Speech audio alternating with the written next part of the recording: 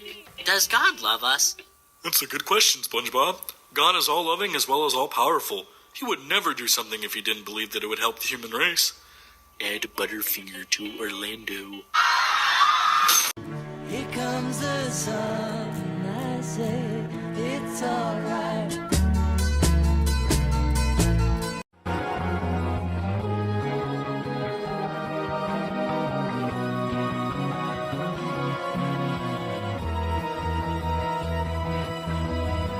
Ricky, I'm not gonna let you go. Yes!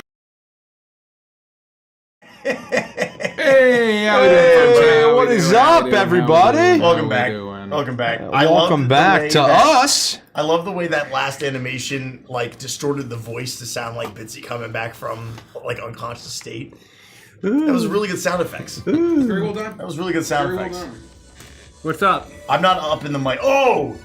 Did you get the notifications that people pinged you about regarding I did. settings? Yeah, And yeah. Did okay, you, trust is that all taken care of? No. I just wanted to. I said I would 8,020 remind you, people. Yeah. So I wanted to remind you. Just make sure you got it. You better fucking do this! I did it!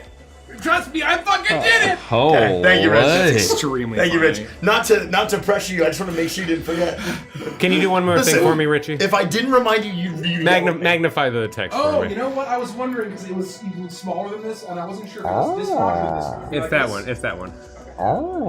What is up, everyone? We're Legends of Evantris. I don't know if you know what that is, but we play Dungeons and Dragons. We tell goofy stories, and sometimes very serious stories, and we do voices. Sometimes very goofy voices, sometimes very serious. As Richie hobbles into his seat for reasons I can't imagine. 83 years. Sometimes we do a whole bunch of other stuff, too. I'm the one who's hobbling.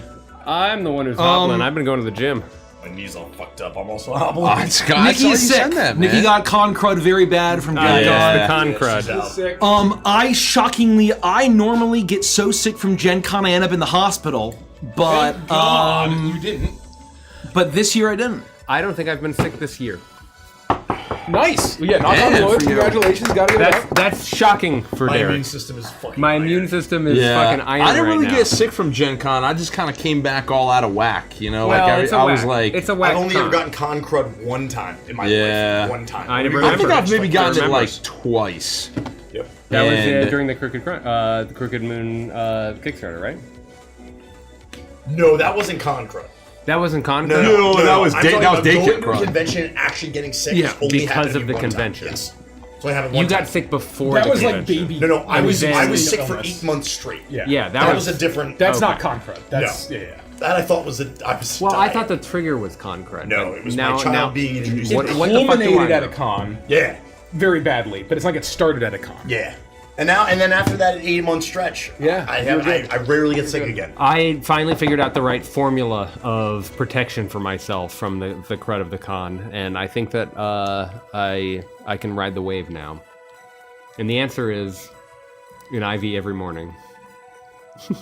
An IV every morning? Yeah, one of the liquid IV. Liquid IV. Oh, Liquid IV. oh, Get your oh. Yeah, I'm electrolytes. not- I thought you meant one of those Like, they hook sell up those to at an casinos, you know? Oh no, not just casinos anymore, baby. way. You can go to an IV bar and basically get resurrected from the dead. It's the What Cadillac of the hangovers. heck? Oh yeah. Thank you. You'd be on the brink. Smokes. Smokes. Look, I'm still on my bucket list They- is they to learn keep how to you place an going. IV on myself. That's still on my bucket list. I think I can do it. When you got veins like this, you don't have to worry. That's right. I'm extremely vascular. And I Yeah, think that it's I probably have like no once you're problem. trained in it, it's probably not too Only too reason crazy. I donate blood every year Gen Cons, they compliment me on my veins. Because I too am vain. No, And he thinks about it all year long. Yes. you could drive a train through these. fucking yeah. No, I actually think the person who runs is a vampire and I'm just under their trance. It's very possible. Oh my. That's very rare that you're coded. Yeah, what can I say? Oh. Anyway, When welcome was the back, last everybody. time I was on a stream? It's been a while. 3 weeks. It's been a while. Yeah, it's been a while. Oh, before 'Cause Gen Con. it wasn't the Wednesday before Gen No, Con. 3 weeks.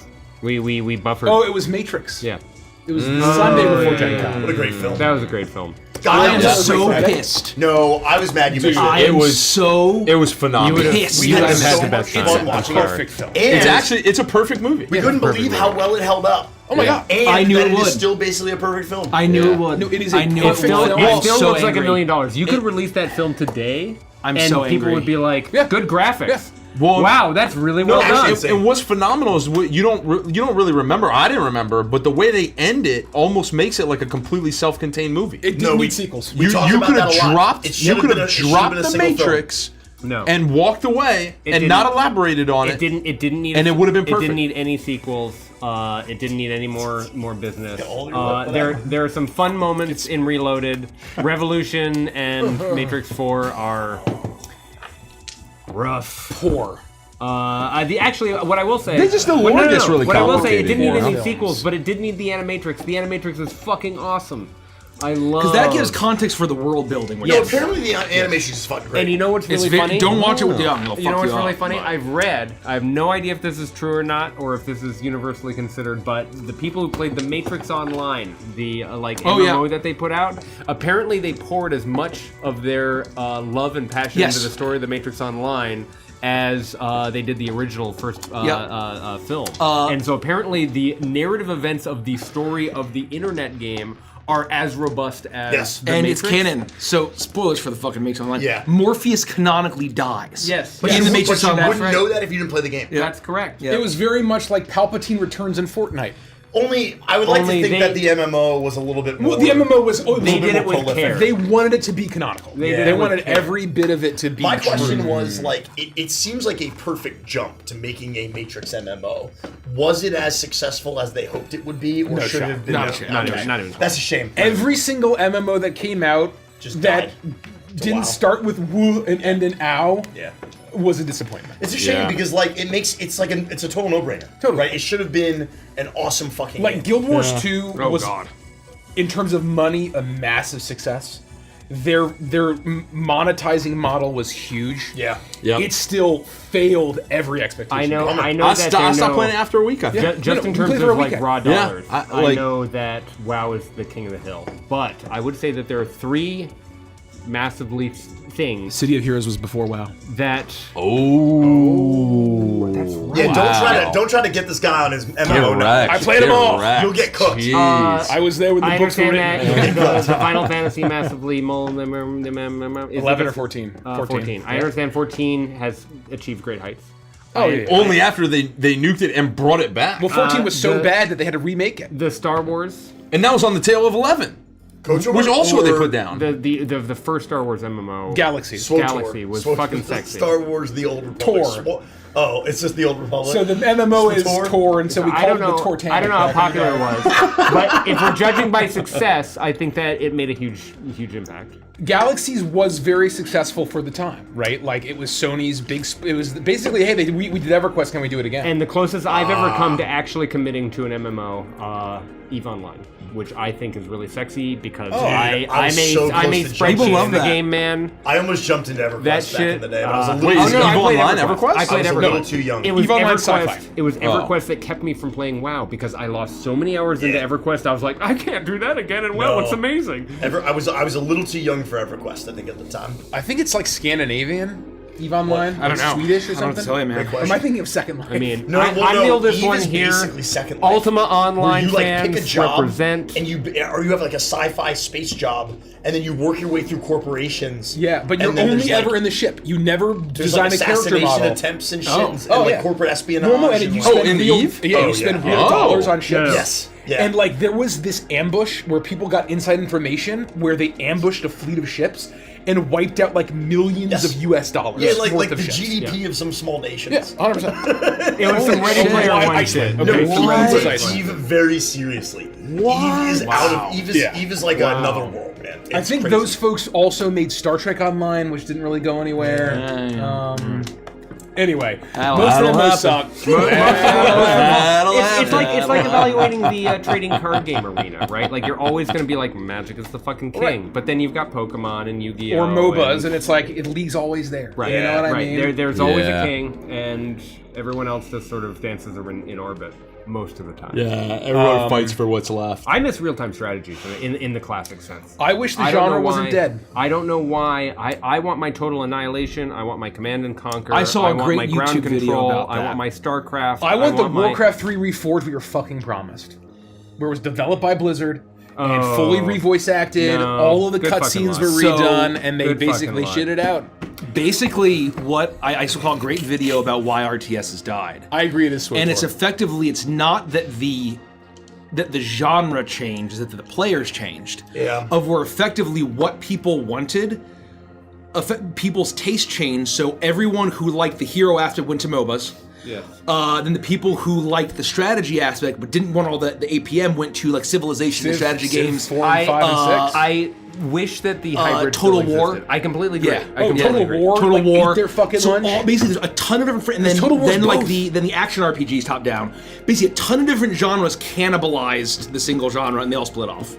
That's where I landed. I mean, I don't play StarCraft 2 as much as I love this StarCraft IP. I play Civilization. Dead genre, folks. I hate to say it. God. There are a couple hate to say dead genres, unfortunately. And we all got old, and so our brains can't process the actions needed. That's So- sort That's kind of what I wonder. Is the there- culture changed. Is there like a younger generation that's playing this stuff? Like, No, do they they're all play playing Valorant. MMOs? No, because we've all moved. They're all playing we shooters. have changed as a culture. Basically, if you're Gen Z or Gen Alpha, if your game doesn't have like automatic Kalashnikovs, like AK-47s, then it's like lame as fuck, and it's like a loser game. Yeah, it's wild. Damn. It's wild. Culture changes, man. I just want to watch somebody who is the age that I was when Red Alert came out today play Red Alert.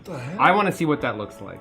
If they play that and they're like, nah, this is lame, then Well, the problem I'm is gonna they keep trying, and they come out and they fail terribly. That's the problem. I'm gonna start the announcements because we have a lot to talk about. We do. Yeah. We can sprinkle in these awesome conversations while. Thank you for the hype Thank you, train. Lon. I miss By the Age way. of Mythology. Remember Age of Mythology? That was a banger remember RTS. Zeus? I miss Zeus. Real ones remember Zeus. I think I miss Zeus was Age of better than Age of Empires. Mythology. Age I of agree. Empires. I is great. actually do miss Final I'm Fantasy on 11 sometimes. all elephants all the time. Final Fantasy Thank you, Andy. 11. I miss Oh. Final Fantasy 11. No, I heard good things. For the Well, time. you shouldn't have, but That's not possible. Yeah, exactly. That's not possible, Richie. I think it was definitely way a that could be game right. that you had to have been a massive fan of Final Fantasy to enjoy. But if you were, it was still okay. Did I hear that they're doing something new and fucky with tactics? They're remaking and the whole like- game. Yes, I It's a Evil East I Chronicles. cannot wait. Yes. I cannot Yeah, wait. yeah. Either way, When's it coming out? did it Because just I'm going to come be out? sick that month. No, it might be out. I don't know that it's out yet. It's on my Steam wish list. It's in the Evil East universe. I forget what the name is, No, but it's no, like it's Revelations Evil East or Chronicles. something. It's a remake. Oh, it is? Isn't it? All right. Evil East Final Chronicles? Fantasy Tactics. Evil East So many Chronicles. opinions coming in. 1, Frostpunk is fucking awesome. 2, Chrono Trigger deserves the Final Fantasy VII remake treatment, Well, I agree with that. hold on. top to bottom, and it'll be so much more successful. It's too hipster though. I think 9 deserves it more than anything else.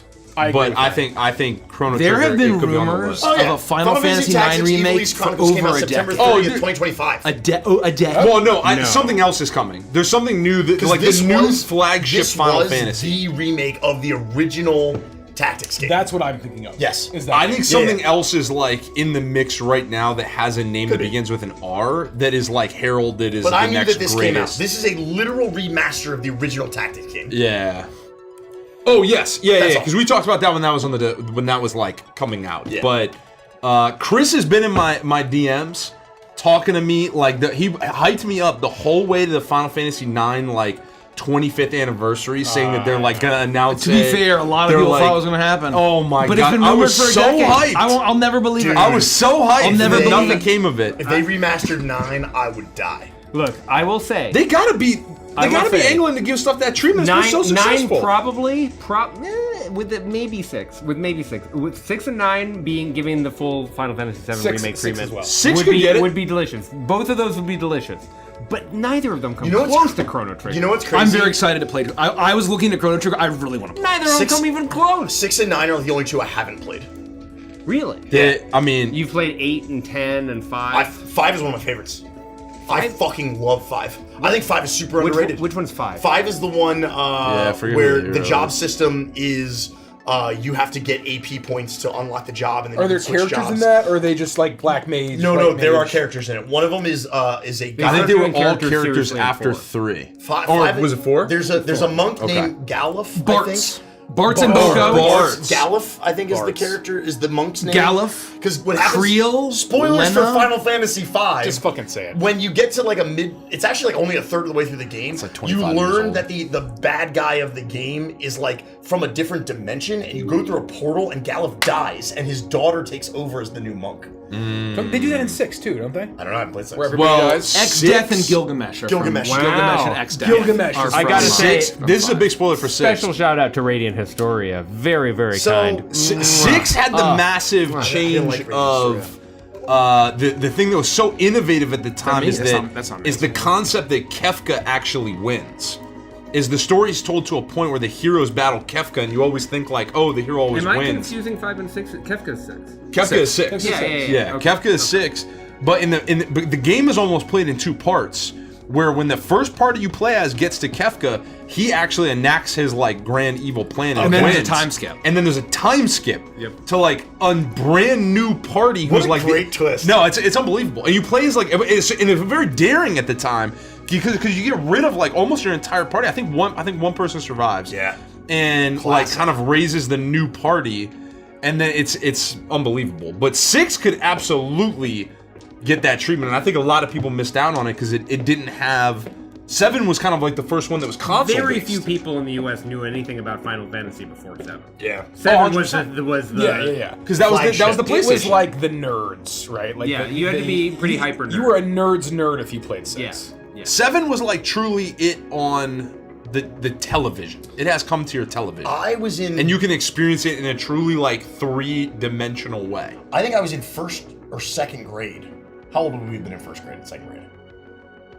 First and 2nd grade was It's like 6, right? no. No, older than 7? that. No, no. First grade is First grade is 11, 6. 11 First is is 7, 6 or 7. Okay, so let's say we were 6 or 7. Let's say I was roughly 7.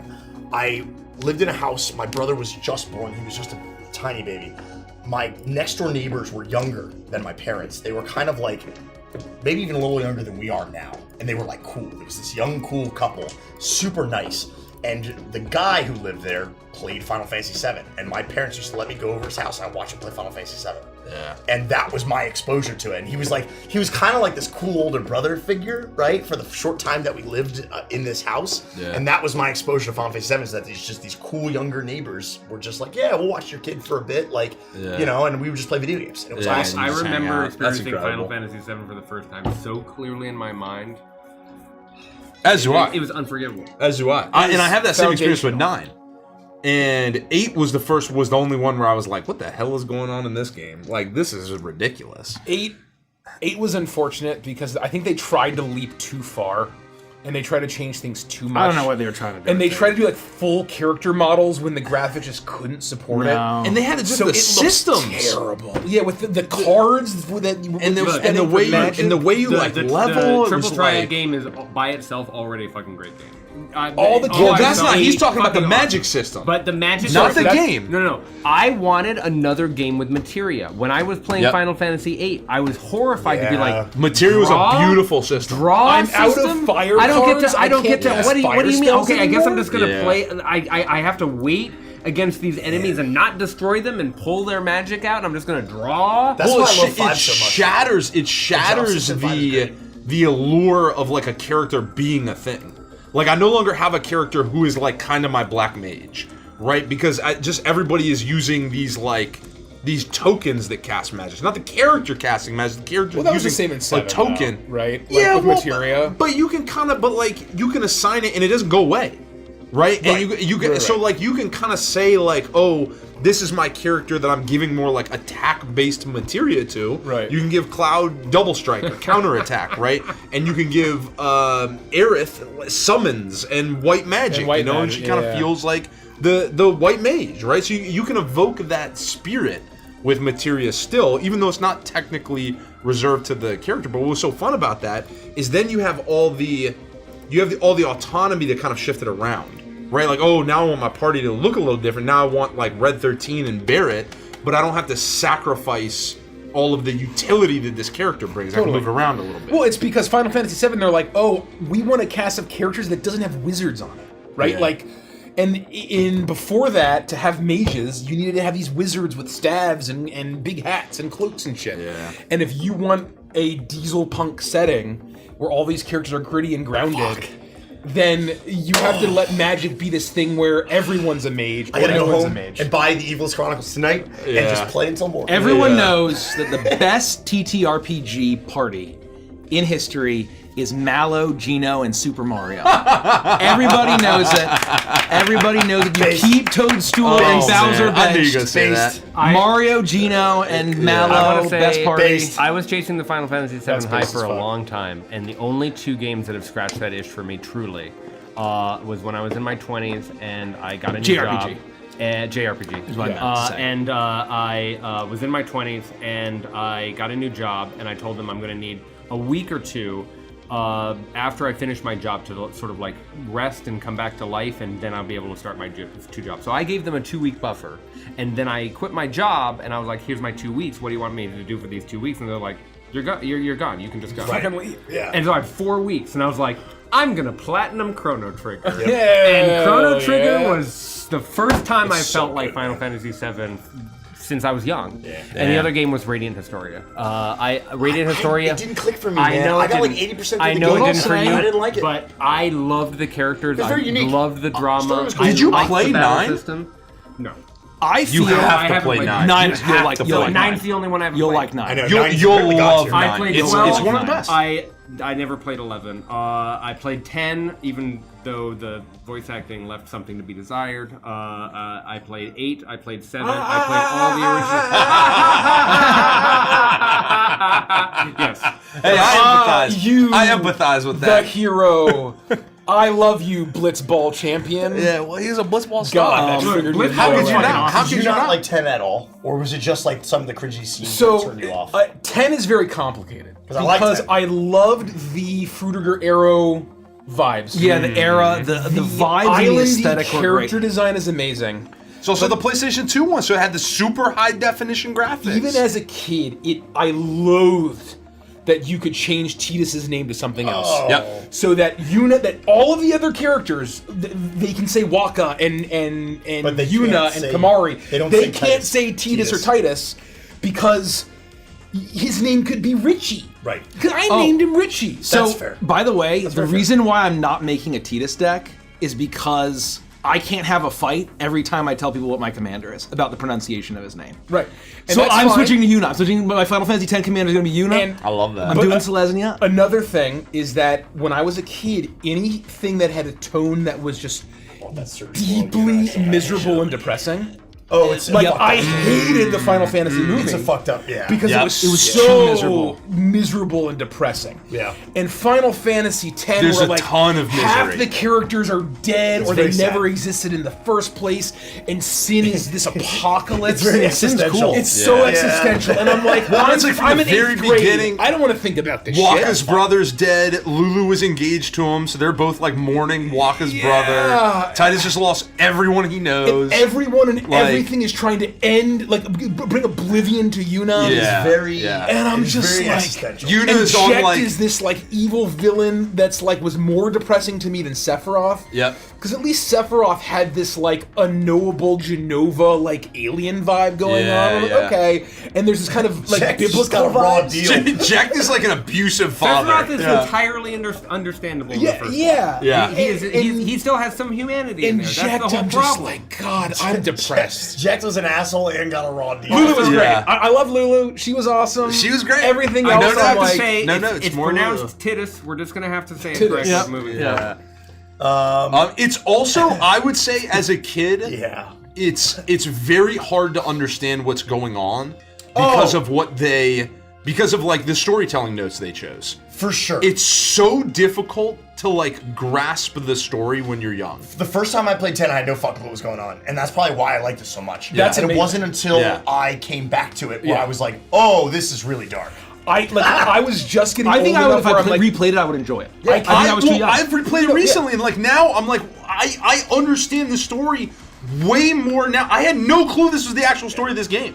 Yeah. Like outside of the stuff that you know for sure they're dealing with, Right. I had no clue what the true like narrative kind of punch of the game was when I was a kid. I couldn't understand I it. fucking love the spirit. I was just getting old enough to great start card. to comprehend It's it. it's a great card. And it's like, let and me it's the tell same ya. thing with Spirits Within, where it's like maybe that story's good or fine, But do I really need to see CG Alec Baldwin and every other second No. someone turning into the girl from the fucking closet of The Ring, like, right, like from nothing, and a goose tapped your finger and you just fucking die. No, Like that. I fucked remember me up. I showed up into the theater weekend 1 for Spirits Same. Within Same. because it was like Final Fantasy, Final Fantasy, and I was expecting Alec Baldwin. everything and anything. What are you doing? I remember just sitting in the theater, This just isn't Final Fantasy. Steve Buscemi, you were I've never seen the great in film, but isn't it Fargo. basically just Final Fantasy only in name only? there's nothing to do kind with of, Final yeah. Fantasy. It has Yeah. nothing to do with Final Fantasy. Nothing to do with Final So Fantasy. how did they tack that name on that? Marketing. That's Sony's like, or Square Enix is like, look, we're gonna just, we want to monetize, and we want to get into video games. This will be more popular, and we'll launch a franchise if we call it Final Fantasy and not just like the evil murder ghosts. It's like, that's what the film should have been called. Is evil murder ghosts. I you know how we always have these terrible like if onlys or what ifs, Yeah. That's my thing is like all of these properties that'll never get a shot at a proper movie because the first time they got the chance it was ruined because of something like that. Right. Or because, the live action Cowboy Bebop show just fucking sucked. It'll never but I could come up with multiple dozens of instances where it's like we'll never get this amazing thing because the thing that came before it fucked it up and it never had the chance to even take off. They bemoan that in Magic the Gathering design circles, where they used up words in the first like 10 years. Where Yep. oh, we really need to call this card Doom, and some shitty card already. It's the worst Doom. card. It's Yeah. the worst They've ever card. made. They can't even use it anymore. It's banned because it's like illegible. I gotta start now. Yeah, let's ruined not do Doom. that. If you want to get us talking about crazy shit like this, Bring up Final you Fantasy. should become a patron Patron. and ask us questions on our Patreon, our most recent Patreon post. Can I start the announcement? Just a couple PSAs. Please. If you're new, we vamp at least for an hour before we stream. That's generally. true. And Before we play D&D. Before we play D&D. When we haven't played for like a month, we vamp for a little longer. We vamp even Because harder. we haven't seen each other. We haven't Yeah. seen each other. We're we, friends. We got to get our Fuck yabbies you. out. Like actually catching up. Yeah, you're just tuning into What have us you guys been hanging up out, to? And The we're way shaking we would off the talk nerves. right before playing D&D in a normal way. Two, Yeah. you've noticed that Nikki's not here. She got con plague from Gen Con. She's recovering. We wanted to let her stay home. Yep, she needs to and recover not and pass rest. it on, She and got also con plague recover and then was set on fire. Three, No, she's not I've on seen fire. lots of comments about the complexion of both myself and Mikey. You'll Oh my find God. that when Mike and I just normally go outside, this is what we look like. Yeah. We've just unfortunately had to be shut-ins for the last like 5 years so that we could be sitting here today. And we're getting to the point where maybe we can also go outside occasionally. I love it because whenever I sit next to Mikey now, they just say I look really pale. I'm like, damn it, he's really tan.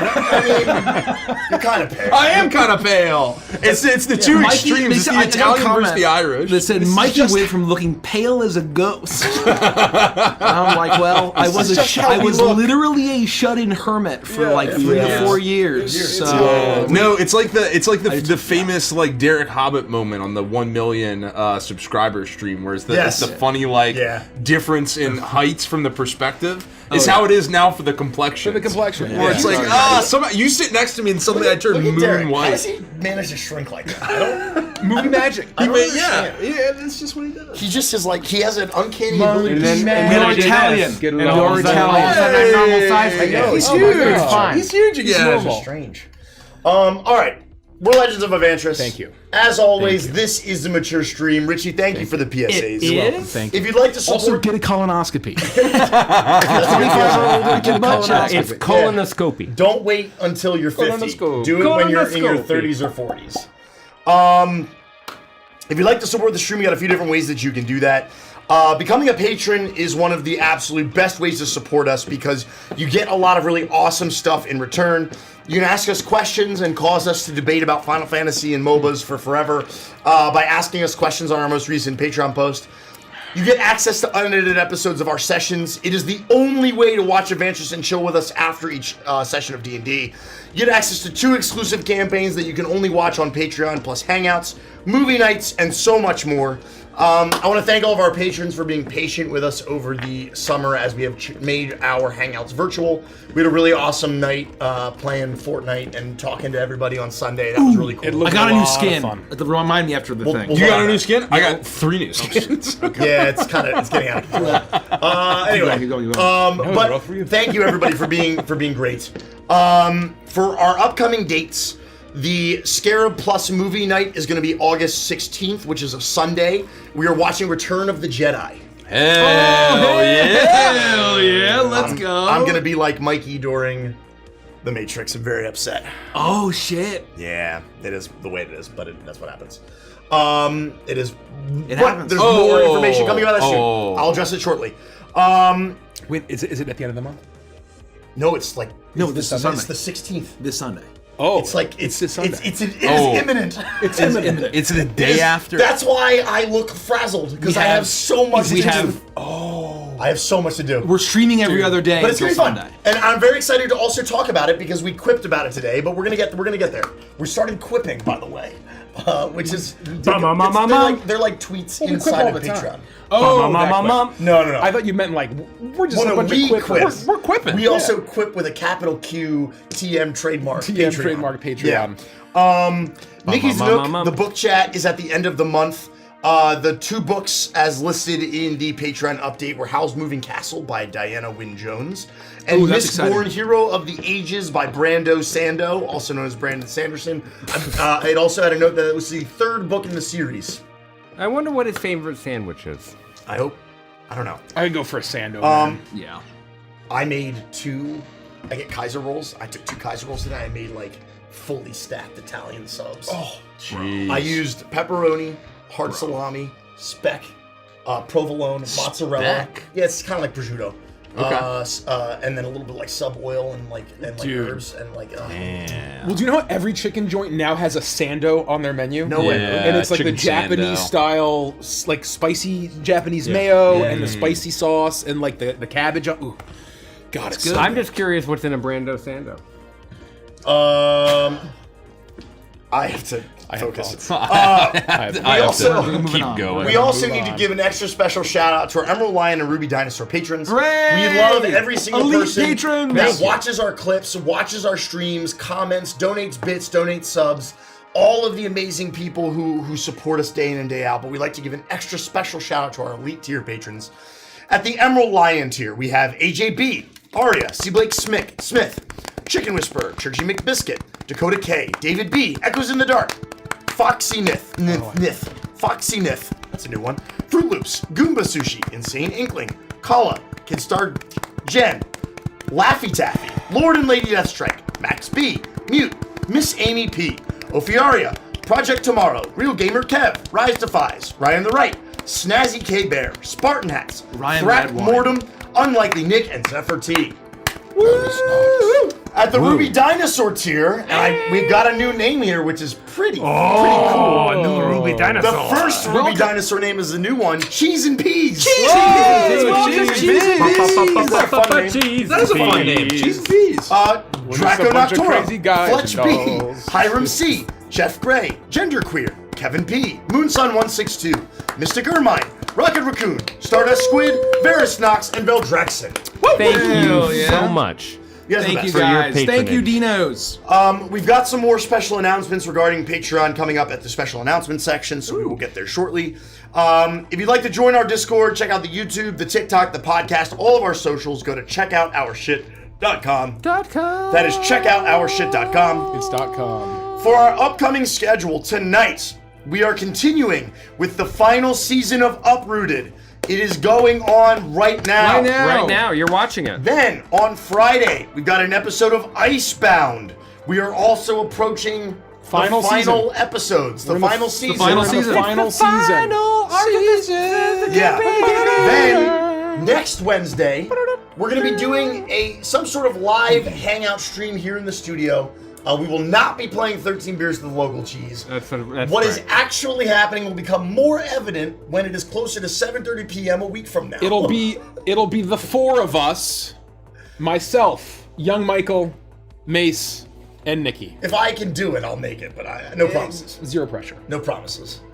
Regardless, it will become evidently clear in a moment why Derek and I may not be here. In a moment. Then A mo. the Wednesday after this hangout, which we said was on the 19th, will be on Saturday the 22nd. We've got the next 2 episodes of Stardust Rhapsody Anthem. Woo! August 22nd. Hot Who damn. doggy? That's 10 days from today. Then we're back the following Wednesday with another episode of Uprooted on the 26th. Well, gosh. Hype train. Oh my god. Thank you guys. If we hit level 15, we're gonna do something really cool. We're gonna do Just a the really cool. cool exclusive reveal tonight if we Yeah. hit 15. Really cool exclusive reveal. Actually. We got some special announcements. As always, you can ! free for free content on Evantris.com. We got some really cool stuff coming up here at the end of the month through email marketing. Make sure you sign up for our email list. Make sure you go check out ! free. Get on the email list. That's the easiest way to make sure that you get the cool free content that we're sending out. A little birdie told me that there might be a recipe coming your way. Everybody really liked the first couple of recipes we sent out, so we got another one coming. If anybody needs gumbo, We know, let me know. We're saving that. We're saving that for a special time. But Oh, what gosh. would be good is that you should get ahead of it and just write it up for us. Yeah, I'm happy to. And it I'm would happy be to. really awesome if you wrote it as Cremmy. I will. I mean, I can very. 'cause I Thank did you, the very Simfel. I did Thank the you, Torbet Zit. cookies as Zit, Torbet. diddle, Yeah. ziddle, diddle. Ziddle diddle. Thank you, Faye Queen. Thank you, Night Fox. Thank you, Emmett. Aaron. TJ Rex. Faye Queen. Lomas. Thank you all. Lomas Longstrider. Ah, yes. the French. Oh boy, here we go. Did you guys watch the finale, by the way? I'm yeah, assuming you of course. did. I did. I haven't watched it Yeah. yet. Unfortunately, you But now have that to, it's done, if you're I'm gonna write it excited as to Cremmy, you're gonna have to call it Grunt. Is it good? Grum's got it.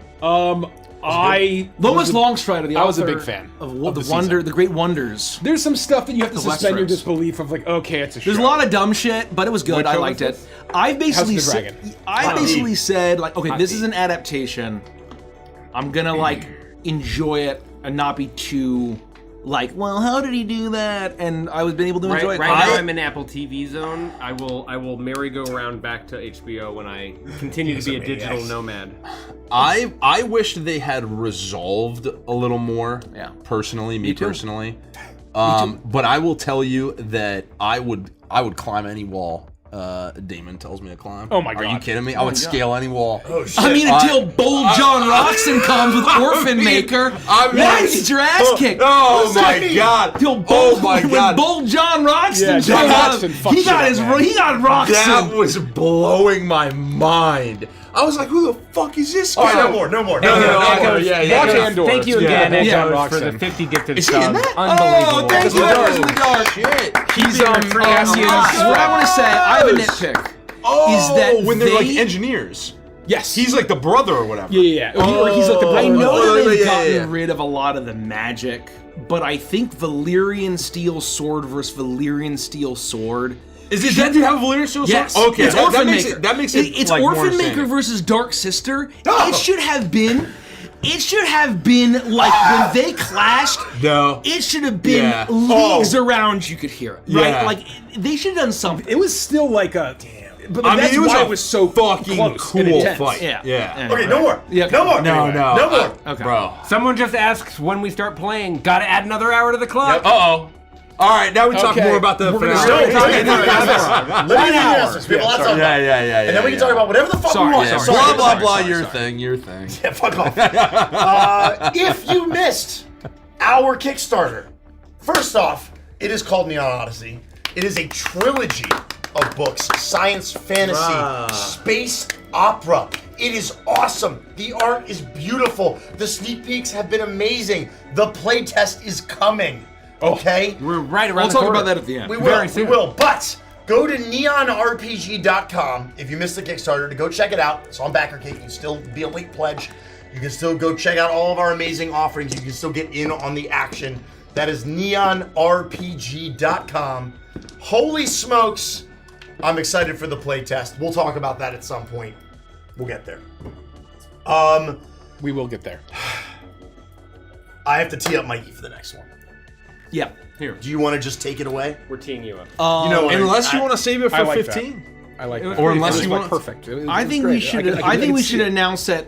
And if we hit 15, maybe we'll tease a little something that we're Okay. probably gonna do. Go for it, Mike. Mason's gonna kill me. No, I I think if we hit 15, we should tease. We'll tease that cool thing. If you're, I mean, as long as Mace is good with it. I'm good with it. I'm Okay. good with it. Okay, cool. He's sweating. Look at him. Everyone's- I am sweating. I'm sweating I now. can see I'm just a sweating little now just from the beginning. Okay. Go ahead, Mikey. I can smell it. Huge announcement. Huge announcement. You all have been wondering, wait a minute, there's so many amazing Crooked Moon songs.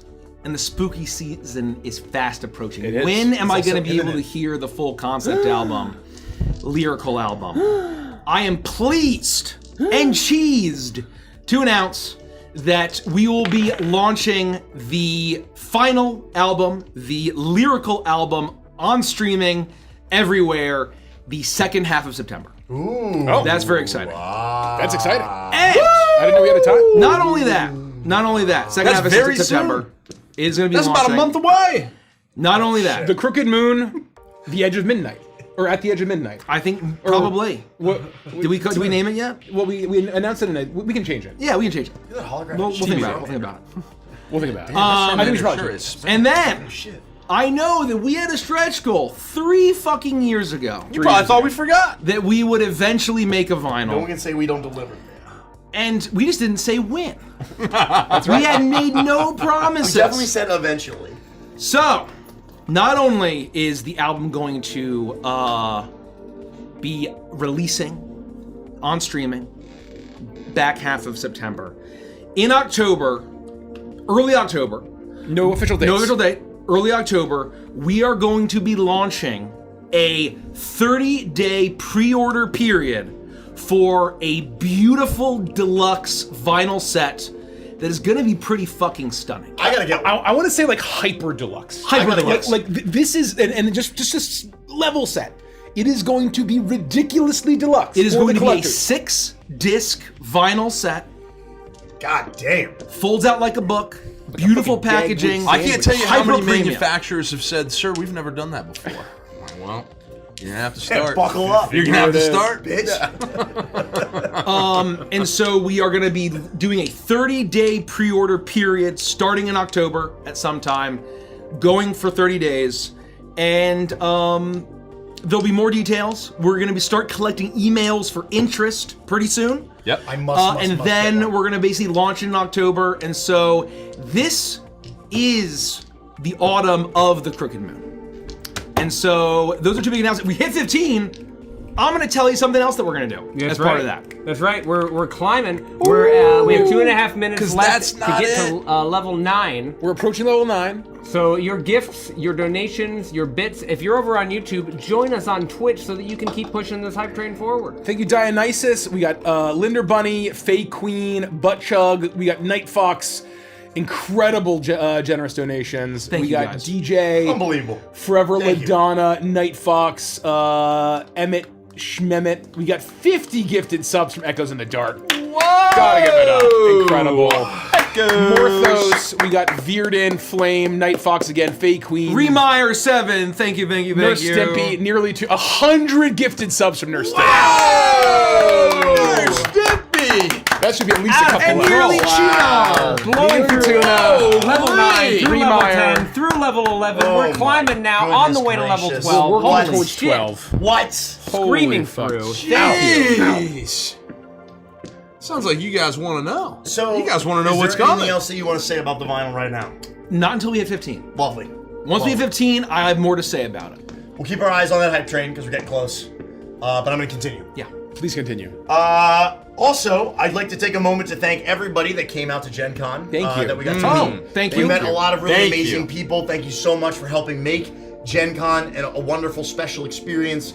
We heard such amazing feedback about the people who got to join in on the game demos. Yes. Yeah, thank you. Lurking Fears did an absolutely unbelievable job Yes. running the different chapters, streamlined chapters from the Crooked Yep. Moon.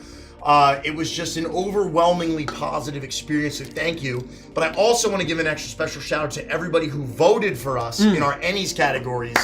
Thank 6 you. out of 5. sorry. The 6 awards out are of 5. behind us over here. 6 out of 5. You can see the Product award. of the year and fan favorite Right there on the publisher. show. You helped Behind get us Richie. there. Thank you, everybody. Thank you. They gave us these amazing. Look at this. Oh, I'm like, why can I read this?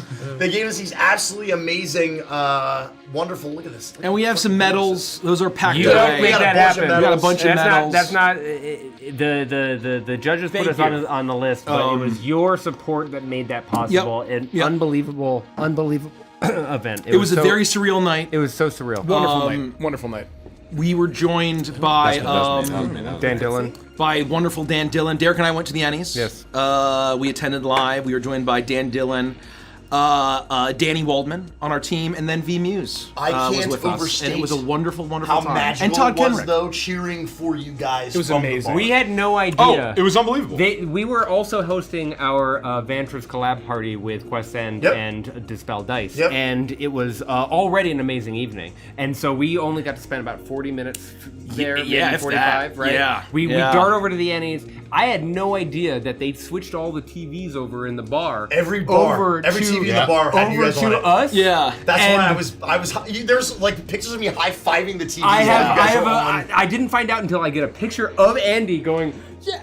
Derek's on stage, like and I'm this. like, yeah! And so there's we're all another picture of me like screaming high-fiving and- Mikey while he's on stage. It was. I was going It nuts. was a magical night. I wasn't even keeping track. I was drinking Manhattans and I was getting pulled left, right, and center, just pulled all over the place. Yeah. And then I think it was you. Somebody came up to me, and I went to Rich. Somebody ran came up to me Yes. first, Yes. and said, "Hey, congratulations, you guys are like 3 out of 5."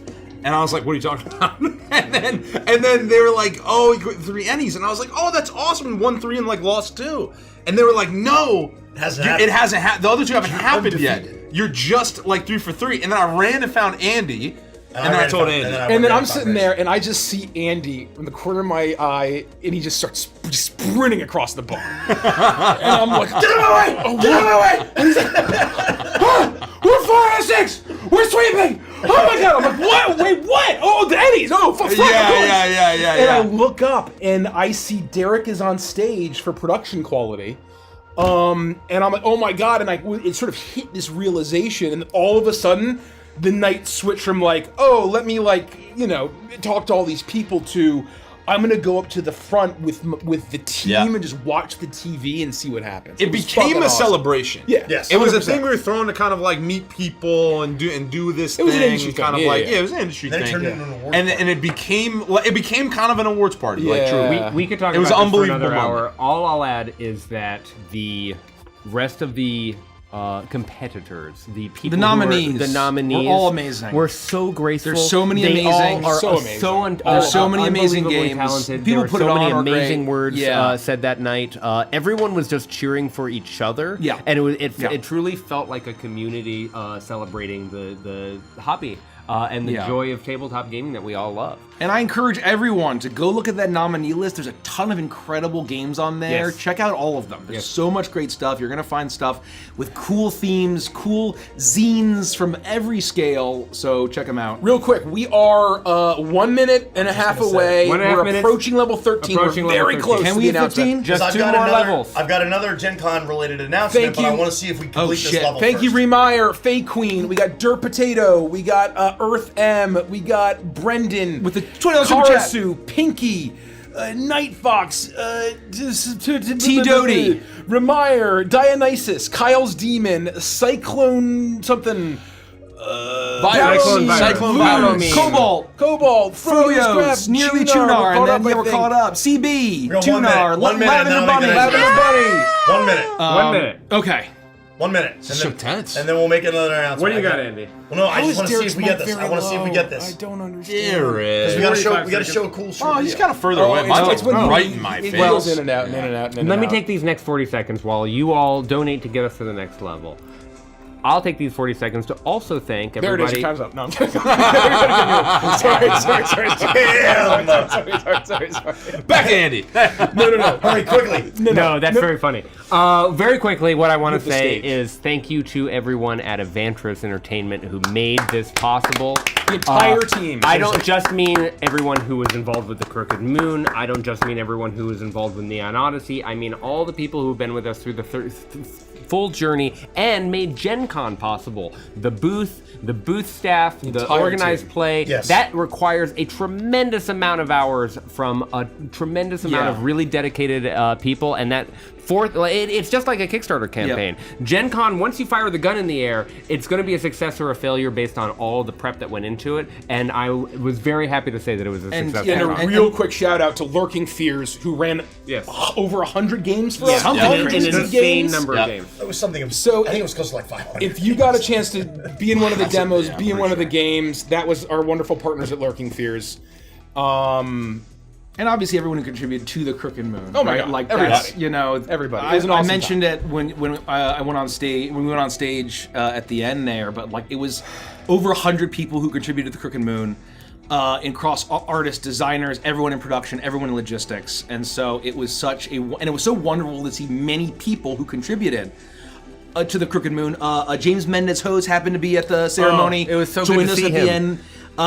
He's also one of the cultural guy. consultants on Neon Odyssey. Yeah. So we've been working with him for years, and so was great to kind of have him join us up there. He's such a cool guy. Folks, we are half a level away from level 15. Okay. We may have missed our window to make the next announcement. I don't want to I'm trying to weave it in. No, we have 3.5 minutes. Okay. Go all for right. Yeah, we got time. Another fun thing that happened at Gen Con, we were bamboozled. We were bamboozled. In a very, very fun Hoodwinked. way. I wanted to give a quick shout out. When we were doing Neon Odyssey, Deborah Ann Wall made a absolutely wonderful, wonderful, wonderful reaction video to our trailer. And we were told at Gen Con that we were going to be doing some interviewing. And so we all showed up in the middle of the day to be interviewed. We weren't really sure on what the topic was. We kind of assumed it was like Neon Odyssey related. And we were filmed during the resulting interviews. So we have a quick video to show you, and then we'll be right back.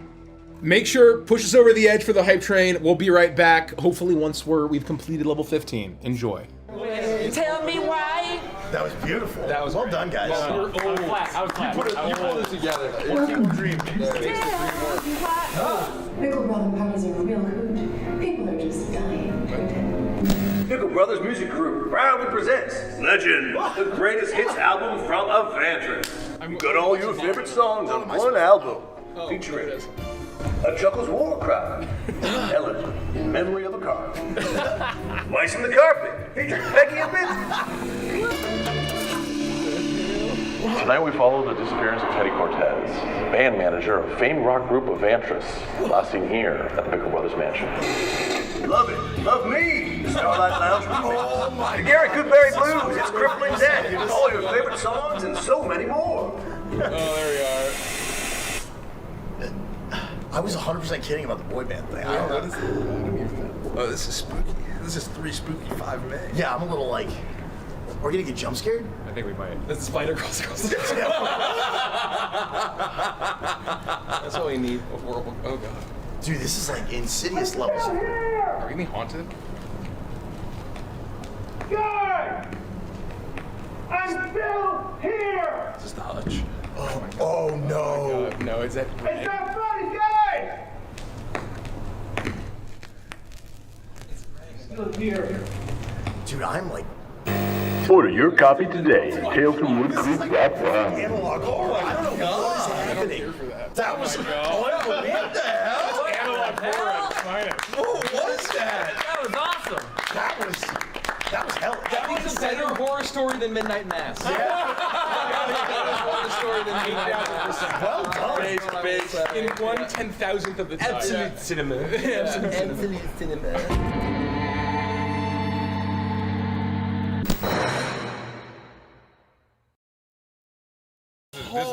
Oh shit. Well. Apparently there was a stinger. Apparently there was a stinger. It's all good. So We're all good. Exclamation point, Wood Creek. Go check out talesfromwoodcreek.com. On Kickstarter now. It's on Kickstarter now. Check it It's out. Season Exclamation 2, point. that they are kickstarting. Looks absolutely awesome. Creek. Just to, again, to give you a little background, we showed up, thought we were doing interviews. It turned out to be this amazing analog horror style Everybody thing. lied to our faces. Yeah, the lore is that the very 7 fun. members of Avantris are basically in a band, and we are missing after last being seen with our band manager. Oh my gosh. And so that's kind of the bit of lore that we've been weaved into their world. When we posted the video on Instagram, my favorite comment that we received on the actual video was, Did Andy get to dress himself today? That's amazing. That was by far and away my favorite It's comment. very similar to the 40-year-old preschooler comment that Derek got. Classic. I contemplated changing before the interview. I even asked Todd, hey, like, should I change before I this told you to interview? show up in cosplay. And yeah, everybody was like, nah, fuck it. And I was like, okay, fine. So I showed up in cosplay, not knowing that I was going to get videotaped and broadcast everywhere. So It was anyway. a complete surprise. Yes, I did dress It was myself such a that fun day. thing. I did dress myself that day. I was so ready to be scared. We hit 15, folks. Yay! We did it! If we hit 20, we'll do something else. Yeah. Keep it rolling. If we can keep it rolling. So thank you, Tails. Exclamation point Wood Creek. Thank you, Deborah Wall. Everyone on that list. Everyone on that list are are friends of ours. Anjali, Ginny, Monty, Kelly, and so.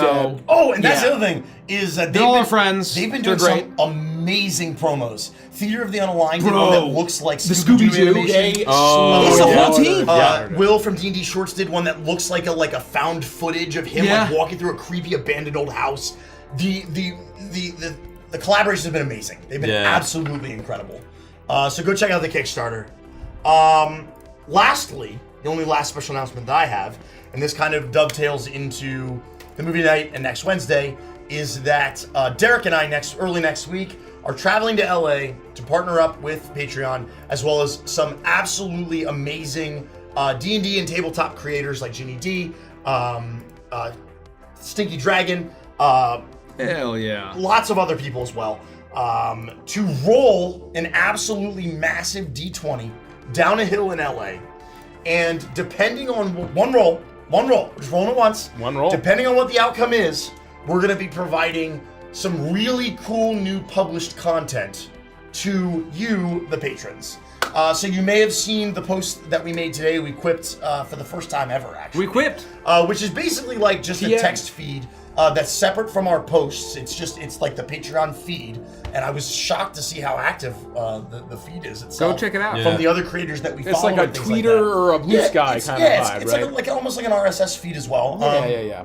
Very And cool. we teased an example outcome. We haven't revealed all of the outcomes yet. Oh shit. So the cool thing is cool. that the quips are public, so anybody can see them. You don't have to be a part of our community to see them, and it's a way for everybody to see it. So we can see Ginny D's quips, we can see Stinky Dragon's quips, and all of that good stuff. But there will be more information coming on what all of the outcomes are. Maybe even some polls to vote on what you hope we roll. I can tell you guys at the table here are going to be absolutely fucking jazzed about the options that we have. No. There's one outcome in particular, Richie, that if it happens, you're going to explode. Derek and I had a eureka. We had a eureka. And What could this be? I think you're going to be very excited. I can tell you guys when we're not on camera because I don't want to spoil it yet. I will say that you had your yet. hand in the art direction very heavily. Yes, you did. You don't even know it, but you did. You don't even know it. But you did. That's the only hint we'll give. That's the only hint Can you we'll say give. which number it is? No, don't. Which number of no, what? I can't. Nope, Which nope, number? we won't- the die. There are ranges of outcomes. There's a range of outcomes. I see. But we will let you'll know soon, and you will all know soon. So make sure you stay tuned. A lot of people were asking if this is going to be streamed. No. A lot of people were asking if this is public. Not to my knowledge. A lot of people were asking if we were going to film it. Yes. There will be video of It's the roll for itself. Patreon. But it is for Patreon.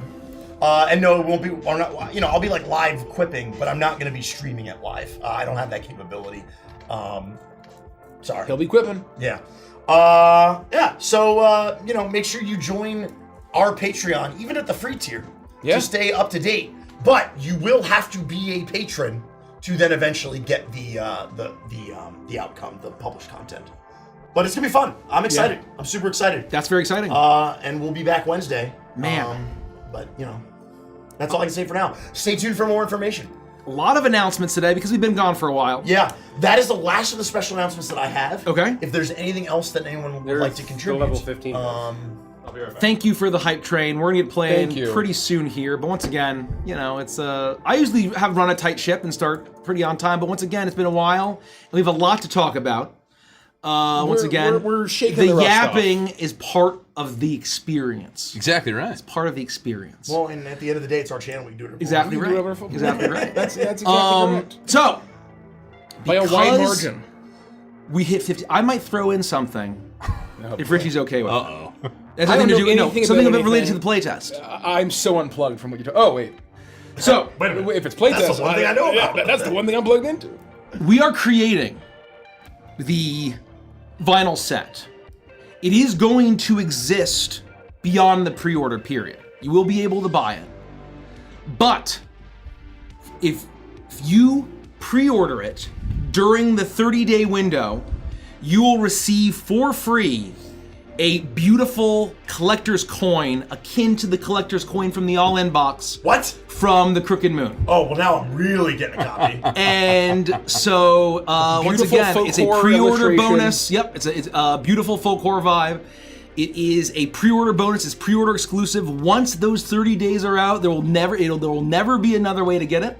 The vinyls It's that will classic style of the huge, like a huge 2-inch collector coin. Yeah, 2-inch coin, I think. Yeah. Ish. If you got the All-In box, you know what we're talking about. Yep. So we're bringing it damn. back. We're bringing it back. So it's a collector's coin, and that'll only be available for folks who pre-order the vinyl set during that 30-day window. And it's a way for us to thank the folks that, like, when we do pre-orders like this, it's such useful information. Yeah. When we go to a manufacturer and say, hey, we need to make X number. 500 or 50, right? Yeah. We have no fucking idea. And I would layer onto that it's also very helpful that those people have faith in us to pre-order. that 100%. We're going to deliver a Of course. wonderful product. So again, thank you in advance for all the folks that pre-order, and hopefully you enjoy the coin when that comes out. Unbelievable. Should be pretty freaking cool. Any other special announcements? The playtest, what were you going to talk about? Oh, yes. I feel like I have pulled up here what's going to be included in the playtest. Do we feel like exactly what's like the number of stuff? Like that's all done, right? Oh. You know what? And we should also talk about roughly how many pages it's going to be. I don't know how many pages. I know what I forgot to do. I'll share that if you want to share. Bam. Okay. Wow, I feel like I know how many pages it is. I know. I don't know. Maybe I'm also aware. Maybe How I'm many wrong. pages it is. So I mentioned it in the Patreon stream. Oh, maybe Last that's night. it. Maybe it was on movie night. I wasn't there. No, it was it was on last night during the Elden Ring stream. Oh. Or 2 nights ago. whatever. We also talked about it on a meeting Yeah. yesterday. Oh, anyway. Continue. I feel like you mentioned it at the panel at Gen Con. I think. Oh, I did. Okay. I did. Yeah, that's what I it's teased from. it. Yeah. Tao Lauren says, will this apply to those who went all in or ordered vinyls during the Kickstarter campaign? It has nothing to do with our Kickstarter campaign. You could not have vinyls. ordered the vinyls during the Kickstarter exist. campaign. They didn't exist. This is entirely separate. The stretch goal was that the stretch goal is that everyone will get all 3 albums. The combat album, which everyone already received Everyone will digitally, get the digitally albums. and that we would eventually make available vinyls. So your pre-order, or your order, or your pledge for Crooked Moon, Kickstarter, crowdfunding, whatever, has nothing to do with the vinyls that we're creating. It's an entirely brand new bespoke thing. That is the case. I want to make sure that we make that extremely clear. Okay. So, as you all know, or maybe you don't know, the playtest is being separated into 3 different documents, and is based on what your pledge received. So basically, it's all the playtest material that is related to the respective books between the Outrunner's Handbook, the Cosmic Codex, and the Overdrive expansion. And so what I can do is break down what is going to be in each document.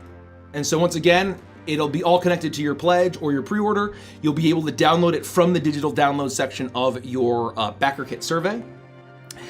And so, what I can say is that the Outrunner's Handbook playtest document will include a robust setting primer. I think like baseline, it was like 8 or 9 pages just pre-layout. Yeah, it is robust. 8 or 9 pages pre-layout that I wrote with some wonderful help from Richie and Dan. You're gonna get all 12 class skins. You're gonna get the Machinist class in full. You're gonna get 26 subclasses, 21 species, 14 origin feats, 95 spells. 95 spells. You're gonna get weapons, armor, tools, and outrunning equipment. A shit ton of equipment, shit ton of weapons, our robust weapon system with all the new masteries and all that shit. You're gonna get vehicle rules, but not starship rules, vehicle rules, as well as 6 planetary vehicles. You're gonna get 8 monsters. And you're also getting, I think, hacking, technology, computers, basically the new rules that we're doing, right? You're also getting that as well. Yeah, hacking rules and then ether exposure rules. Ether exposure rules as well. Hell That's in the Outrunners yeah. Handbook. Exposed me some ether, baby. Cosmic Codex. You're getting 47 additional monsters. Whoa! 47 additional monsters. 47. Then in the Overdrive expansion, you're getting 26 more subclasses and 21 more species.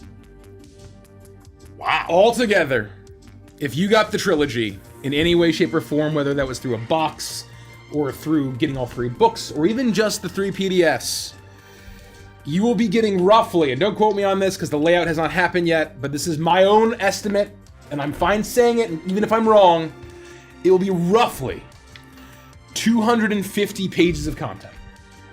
Of Neon Odyssey content. Of Neon Odyssey content. 250 pages. And 50 pages.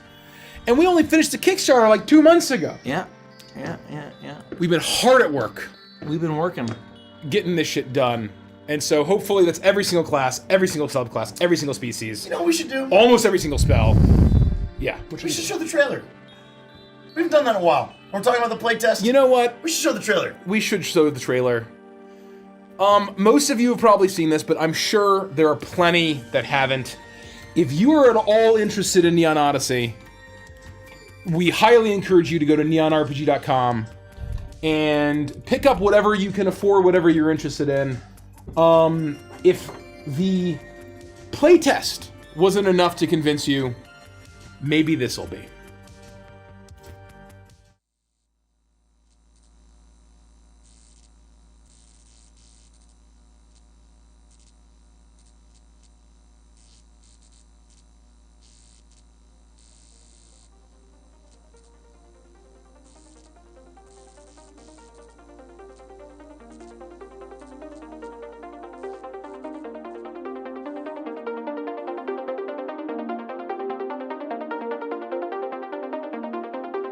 When the long working day uptown is over, all the subway lines wrap around the world. I carry myself up the stairs and pull the covers closer, chasing the dream that I might find myself again. When a memory is a time machine, whispers quiet but defiantly, it's time to leave. When a memory is a time machine, fly you on its wings from your history to what might yet be a reason to believe. It's all beyond the breakers, it's waiting for the takers on the edge of day. The golden gleam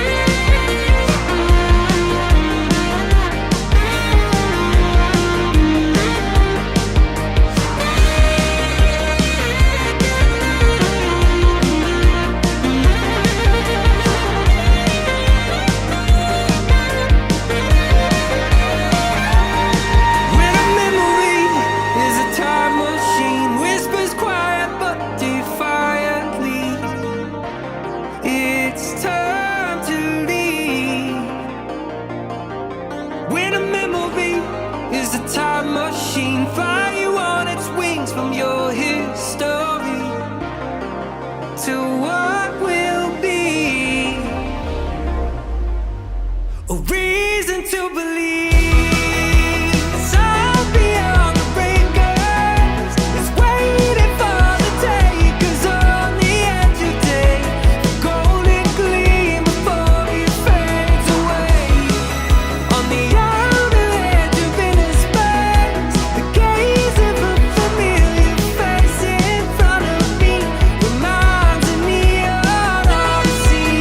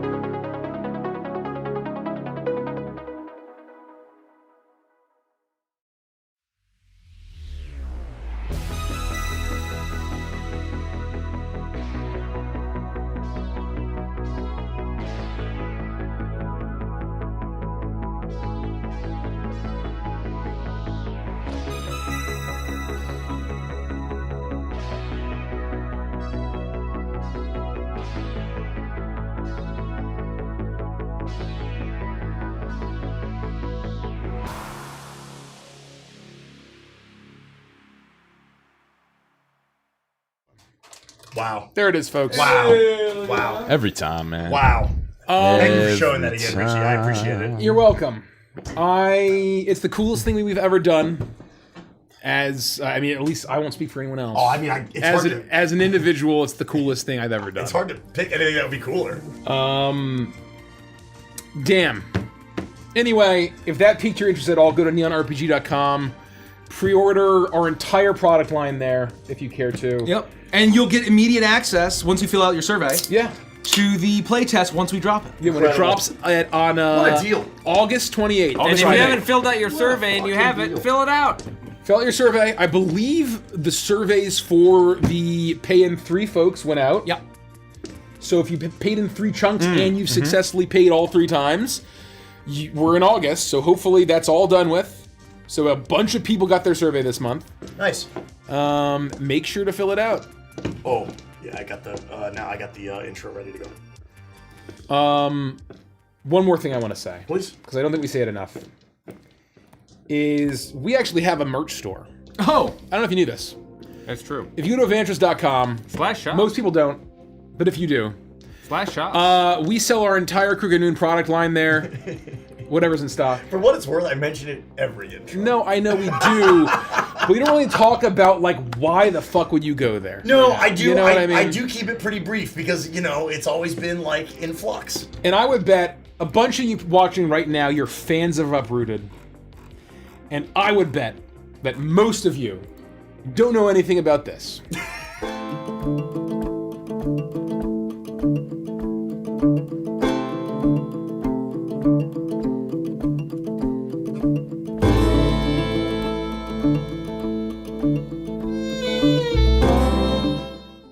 My God, incredible. Did you guys know about that? I bet most of you didn't. We have a exclusive, gorgeous, Uprooted Dispel dice set, sharp edge resin dice, the whole characters.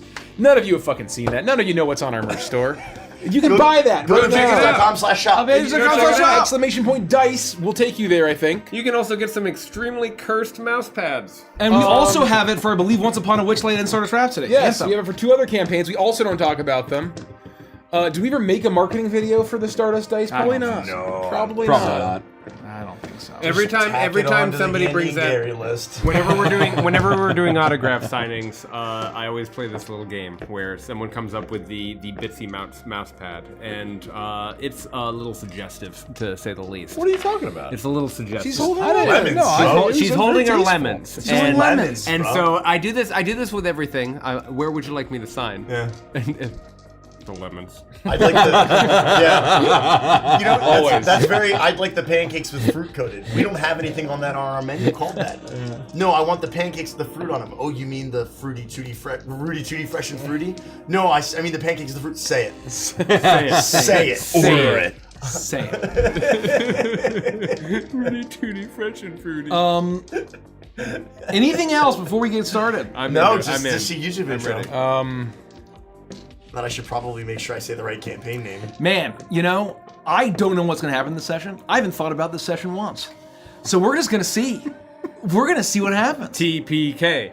TPK. Okay, we'll see. TPK. I mean, we almost lost Bitsy last time. We did almost. There is Bitsy no... died. Yeah, I fucking died. So anything else? If I had $1 for one of my PCs being able to resurrect somebody from the brink of death, I'd have a couple of dollars. Did Booker really resurrect her? All I'm saying is, sometimes you're the conduit, bro. Sometimes What does it mean, man? Sometimes you're just the right hand of night here, you know? Damn. All right, everybody ready? How you guys feeling? You feel good about the music? I'm feeling. I guess we can start. I mean, we could just talk about Final Fantasy. I'm for the feeling next a couple lot. hours. No, I got more to we say about should Final start. Fantasy 9. Me So too. you say the word. I'll play it for you. I'll play it for you. I really think you would absolutely. No, I actually know that I will. No, we should I start. know that I will, but we're not going How to. close we're is gonna, the coffee we're to gonna being start. done? Oh, Should we wait for the coffee to be done? We'll wait for the coffee to be done. Son of a bitch. Okay, Or if the Final coffee is Fantasy done. 9. Okay, fine. We'll Oh, speaking of Final Fantasy, your IX, mic I gotta doesn't need get to be myself. that insane. Just try to get it kind of Oh, like I didn't do it. It was just like over. yeah. We're gonna get wait for the coffee, then we're gonna pour coffee, and then we're gonna The go. next card I gotta order is a Zidane version of Ragavan to put Yep. in Kuja. Oh It's too my fucking God. good. It's my favorite. And it's on theme. It's Final Fantasy, so Yep. it's on theme. Well, But that give us a card second. is- Give us a second. Give us a second. We're gonna play. What? Give what a second. I'm just saying we're gonna play in a little bit. We're gonna wait for Yeah, the we're coffee. gonna play in 1 We second. don't have to stop. We can just go in and everyone has their coffee. Because I we thought can you were start telling and then all of a us. sudden we Yeah, have to then stop. just Get our stop. fucking coffee. I'm That's not complaining. I love this song about Ragavan. I think that YouTube, the censors, are trying to censor our freedom of speech. Yeah. Because all we did was mention pubes many times. Yeah. And short today suddenly, is so good. suddenly, it is very suddenly, Is it animated? it gets No, throttled. it's live action. The video gets throttled because we say in text pubes 8,000 The times. other thing I noticed too. And people are wondering why. Oh, why do you say That's the unalive? fucking Illuminati. They're so anti-pubes. The one caption also says mirror instead of urinal. But that's probably for the best. That happens. Yeah, That'll a bit, happen. quite a bit, but that's all. That'll happen. Today's short was very funny. Because not only is it one of the funniest things Mason's ever said, that gets me every time. Yeah. But it's just so I missed it. unbelievably- What moment is it? It's the one where he's like, you talk about the bathroom being quiet and empty, and he's like, oh, I hope there's no perverts in here. Like, I'm gonna pee with my pants all the way down my ankles. I'm the kind of And guy that I pees with his pants all the way fucking down. lost it. And Oh. then basically went into a rant about how weirdly the local cheese, 30 years of local cheese, is like our most realistic down-to-earth campaign. Yes. That's like terrifying. Yes. It's this universal experience that if you're Yep. a dude and you've been in a Yep. men's bathroom, you just know You've exactly seen what's this. So then I You've made a seen joke. that at least once. So then I made a joke about like, who is it that's just like going up to the urinal and tearing Dropping all full of their trout. pubes out. Oh, yeah, yeah. And like just sprinkling their pubes everywhere. And so Richie starts doing this, and then I was like, ah! Like it's a perfect short, and Yeah. it's all because you said the funniest shit on the planet, and it gets me every fucking time. It was also the voice. I'm the kind Well, type of yeah, guy. it's just, I'm the the type of Galileo guy. voice is Yeah. like it's so perfect. We have fun. We have fun. Everywhere, but also in that. I was laughing a lot watching that one. Yeah, It's a good time. Yeah, It's a good. Pussy sniper. Yeah. Yeah. Pussy Ask us Sniper. questions on Patreon. Thank you, Pussy Sniper, Yeah. for being a For the Thank you. irony Thank you, board, Pussy Sniper. I like to get Appreciate better your at support. improvisation. This is relevant because this campaign's entirely improvised. Thank you, Pussy Sniper. I literally mean it when I said I've done zero prep for this session. I've not done any thinking about it. No, at it's all. an, I have it, no it's, idea a, what's it's going to a happen. principle. It's his ethos. The principle of this campaign. How do you get good at it? It's just reps. I think I have thousands of hours of GMing. keep going. I have thousands of hours of GMing That's under true. my belt. And I think the one thing that I'll say is understand the world and the characters. So you don't need to script it out. You don't need to like you don't even have bullet points. I recommend bullet points. But as a principle, I fully improvise this. I mostly improvise Shroud over Saltmarsh for the folks at home. I have a loose idea for Shroud over Saltmarsh. If you count the number of hours, and Yeah. we've occasionally done the napkin math, but if every single episode of Prime was 3 hours long, and I think that that's a low average. That's I think low. that Low it's average, probably yeah. 4. It's probably 4. Yeah. But it's 92 episodes. Plus the Multiply that 19 by unscreamed. 3, right, plus the ones that aren't streamed. Then you add Beneath Dark Wings. Then you add Shroud. Then you add Uprooted. What else have you done? Dust of Damnation? Dust of Damnation. I mean, the number of hours that this man is GM. Root! He can wake up and be like, you wake up in a tavern, and all of a sudden you're having the best time of your life. Well, they say, what do they say? It's like 10,000 hours to become like Yeah. a genius at something. 10,000 hours of And practice. but what I'll say is that if you have a good understanding of the who your characters are, what the world is, and what all the pieces on the board are doing, then anything that your party does, you're going to be, you know how the world works, you know how the characters work, and you know how to respond. And for me, some of my favorite, even Prime, which is pretty like heavily structured, pretty heavily railroaded, still a lot of my favorite narrative choices were still done fully improvisational. I can't. Yeah. I mean, there are like a dozen different points in the story I can think of right now where you basically gave us a choice that drastically altered what could have happened. Yeah. And like, so those moments, even if you consider it to be heavily railroaded, are still like, you gave us a choice. Yeah. And it was, anything could have happened. It's meaningful when you do those crossroads choices. I mean, we had one very recently, Yes. Icebound. Yep. And 13 Beers is my version of zero prep. I don't sit down and outline that at all, and I love the freedom and the challenge. But I'm just getting started. I'm a baby improvised GM when it comes to a no prep kind of session, and it's a really exciting. It's kind of fun to just sort of jump off the cliff and be like, whatever happens, happens. You know? That's true. Prime is 91 episodes. Oh, is it 91? Episode 90, man. My Episode apologies. 90. My apologies. What was that one called? So Rain is episode 91. Oh, yeah. I remember it well. Fuck yeah. Great title. But episode 90, for you folks that have seen episode 90 of Prime, We listened to the song in Avengers and Chill. Oh, did we? Yeah, a little bit. God. Uh-oh. episode 90, folks. If you were there, none of you were there. But I can't tell you what it was like to be sitting at the table, having played. I'll just say it. It's not spoilers. Having played Curse of Strahdanya, and especially it was like personal to me for certain reasons that I won't say. But god damn, was that just a really cool, special, full circle moment. The boss fight was fucking awesome too. And the It boss so well fight was designed. amazing, was wild, and then what happened with the fucking Vandris and reveal. the reveal. like, Never forget the cookie jockstrap. the cookie jockstrap and the mask, and then the ending with the. Yep. No, it's perfect. Do you care if I use your quab dice? Please. Because I don't have any dice. For those of you asking what the hell a Prime is the first Avantris campaign that we ever streamed. It's the oldest. It was originally just called Legends of Avantris. It was just called Legends of Avantris, and then we named it Prime because I think we Nose had, named it Prime, and we just kept with stuck with it. Prime was almost like Or a Derek code, did. Prime was almost Somebody like a code did. I name. think Nose named it. It's the Prime campaign, or somebody. Maybe it wasn't Well, Nose. I It was think somebody it was did. Nose. We had to come up with a Maybe way not. to differentiate the name of the stream and the campaign. Right. So we started You and I codename named calling it Oh, our Prime campaign. Right. And then it just became shorthand Prime. You and I named it because you were hesitant about Prime for a while. Oh no, about locking it in. But Right. I was never the one who called it the But Prime. I was the one where I was like, it's Prime. Well, it's because we Prime. called it. We were just calling it. Oh, it's our Prime. 'Cause it's our main one. It's No, our but Prime like- campaign. It was our first campaign. But I still feel that it has layers that are meaningful to. Oh, I the agree. game. Oh, no, It's not- that's why ultimately That's why. got now That's the why name I was Prime arguing means it. everything. That's why I was Yes. arguing. And it. same with you. Like I think that we had a bit of a tension of like, what do we call this? And Mike and I racked our brains for how many years. Oh, well, should it be Prime something or something totally different? It's one of the earliest examples of like a thing got suggested and you do the full circle and The we end up full with circle. a thing. Yep. Like one of the earliest examples of that, where we were like, And it happens all the time. It's like it happens all the time. Yeah. But Amy asks, "Hello, Avantris. This is the Bitsy Codflayer who brought the Sangria war crime to Oh Gen my Con. god! I will never recover. I wanted to ask if y'all had a PO box No, we don't have a PO box. We don't have a We PO box. appreciate it. We received things, but if you find a PO box, please do not send us anything. We do not accept anything. accepting things. We had a there. PO box at one point. Yes. We no longer have a PO box. If you're watching an ancient video where we're promoting it, that's because it was an earlier time and it doesn't exist anymore. We can no longer handle Yes. any of that. It'll go to the void. It'll go to return the to void. sender, or they'll just throw it out. Yeah. And we don't want that to happen to you. Yes. But I will say, thank you for that foul object. It was the truly sangria. disgusting.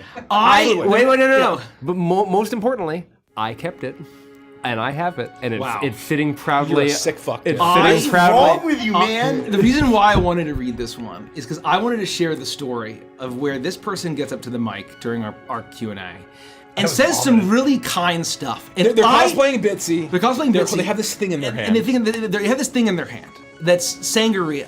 It was a And it was like they a- start their it's question gooey, it was a with a martini really glass. a It was martini glass filled with just putrid. I don't know what it was. Oh, you know. It was just. But it they was went on shit. this. They said this It was beautiful it was a thing that was turd in it. very kind and very sweet, and asked a question. And I had to tell them, I literally did not listen to or process a single word that you said because I was focused on the abomination here. That foul. It was so disgusting. Foul. That is one of those It times was- where I was like truly disgusted, and that takes a lot. I mean, well done. No, well yeah, done. it was great. That was Absolutely brilliant. But like I had to self-report that I didn't listen to a single word of whatever nice thing was said because all I could do was look at that thing. Arrow Warrior asked real quick, where's the best place to watch Prime? It's one of the YouTube. only campaigns I haven't watched. It's on YouTube. All of it's on YouTube. It was You the can first thing Go to we ever YouTube, did. click playlist, scroll down, hit Prime, go to episode 1, and we're sorry for the audio. was the early days? One day I would love to pay like a legit pro to fix it. Like I think if we can find a way to improve it before we put it on podcast, because it's not on podcast yet, I don't think. It's not. We've been holding No, that back it's the to only figure out. thing where, because the first 30 to 50 episodes or so are still Tin Can Yeti style, Yeah. it's almost impossible to podcastify. Years of our content is like I that. mean, there are even get coffee. sections where, remember, we had that period where both Call of the Feywild and Prime were plagued by Robot Town. How do you fix that? Because we kept role playing through some of the times where it was like all of a sudden we're talking like this, like you can't fix that. You can't fix it. It may be totally irrecoverable. Well, we lost 75% of an episode of Prime. Right. Um, Early production issues where we were still just figuring out how to stream, we play didn't know what we Prime. were doing. Yeah. And Everybody the goes people through who love Prime recognize that we have been telling great stories from the very beginning. Is that right before Orpheus? It is the episode where we are going into the volcano to face Orpheus. Let me tell the stories. And we tell a bunch of stories to this statue. This statue. Yeah. And so it's a lot of backstory stuff and deep emotional arc. I watched it and live. Lost it all. I watched it live. It was a I great episode. remember that because I listened to it, and I remember the next episode. I think Mikey does an intro saying it "Hey, basically- we did all this." The episode ends and then Orpheus narrates what happens. Yes, in the episode. that's what it is. What's amazing is that I think that was one of the first times we ever did a "tell me your story" prompt kind of character moment. No, it was a and unbelievable. It was an unbelievable moment. Oh God, what a good time! Lost to the ages. Oh man, that was Avengers Japan. The seven Seeker odds of asks, the how you find seal. yourselves in the position that you're in corporate Avantris? Like, was originally really inspired by Boss Baby? Yeah, how did you know? Yes, that's exactly right. He was inspired by Boss Baby. It's his favorite film. I was joking with Zach the Bull when we were playing Magic about there was something that Boss Baby got brought up. You know the meme of like guy who is the only movie he's seen is Boss Baby. I'm getting a lot of Boss Baby vibes from this. That's really What funny. the actual fuck? That's It's really a funny meme. I don't know if That's that's so referencing funny. the meme. I don't know who he said that Richie was inspired. Maybe I joked and said that Richie was inspired by Boss Baby or somebody did. Well, I mean, it's canonically true now. Yeah. That's canon now, as Bitsy God, would that's say. funny. Yep. How do we find ourselves in our positions? It's complex. I don't It's have the a time. complex. I can't answer that. The way question. that I like to put it is, we played D&D so hard it turned into an enterprise. Yeah. Yeah. And a That's lot good of shit way has to get done. That's a good way to say A it. lot of shit has to get done, and then you start doing everything. We were all men of very and many then hats. of many for a while. hats, and then as you start hiring people, you have to start taking off hats and doing other things. Some of those hats The are grafted simplest answer has kind of been we've all chased the need. Yeah. Whatever the biggest Whatever the need is. Whatever We the biggest basically need adapt was at the moment. And you know, it's been wild. And also we all watch Boss Baby together a lot. And so there's nothing. Basically every week. That's actually how we We're started. part of the Boss That's Baby how we fandom. became best friends. We're on the Boss Baby Bonding over threads. Boss Baby fandom. Boss Baby Richie people became are- the CEO because he really liked the movie Boss Baby. Yeah. Oh, well, I saw Final Fantasy Spirits Within and Alec Baldwin. I just became. There you Just go. stuck with you There you forever. go, and it's full And circle. so after that, you were like, I gotta check out this Boss Yeah, Baby it's thing. like, God, I Got love it. that Alec Baldwin guy. I can't say enough good things about this Alec Baldwin guy. Oh boy. All right. We got a question for Nikki, so I'm not going to read it. Let's do one more question and then we'll start. Make it one that we debate on for 4 hours. To answer your question, Zach, I probably have, but No, you definitely have. You definitely have. Yeah. You definitely have. yeah. We are all very aware of that individual. They're very talented. Thank you. Um, I'm gonna make more of an effort to say thank you, and I love it. I really should watch Boss Baby, shouldn't I? Get some No, pointers. no. Stop pretending like you've never seen it. Learn how Some it's done. tips. Yeah, learn. We all know you have a learn Boss from the Baby best. tattoo. No, I okay? watched it at a family reunion, and it was a nightmare. I I, didn't see that. I do. a quick one while I look You for would another. not Will the enjoy it. vinyls be shipped internationally, Mace? I think we're gonna have to find a way. Take a long sip there, Mace. Just keep drinking. We yeah, will I guess not we will have to promise. find a way. We will not promise every single country or every single region. Right. Some countries are nearly impossible to ship to. Yeah. And so I am safe saying we can't guarantee that we can ship it to your country. Or we could, but it would literally cost $500. And if you want to pay $500 in shipping, That's on you. that's between you and your God. Like, Yeah. that's fine. But, TBD, to be announced. TBA. TBD is a great way to answer. Cool. Are we ready to do the YouTube Yeah. intro? Let's do it. All right, here we go. Oh, hold Everybody on. feel Hold on. good? Let me get music. Oh my God. This slide's been going. Coffee smells good. How come nobody... Let's go. We have Tastes some good. left. Got some left. What's wrong with the slide? We've been advertising the Patreon discount, and it's gone. Oh, sorry, brother. No. I mean, I took it out of the announcements, but I didn't realize it was on slide. it's on. I try to remind you of that shit, but so many moving parts, man. I'm just trying to think of like. I wish we could automate it. I really wish there was a way to fucking automate it. I think I have so many thoughts. I just, it's one of those things in the early days when I had time, I devoted a lot of thought to like, how do we automate these things? Like, how do I leverage my like software developer background?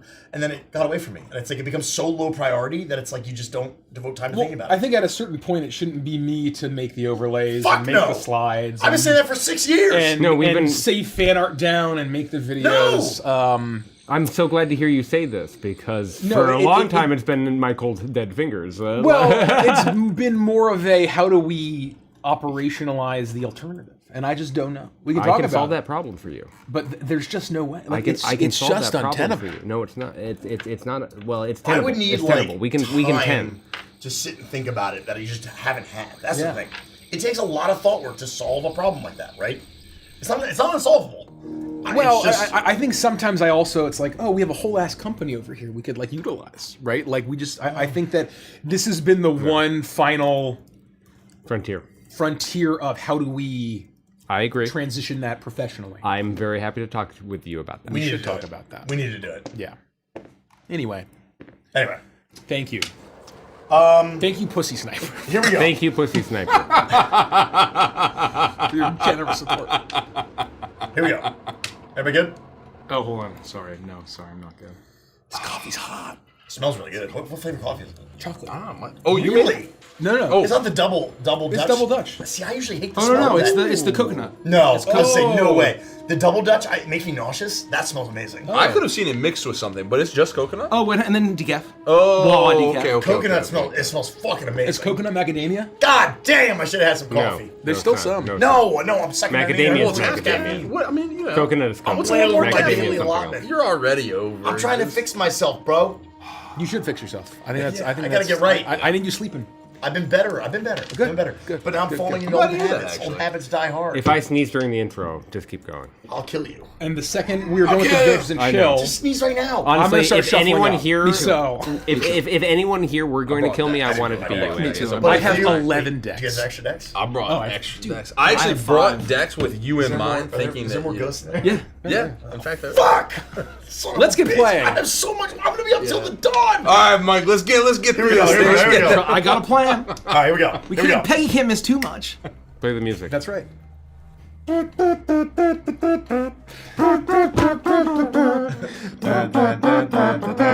Muppet Show tonight. Bum, bum, bum, bum.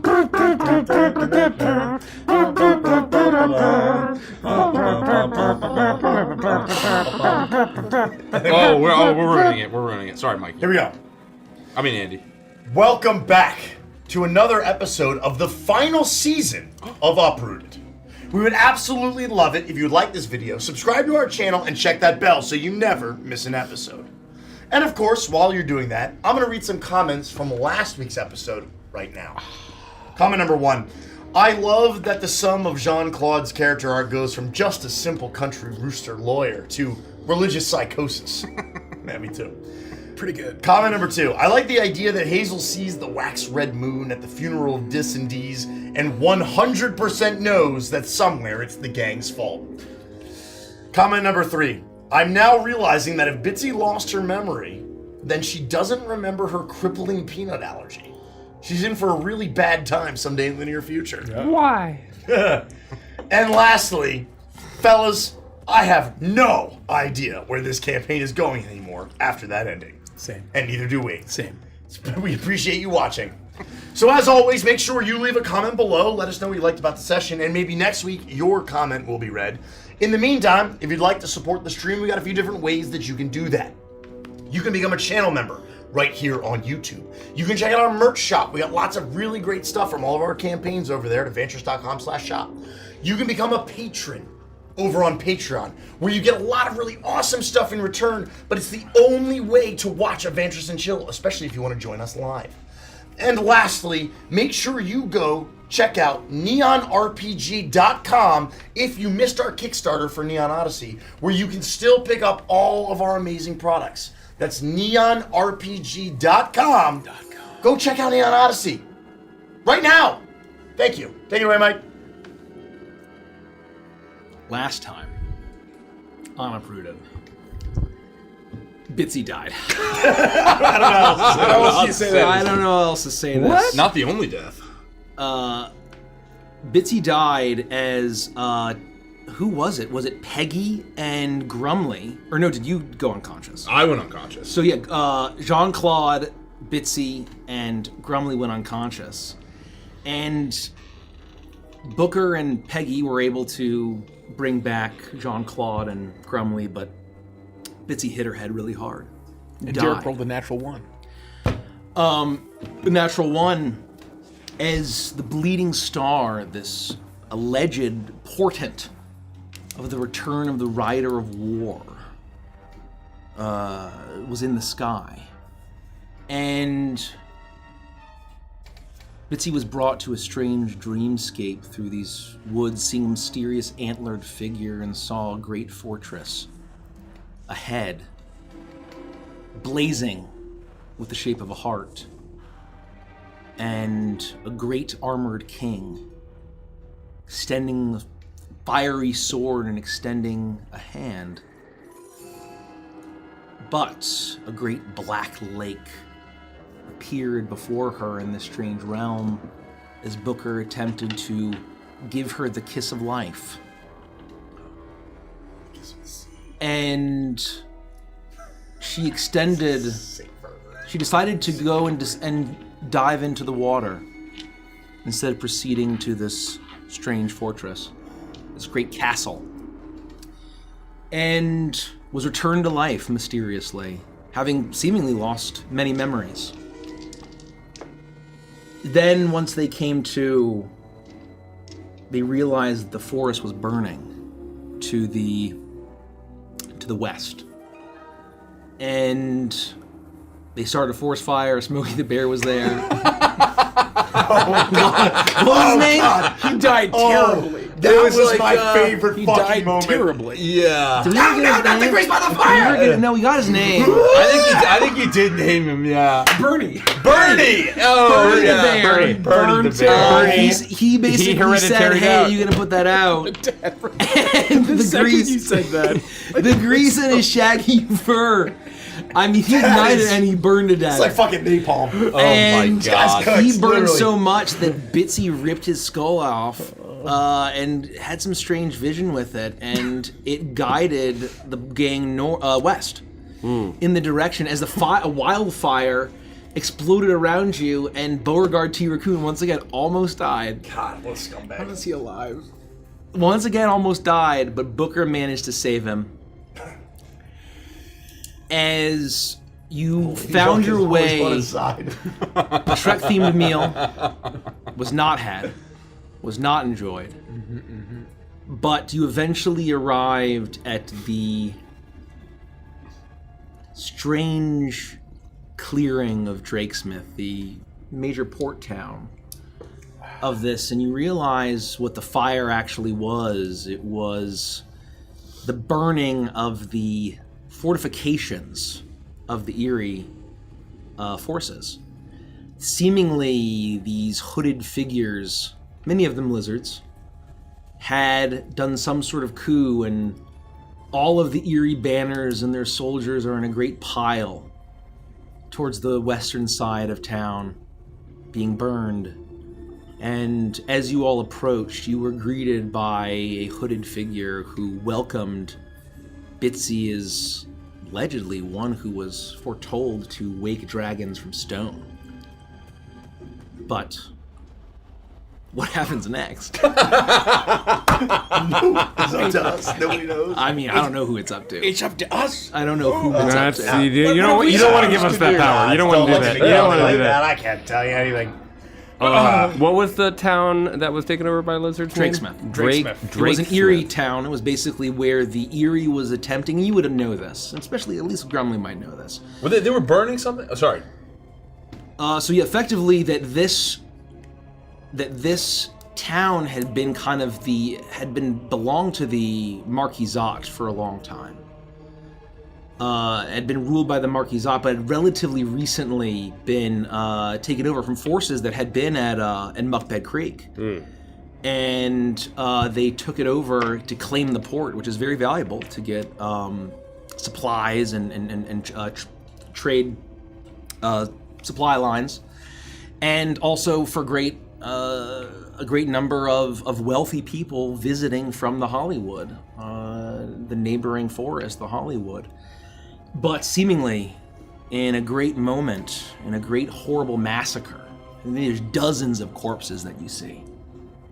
As you all see this smoking pile of charred flesh, bone, wood, metal, you see numerous weapons, fortifications, siege weaponry, all being brought, and the fire, you see a great number of fires lit throughout.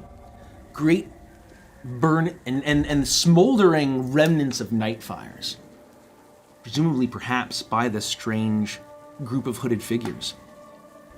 But you see the town has been untouched. See that there is some fire damage on the residential areas, some down by the wharf. But you see the great harbor down at the end of this, by the sea, and the sea air whips the smoke as it billows up, and ash falls down as you look up as dawn has finally come to the dimwood. The bleeding star is gone. But is the rider of war? The lizard looks at you, Bitsy. Strange eyes that smolder like embers, not unlike what you had seen in Burning Skull. Welcoming you, knowing of your arrival. What do you all do?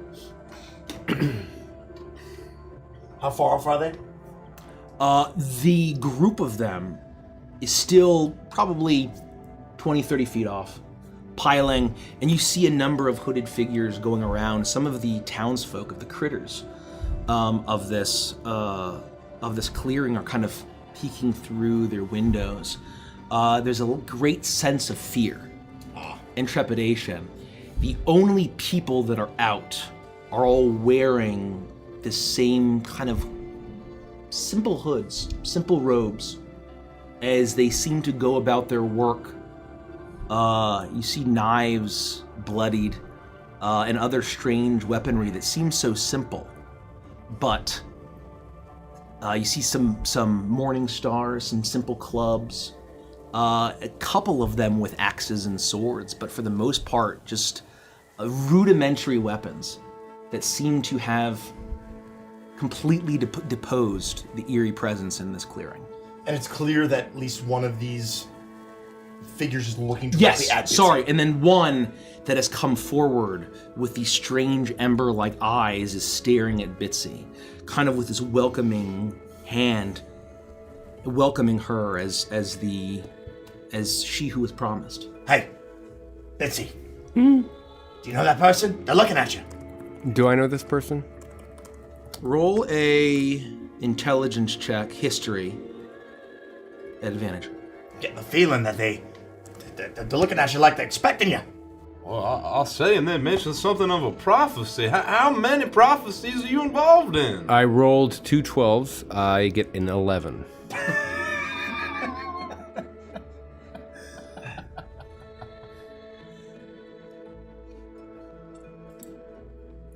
It's not a fail. It's not a fail. You... Better than 10. You've seen those eyes before. And you recall something. You can't recall if it was something you experienced in a dream. Was it something that you experienced in the materials of your upbringing? Did your family give you books with these eyes? It's hard to tell. It's murky. There's something familiar here. I'm not sure if I know him, but he's very familiar, if you know what I mean. Okay. Well, would you like me to initiate a conversation with them, or do you want to have a conversation with them? Well, hi! I turn and immediately address the ember-eyed lizard man wearing his hooded robe.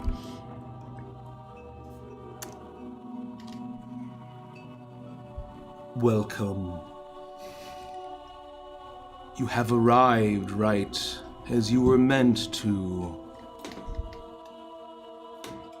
I don't know about meant to, but we stumbled into this area. I'm awfully hurt, and all of my friends are in a little bit of trouble. I see you guys are dealing with a lot, but, you know, we could use some help. I can provide you no help. What the hell? Nor can my fellow faithful. Do you know where we could find maybe some food and some shelter, that kind of thing? Because, you know, we've had a bit of a time. We need medical attention. We're dying.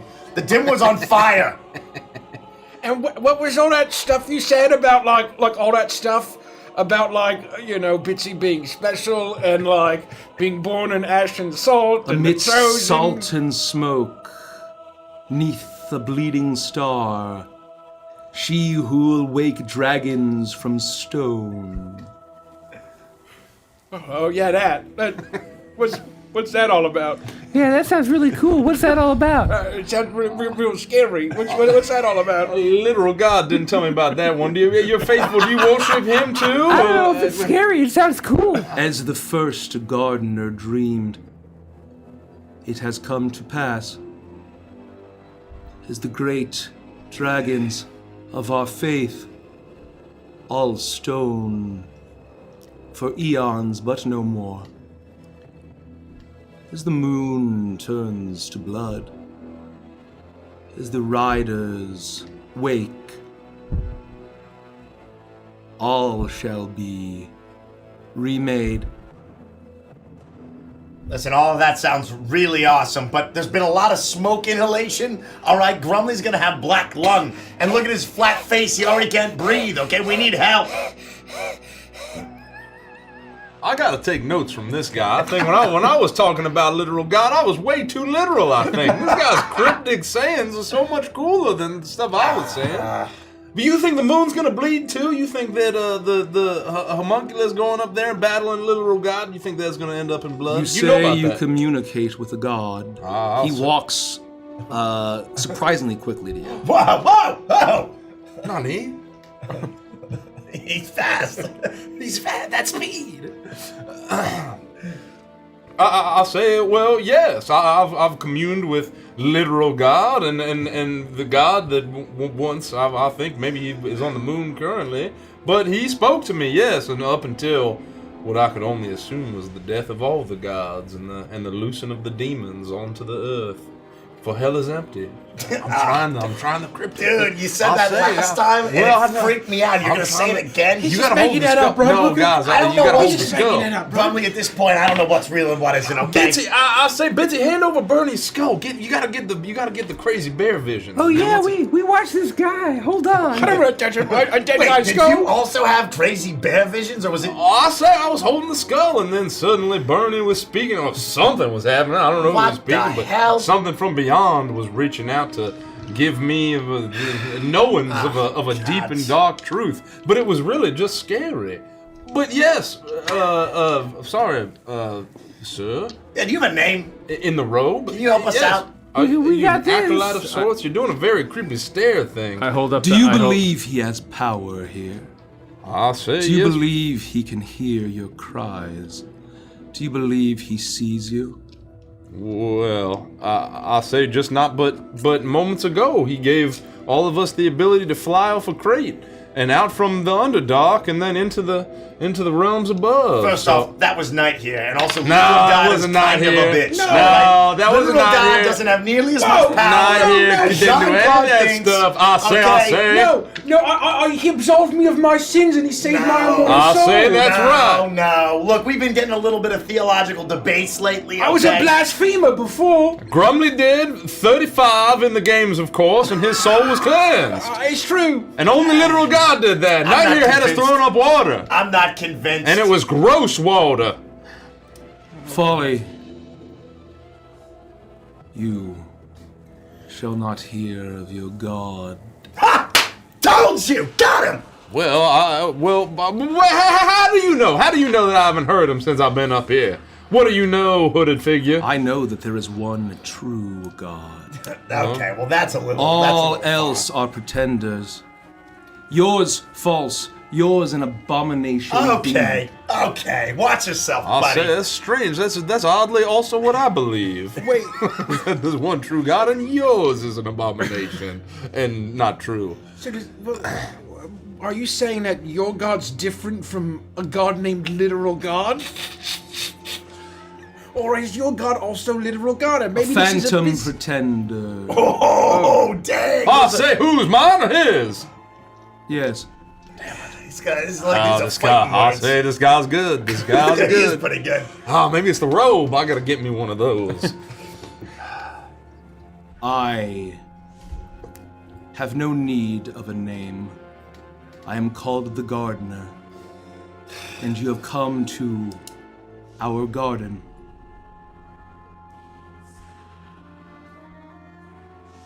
Oh, well, Mr. Gardener, do you happen to have a pamphlet perhaps on this one true God? And could he also save my immortal soul?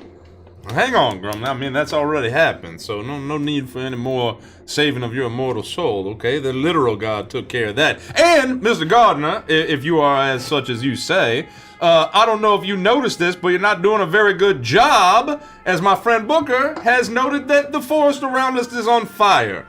So that's just about the number one thing you don't want to have happen when you're gardening. Is setting everything on fire. He's got a good point. Yeah. See, From the ashes of destruction, great renewal is possible.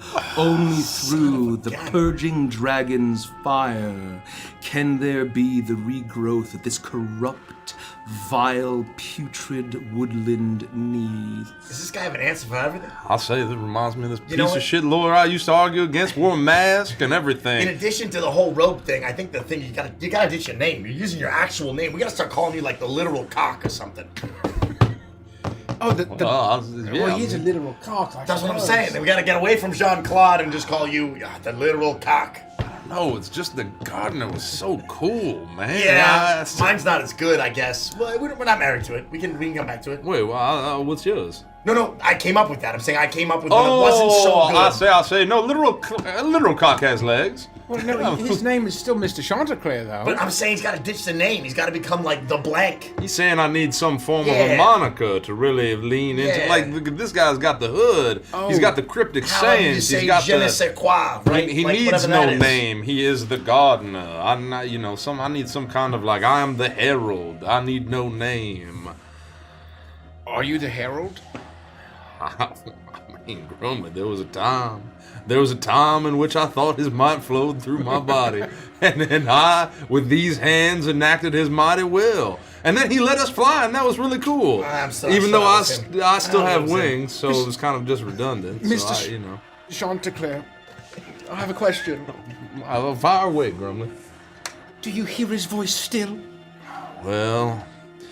Tell me you hear his voice still, please. Grumman, I have to admit to you, in the above ground, ever since we flew here and we gazed upon the star which bleeds, as the gardener has described, and more so ever since the homunculus has flown to the moon, where the literal god was anxious about that news, I have yet to hear his voice speak to me.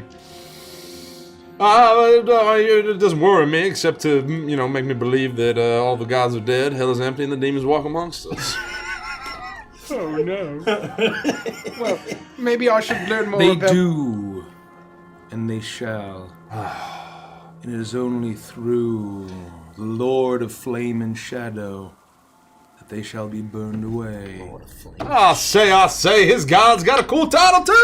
I gotta be honest, he's really starting to sway me here. Man. I know I got the whole 90-year thing, and like the deep sea ocean thing was cool, but Flame and Shadow? I mean, next you're gonna tell me is your god doesn't have a name either, he doesn't need a name. I say, he just has the title, Lord of Flame and Shadow. Yes. Dang it! Golly, this guy's cool. I gotta be honest, I'm getting convinced. His true name is not comprehensible or pronounceable by such simple tongues such as yourself. Can you pronounce it? I dare not utter his divine name upon my mortal unworthy lips. Yeah, but could you? Do you have the ability to? Can you say the Lord of Flame and Shadow? Yeah. That is all you need. Okay. I just want to see if we can rage bait him into doing it. I don't know. This guy seems like he's a stone wall, though. He seems a little unflappable. Yeah, it seems as though he's going to hold his ground. Like a steel trap. Have you engaged in mortal combat against others that you deem lesser, or that your god besieges you to bring to justice? And have you ever fallen in battle, and has his power resurrected you? I have not fallen. Yet. Do you ask if I have killed? Have you? As he stands next to you, he moves shockingly fast. I need you to make a dexterity saving throw. I'm not good at that. Oh god, oh man, oh god.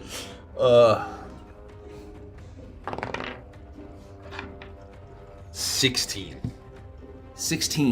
You are able to dodge out of the way as he produces a blade that is almost like marbled with black and red that is covered with dried, crusted blood. As for a second, you think that he's moving to attack you, but he actually flips the blade around and presents it to Bitsy. And says, I no longer have need for this. The tyrants have been defeathered. As he presents this mysterious ornate dagger to you. I will grasp the handle and slowly pull it from his hand and turning it, look at the intricacies of its design and metalworking. I'll look at the coolness of the blade. Mr. Deneur? Oh, God, she thinks his first name is God. This is... Is this the end times? Why is this happening? Is this to do with the Illuminati? Is this to do with the powers and control? Tell me what it means to make dragons from stone. That is the key. It is you who will unlock our salvation deep below. Me? You and those who will remake our world. Their sacrifice is the only hope of salvation. But the Lord of Flame and Shadow flies above you. If only you can wake his servants from stone. This Lord.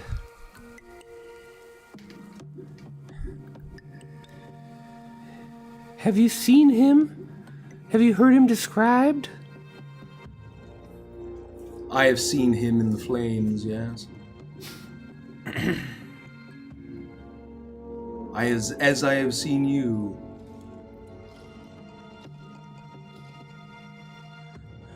I've just awoken to this place. I don't. The world's brand new. It can't end right now, right this second. It's only been a day.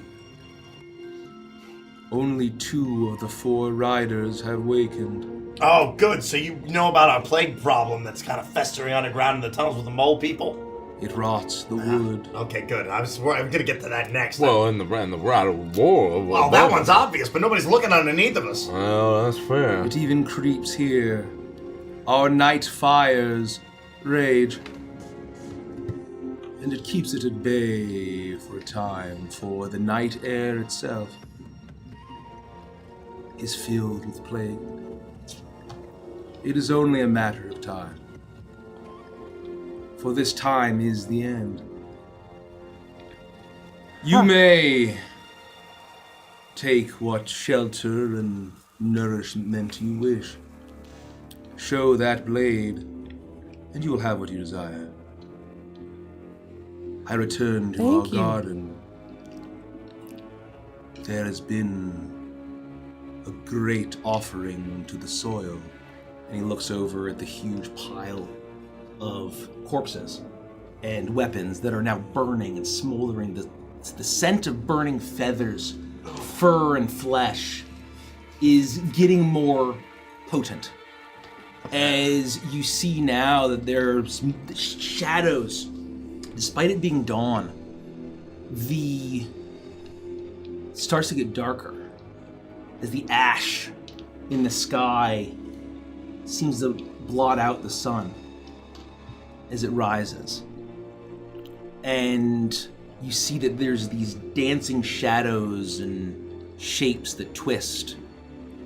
You can almost see as if you're not sure if it's being twisted on its own or they're shadows being cast by the hooded figures before the flame, gyrating. And you can't tell if it's a dance or something else, but they're moving in erratic ways as they cry out in a strange tongue you don't understand.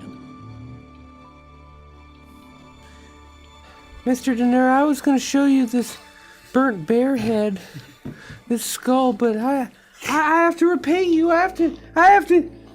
Hold on. This is too nice. I'm gonna reach into my pack and I'll shuffle some of the items in there, and then I'll. All right. Here, I don't know what you like, so you can choose. You can have this pen with like a bee head on the end of it here, or this simple ring. And I hold up a small golden ring. Would you accept one of these in exchange for your nice knife?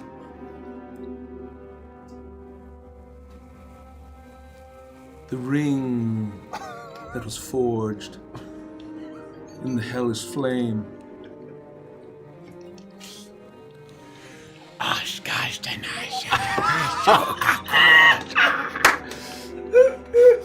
You will need it.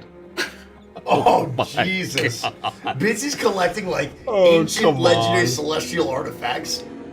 I will take the beep.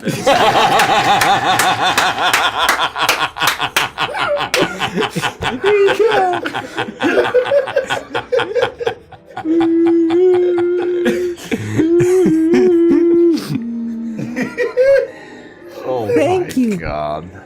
Should I just leave the skull here? Do you think we should keep it? I mean, kind of cumbersome to carry around. And I mean, how many more burning bear visions are we gonna need? I hope not more. Yeah, I'm with you on that one, Bitsy. All right. Why don't we just add him to the heap? I just gesture over to the burning pile. Mr. Denert, can you add this bear skull to the heap? Can you add this bear skull to the heap? That, Do I need this too? yes. God damn it! Son of a gun! The sacrificial prophet. A great enemy attempting to put out fires.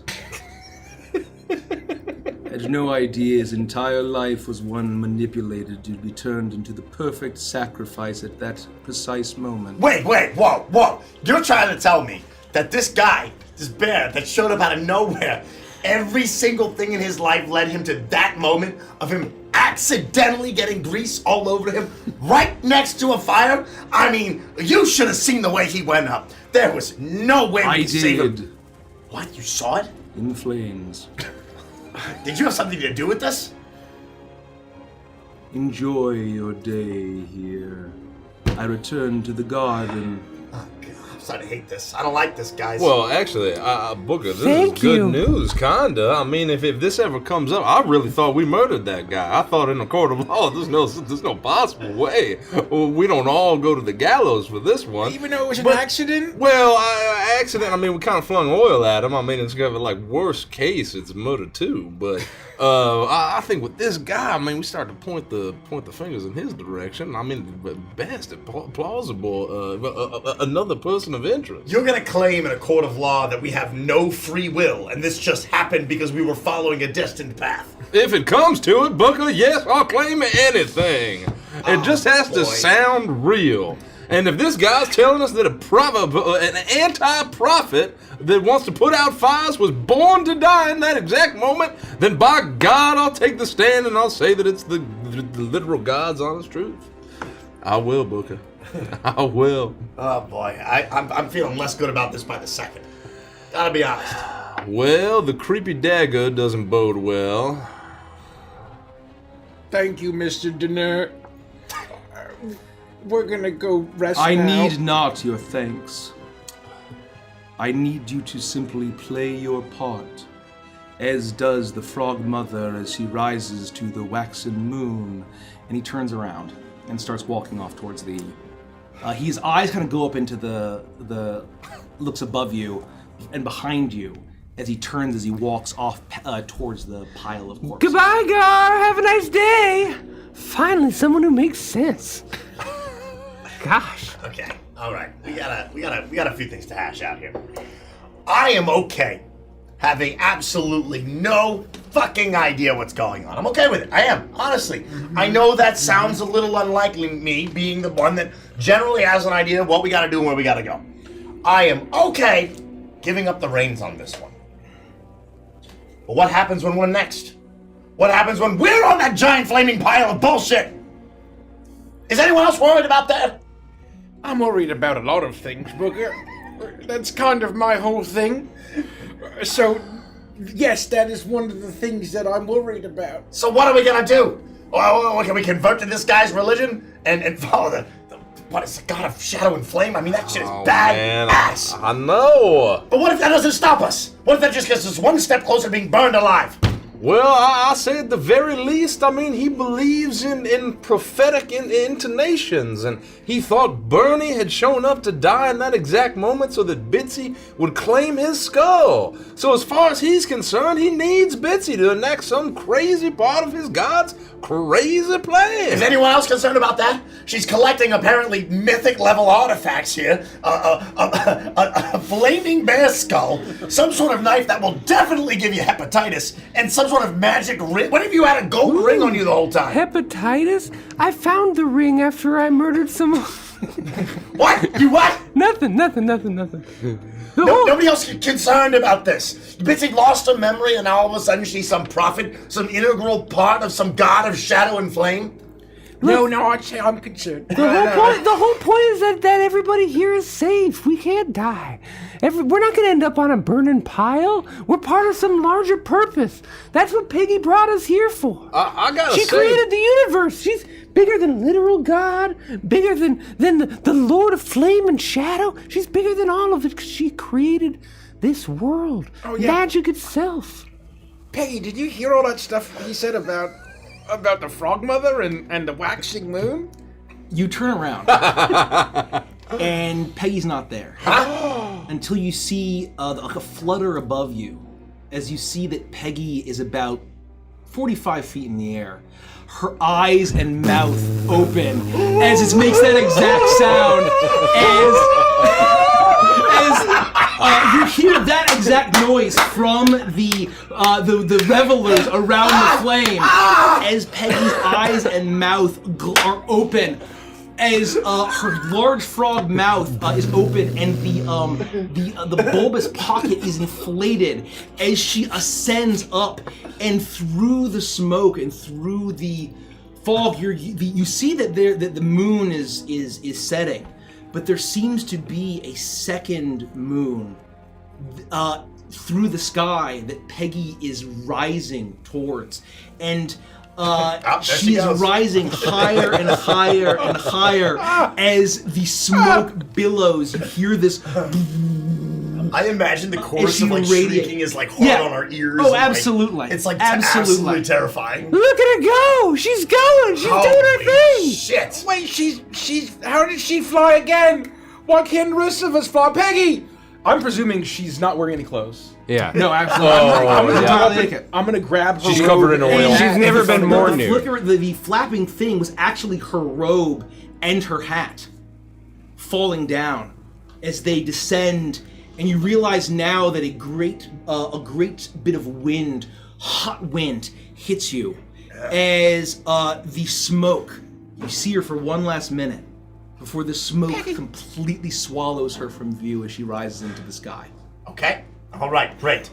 So we've lost Peggy. She obviously has some role in this. Bitsy has some kind of role in this. The frog mother then? She must be. And so it's only a matter of time before the three of us get burned alive. I'm gonna gently pick up her robe and hat and fold them. Her robe and wizard hat both land there, and it's almost solemn as they land, and you realize you feel something hard as you fold that. As you look down, make a wisdom saving throw.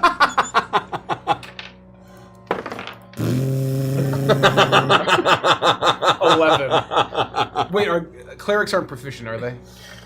Are you a paladin? Sorry, paladins aren't proficient, are they?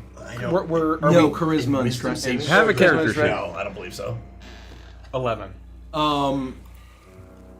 You pull out Peggy's clown mask as it fills you with dread as you have the frightened condition. Oh wait, no, I am proficient. Oh, it's charisma and wisdom. It's 13. 13. Yeah. That is not enough. Yeah. As you drop this as you see the mask as you pull it out of the robe and it hits the ashen floor as you see this horrifying, grotesque clown mask skitter out. Not skitter, but collapse out. Oh God, you all right?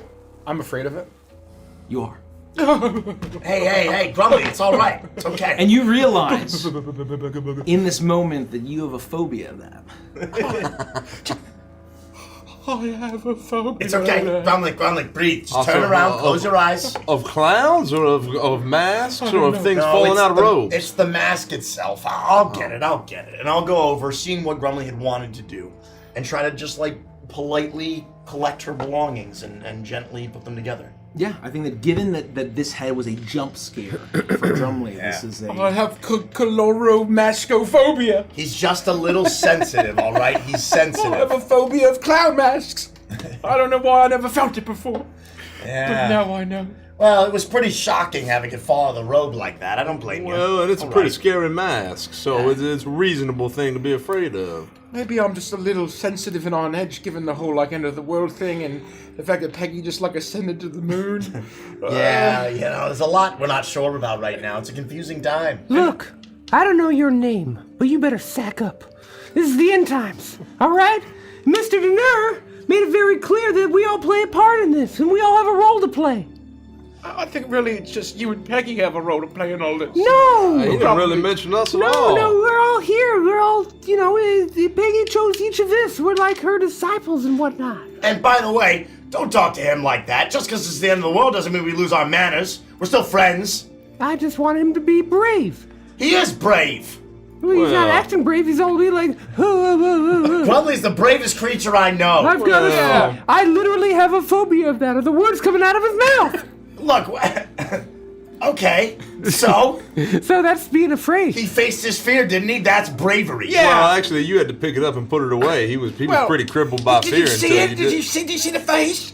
And like the horrible smile? It was pretty scary. It's all right. You did a great job. Don't let Vincey get to you. God. It's okay. I got it. I took care of it. We're good. Is it gone? Are you sure it's gone? I stuck everything in my belongings to make sure that Peggy's collectibles. Make a perception check, Rob. You'd see the outline. Oh, no.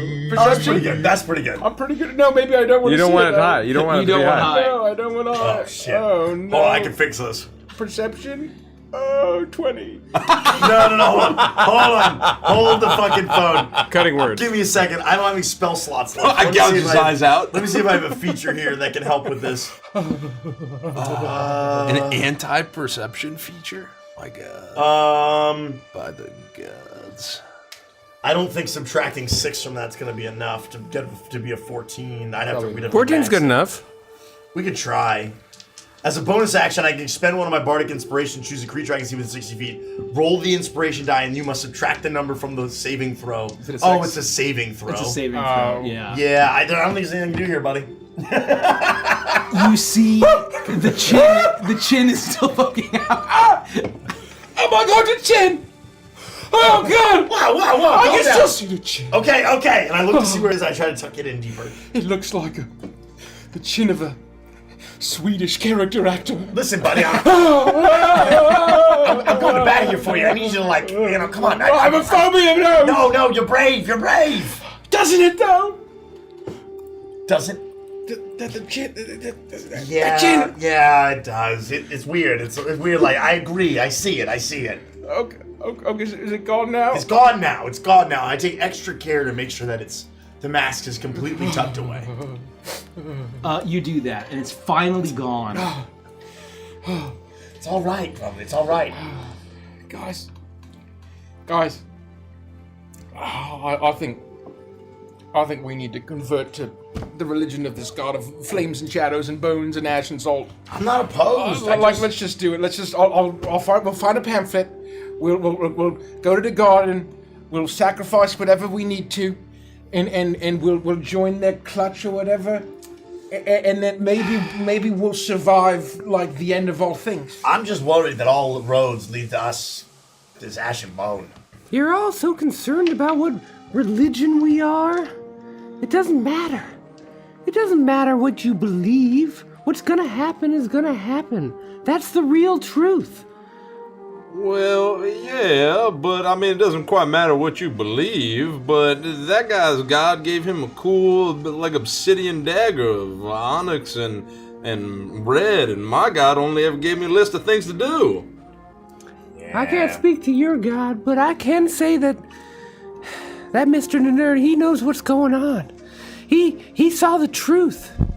You all need to see the truth too. I wonder if there's a Mrs. Denner.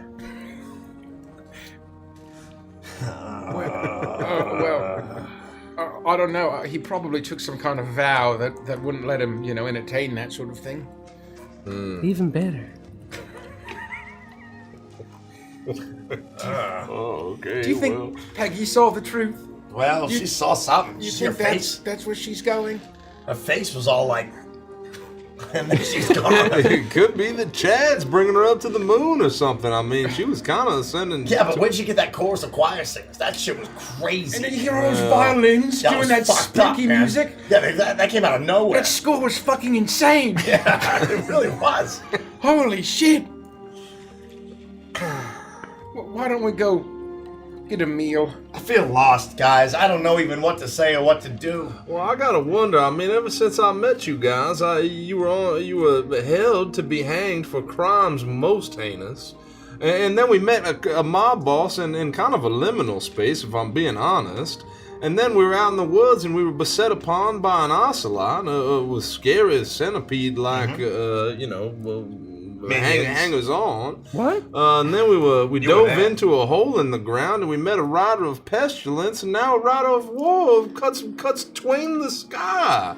And so I gotta ask, I mean, I've written a little bit off of just that this seems to be what happens to you guys, but your shock at our surroundings is getting me a little more nervous than even what's happening here. Can I ask you a question, Jean-Claude? Well, yes, Booker, of course. Will you answer honestly? Well, probably not, but it depends on the question. If it makes me uncomfortable, I might lie to you. Oh, okay.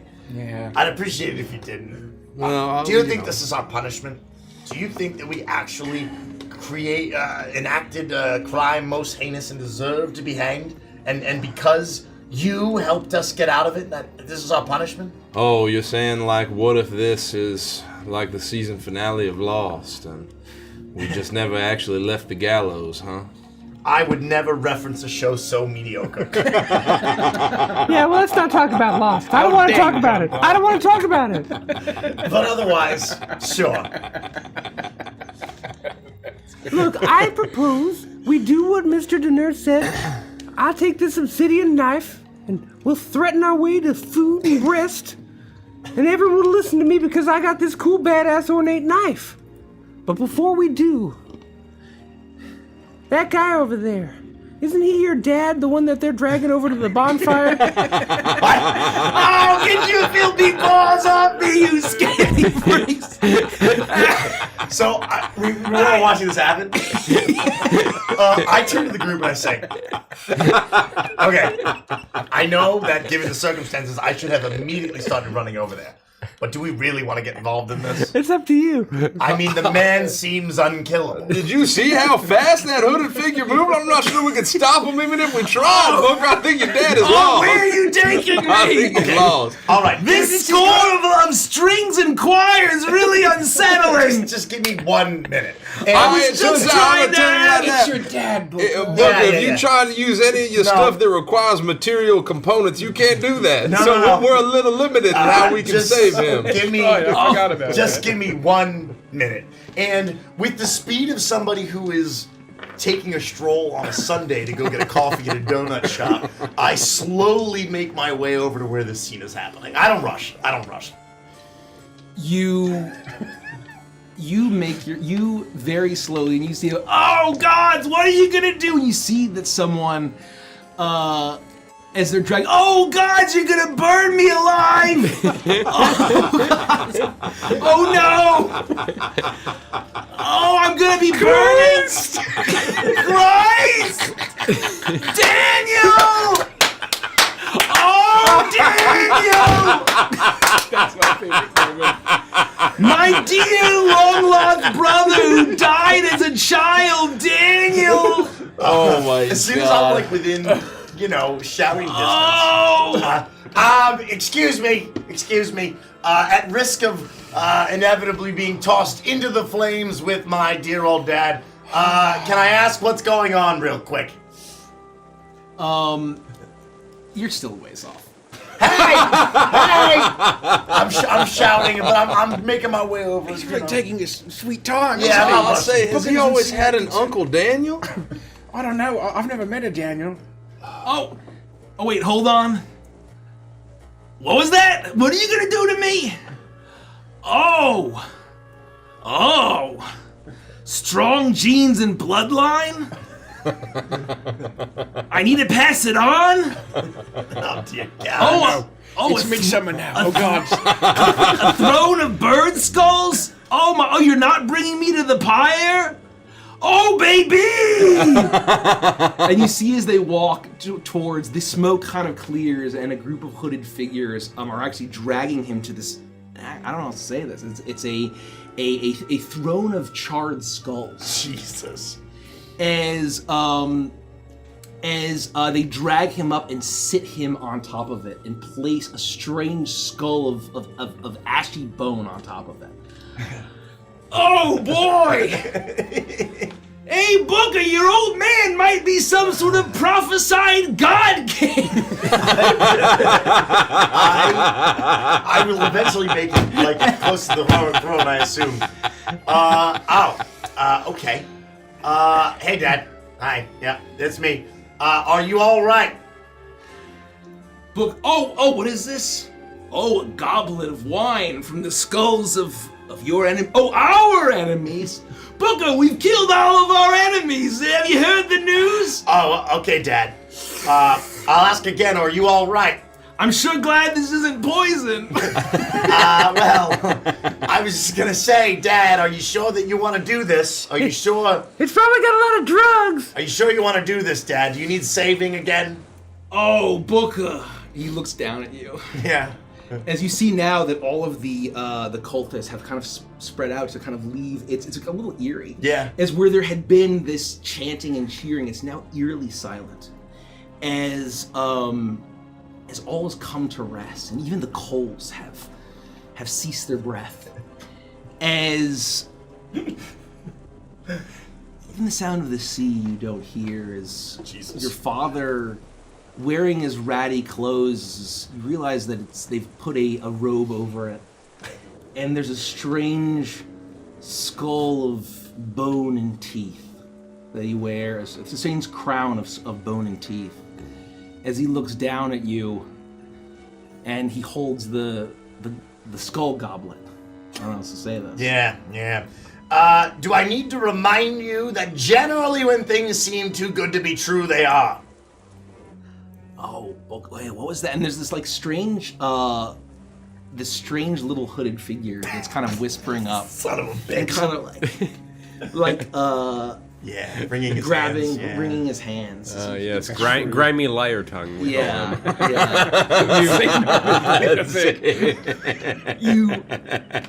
You see. You see this little scaled hands as you whisper into his ears, into his ear, and he says, "Booker, I have the stuff of dragons. You hear this? See, I always knew I was destined for something greater than wasting away at the casino. It's like I was meant to be within a dragon. It's great. That's what he says. You have an advisor now. You have an advisor. Did you hear what you just said? He's my dearest friend. What was your name again, buddy? To be in a dragon. Did you just hear that? What if they're going to feed you to a dragon? My old pal, Mr. Bone to Pick. Mr. Bone to Pick. Yeah, what was your first name? Oh, he said his first initial is S. Okay. And you're going to listen to your new best friend over your own son? I mean, you got a problem with your old man finally making something of himself? No, finally Dad. getting a throne? No, it's not that, Dad. They're bowing to me. I don't even know these people. You don't find that odd or concerning, even in the slightest. Why would I look a gift horse in the mouth, which is a strange saying for the dimwit, but still exists? Listen, Dad, I'm gonna say this one time. One time! So you better listen up. This is gonna bite you in the ass, I promise you. What do you think about this? My oldest friend. Dad, I'm your son! Oh, your first name is what? Satan-hearted. Oh, it's a family name, Booker. Don't worry about it. Oh, yeah, I'm not worried about that at all. Booker, my loyal advisor, Satan-hearted Bone to Pick, says that you're simply jealous that I have a cool-ass skull throne. There it is. I knew that was coming. Okay. And you're just jealous that your old man finally found some success after our... You know what? I thought that we had really reconnected after the whole snafu with the Shrek-themed dinner. You know, I did too. You fat, ungrateful slob! I should have left you for dead in the woods like 6 times! 6 times! You remember this moment, Dad? Because when you're burning alive and screaming in pain, Booker's not gonna be there to help you! Oh, now all of the followers are gonna drag him into the fire. There's definitely pubes in that one, right? I think the goblet is made of compressed cubes. This is good stuff. So this is it, Dad. This is what you want? This is what you're choosing? Oh, well, why don't you stick around? Maybe I can have my loyal followers do something nice for you, huh? Well, then why don't you get us some healing and maybe a nice meal? Huh? Why don't you do something good for change? Huh? For once in your damn life. What do you think? Jealous my ass. Satan-hearted, what do you think, my loyal friend? Oh. He says you guys have a dagger and should be fine. I don't know what to tell you. I don't make the rules around here. I'm just some prophesied fate-breaking king on account of I was supposed to die in that forest fire and I defeated my fate, which somehow makes me blessed or something. It was foretold. I don't know. You defeated your... Yeah, I defeated by surviving myself in that great blaze. Screw you, Dad! We're not gonna take the dagger, and we're gonna be fine on our own! We don't need you anymore! Well, I don't think that it would be very befitting of an immortal prophesied God King to stoop to your level, Booker. I think one day you're gonna see the light. Yeah, the light's gonna be coming off your corpse when you're in a blazing bonfire! Screw you, Dad! And I'm gonna walk away. To rejoin my friends. You hear, oh yes, good, sire. Oh yes, he was very jealous, and that's blah, blah, blah. You hear Satan Bone whispering into your father's ear. And it's fine, who needs ya? Whatever, I'm gonna enjoy this nice gritty wine. I walked over back to the rest of the group. Well, he's fucked.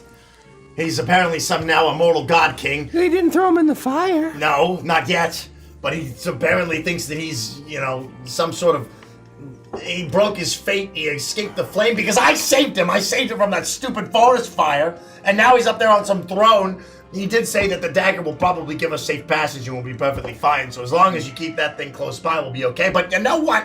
When he comes back asking for help, we're not gonna help him. I'm done. We'll go and we'll use the dagger and we'll find some safe passage and all that. But I want you to know, they're probably filling him with pube wine so that they can burn him on the pyre later. Yeah, no shit. I mean, the thing about the pube wine is weird, but obviously they're gonna burn him alive. I tried to tell him that, and he's got a new best friend, some, weaselly little advisor who's got scales on his hands, whispering about how I'm apparently jealous. Yeah, look. I have done so much for that man. I tried and I tried and I tried, and he still doesn't appreciate a damn thing that I've done. Yeah, I mean, what I don't understand is why you think acolytes of the god of shadow and flame would be serving pube wine. What even is pube wine? Booker. Yes? I mean, why they put pubes in the wine? What's that? Do you have to ask? Do I have to ask what pube wine is? Well, you never know around here. And with all of the new knowledge that Bitsy seems to have, who knows? Who knows? Maybe it'll throw us a curveball. Pube wine is agnostic of the Lord of Flame and Shadow. Any acolyte's gonna put some pubes in them. It's a fucking wine. That's just standard practice. That's an SOP. How is that standard practice? Is that some form of infusing fertility into the wine? You ever had pubes in your wine? No, Not even once. Bitsy, It's not a single time in my entire life. You put an odd amount of things that come from the body into your drinks. You have a lot to learn. Clearly. Yeah. You know, I'll look around at everything. I'll look at Booker's dad far off on the throne, and What an asshole. I'll look at Booker holding Peggy's clothes and just everything around, and I'll say, you know, maybe Mr. Deneur has a point. Maybe all of this really is vile and disgusting and should burn in dragon fire. You ever thought about that? Like maybe it's time?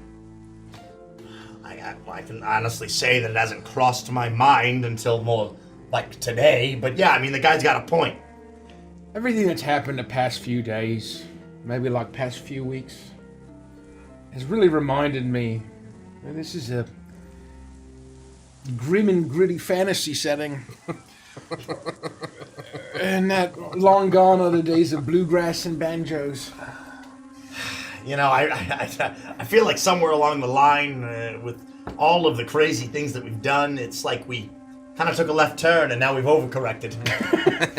You know, why don't we go find Yield Inn and enjoy a flagon of mead? Yeah, I would like that, Grunley. I'm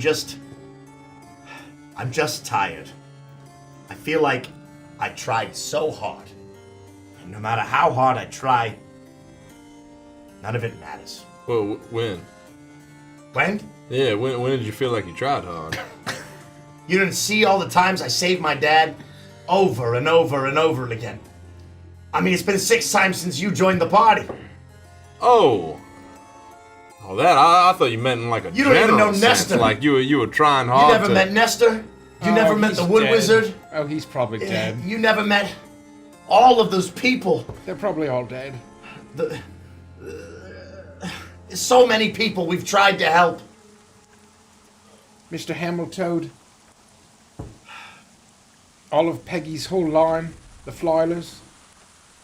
That weird, creepy turkey in the basement. Remember that guy? That was fucking crazy. Oh, he was like a doctor or a scientist or something. And then that cardinal with the bear. We tried so hard. The young fox girl who was part of the resistance. Oh, they're probably all dead, aren't they? I can't contribute as Bitsy, but there was also the lizard assassin, the hurricane guy. He was really cool. Oh, he was a hummingbird. He was a hummingbird. The hurricane. Oh yeah, I forgot about him. hummingbird. He's a shotgun of all things. Never even seen a shotgun before or after that moment. And here we are in the end times, and I'm cursing. Am I becoming a Heck Knight again? Have I forsaken literal God? Stop thinking about that. Let's go get some stew. Perhaps some hard cheese and black bread as well. Come on. I think I'm gonna get real drunk. I mean, I'm wearing chainmail and a tabard for literal God's sake. Yeah. I should act the part. Let's go drink some ale. Everybody follow me. I'll show you the way. I immediately lead them back into the forest. All right. Oh, the Yield Tavern's this way? All right. I'll follow Bitsy. Strange town set wait. up, but I mean, I guess you'd know. Oh wait, no, this is the opposite way. Sorry. I turn around and I lead them to the town. What kind of day is it when we're letting Bitsy now just lead? We have to go with the flow. I mean, she's the chosen one after all. She does seem strangely more capable, and a little angrier and meaner. What does it matter? I'm gonna get so fucking drunk. We enter the Drake Smith proper. Yeah. And I, apparently as lead, because I have the ornate knife of goodwill, Flaming Shadow. I will look for peaceful and cozy accommodations. You find a gloomy town.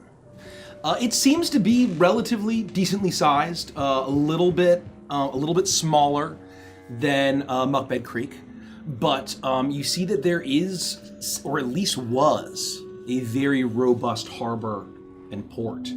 Most of the ships that were docked here are seemingly gone. There's only a handful that are left, and they seem to be mostly just derelict fishing vessels. And you eventually find an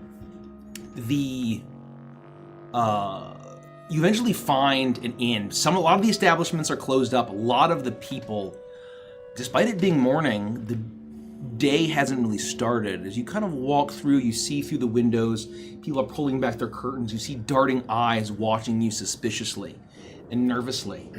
As you see blood throughout the streets. Across the wall, you see what very clearly down by the docks would have been the remnants of a fight. Scorch marks here and there. And there's a sense of fear and smoke and death in the air. But you eventually make your way down through these narrow streets. Everything's a little damp. You know that you're on the marsh, on the right at the edge of the swamp, despite the coast being right there, and you see this massive, gloomy gray ocean. It's in the early, it's probably approaching mid-morning at this point, but the fog and the gloom has mixed with the ash to turn everything gray and black, and the sea is choppy and looks extremely treacherous. You see no ships out on the horizon. And eventually you see glow coming from a tavern called Belly of the Serpent. And you see kind of a almost cartoonish looking sea serpent with those hoops. Hell yeah. Little Loch Ness monster. Here be dragons style on the sign. Let's try this spot. I think it seems all right. Cool. Good enough for me. You think they have hard cheeses and black bread? In the belly of the serpent? Yeah. I don't know. Belly o' the serpent, actually. The belly of the serpent? Yeah. I don't know. I don't know. Oh, real quick.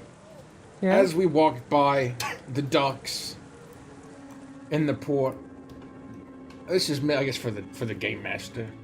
Did I see any, stacked crates that were, billowing green mist with, flies? And, if I took my gauntleted, hand cursor and, hovered over it, would they, brighten up and then, a little gear wheel would Make a perception check.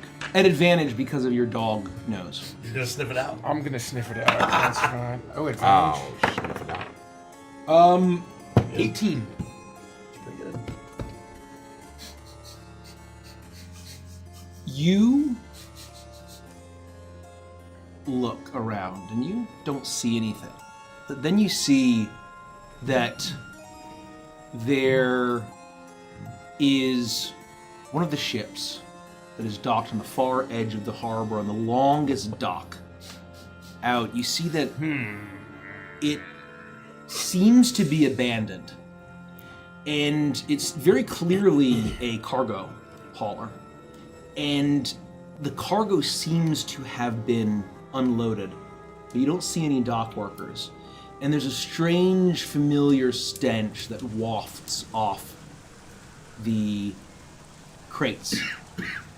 And you see almost like there's the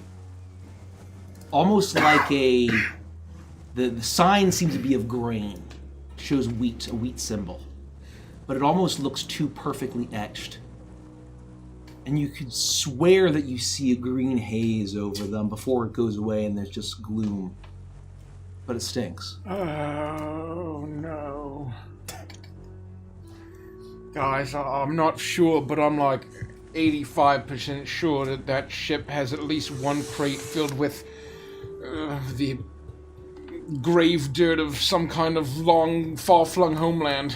What? No. Really? How could you be 85% sure of that? That's very specific.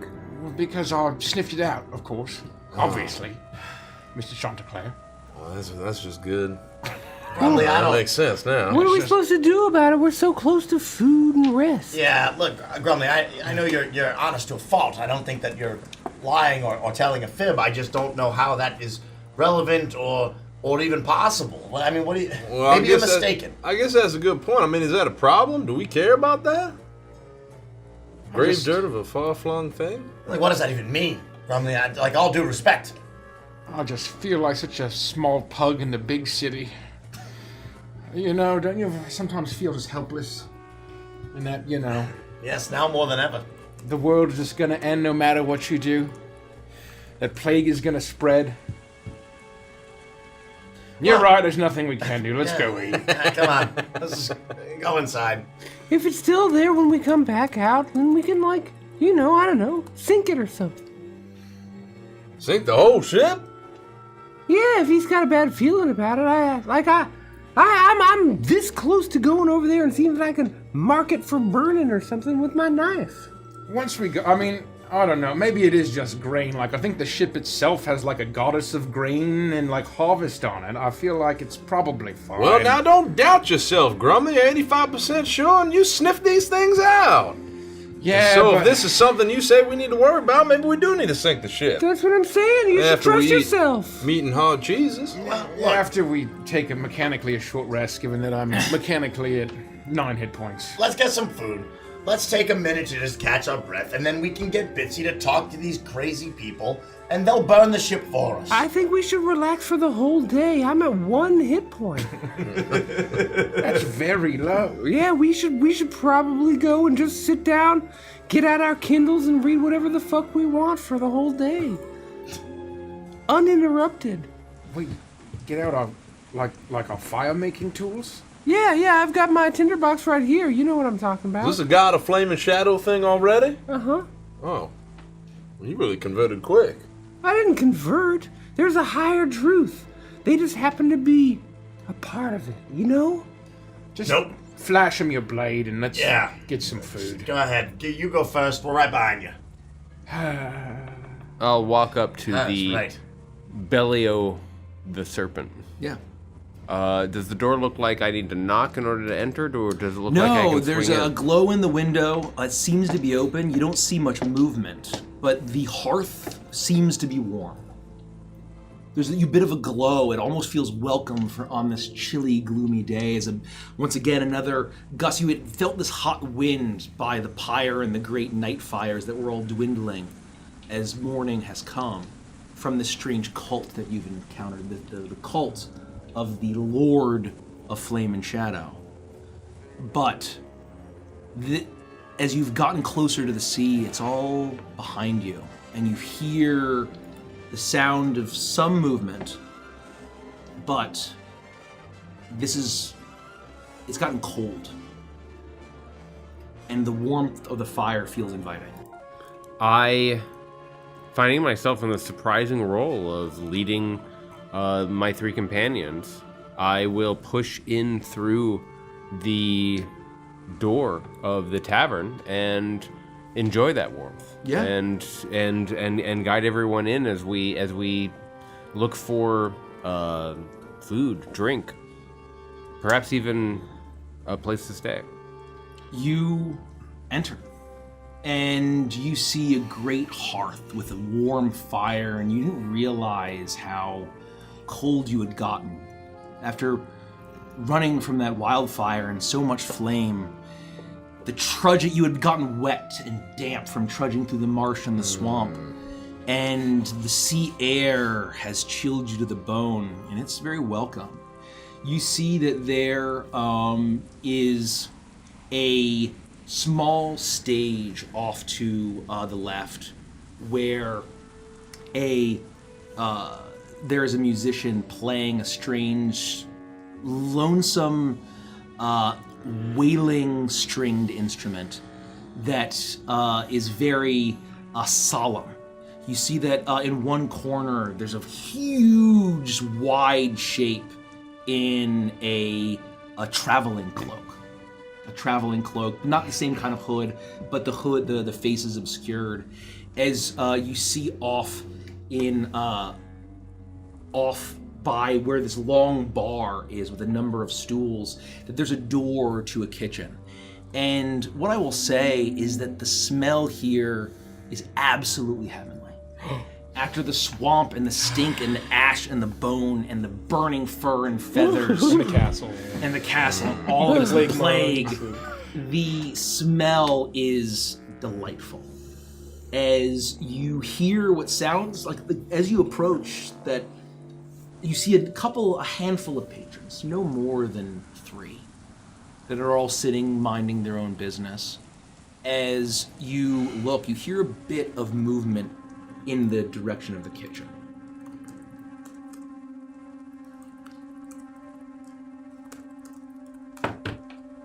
Let's just sit down. Yeah. Smells good here. Man, it feels good in here too. I didn't realize how much I'd miss fire that didn't need pitch to start. I will, if we can find an open seated area near one of the open fires, we would sit. But I will look around and see if there's anybody who resembles the gardener or any of the other hooded robed figures, or if it looks like I might be able to engage one of the servants here to get some food or make an order or something along those lines. Like, I've been told that my ornate knife might be able to open such doors, and so I'm looking for an opportunity to engage with someone. You look around and you see that there are no. You see that there is an old graying fox that's sitting very close to the fire. Seems to be what looks like a fisherman. You're not sure if he's retired or not. Wearing kind of old fisherman's garb. The one in the corner, the huge shape that has a large empty plate of scraps in front of him. It's hard to tell what species that is. As you see that the person on the stage playing the strange stringed instrument appears to be a long-necked heron with a long beak that's playing. Seems to be middle-aged, and you see that there is that there doesn't seem to be any waiters or servers yet, but you can definitely hear that there is the sound of the scraping of utensils against metal and ceramic from the back. Mm-hmm. And but no one has come out to greet you yet. I think we might just have to wait. Fine by me. I'm gonna sit by the fire. This is really nice. And I'm gonna walk up and I'm gonna, if we're wet and gross, I'm gonna take off my chainmail and I'll put it by the fire and I'll take off my tabard and I'll kind of get down just to my basic traveling clothes and try to, warm up and dry off. You see that this grizzled old fox, who's kind of tilting, rocking in his chair. It's not meant to rock, but he's kind of tilting back as he just looks at you and he just gives you and a nod as you are, and there's a little bit of lingering suspicion in his eye as you start to take off your armor, you doff your armor, and it feels incredible to get this wet, damp armor off of you, and it starts to dry by the fire. I think I would stay. I wouldn't go over to the fire with Brumley. I think I'd stay kind of parked at a table, hoping that someone will eventually come by. And I'm just kind of in deep contemplative thought. I miss my banjo. I miss when things made sense. I feel truly, truly lost in this new world that is developing, and I'm genuinely concerned about the end of the world. And I'm just kind of lost in contemplative thought as I'm enjoying the warmth of the fire and thinking about this delicious smelling food and hopefully getting a good drink. I'll sit near Grumley by the fire and warm up, and let the flames dry out my jacket as we take our first rest, really, in quite some time. That's not been underground since we left the castle. Yeah, in an actual what feels like probably at this point still civilization. I will not sit, but I will get to the fire. And I will probably pull out a lot of the things in my pack, pull out a lot of the fabrics, maybe even some of the parts of my dress and outfit and put them near the fire to sort of start to like try to clean them, dry clean them, wipe them free from mud and dirt and let the warmth go into them. I'm enjoying the heat of the fire. I'm waiting for someone to address us, but if we're just here to sit until someone, you know, swings by, then I'm gonna use this time to, like my friends, relax beside the fire, and that's enough for a moment. You do that, and it's not much longer until you hear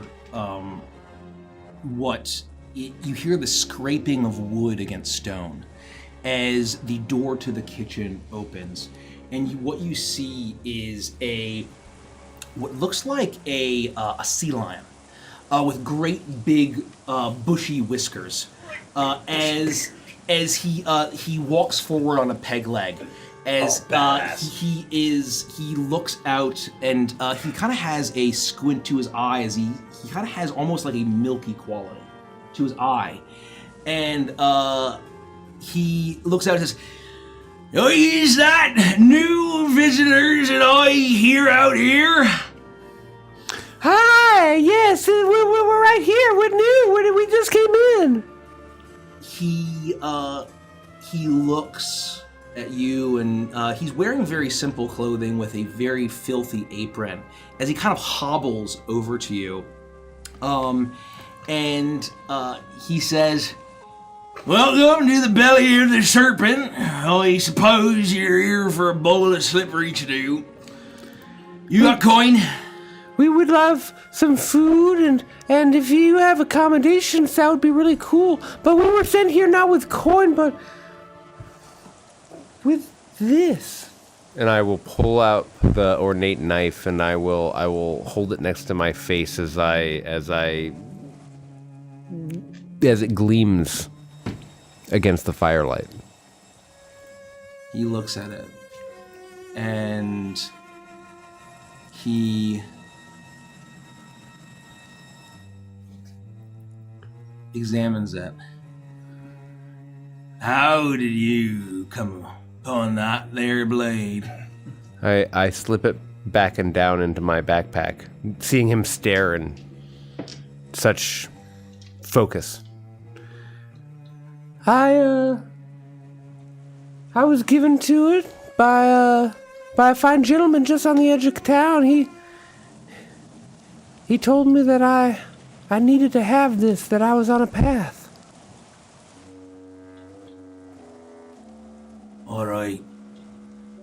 All right then. 4 slippery stew. My companions and I we're here to do whatever needs doing. For what it's worth, we do also have some coin that we'd be happy to throw in for your troubles. The stew sounds delightful. Also, I'm looking for booze. My goal here is to show this town the ugly side of alcoholism and make alcohol everyone's problem. So if you've got anything like that, I'll take it. I got just the thing, lad. Perfect. Keep them coming. And I'll actually put a small coin purse on the table. Take that back. Are you sure? My friends of the gardener do not pay in the belly of the serpent. Alrighty. Well, sounds pretty good to me. A flagon of mead, please. Oh, we don't got mead. If you're looking for mead, there's the old town drunk who'll piss in your mouth for a copper. Wow! He's a real freak. He's the freak. You're the one bringing it up. Good lord. I'll say strange he accepts coin. A flagon of ale. Oh yeah, I could do that. All right, I'll take the ale. I'll take one of those as well, whatever's safe to drink. All right. Well, my name is Boral. If you need anything, you call my name. I'm Bitsy. It's a pleasure to meet you, Borum. Boral with an L. Boral. Aye. Boral. Aye. Boral. Aye. She's the chosen one. I don't know if you heard. And the end times are coming and the world's going to end. I don't know if you heard about all that. Chosen one? Well, she's got to awaken stone dragons and bring forth the next 2 riders. Yeah, there's something about some riders and a lord and a whole portent of war and all kinds of crazy shit. As long as you don't come to my tavern, I won't worry about it. As he, No, I think it's coming to this tavern. And every other tavern. I'll have whatever you'd have. All right, you wait. Mortimer, we need 4 slippery stews. He calls out to the kitchen as you hear the scraping. And it's not much longer until he comes out with a tray of these large bowls of stew it smells very salty, but incredibly delicious, warm. It very much smells like seafood. There's a number of vegetables in it.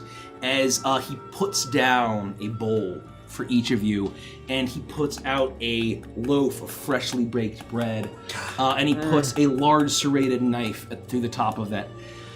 He says, "Now that will warm your bone no matter how chilled they be."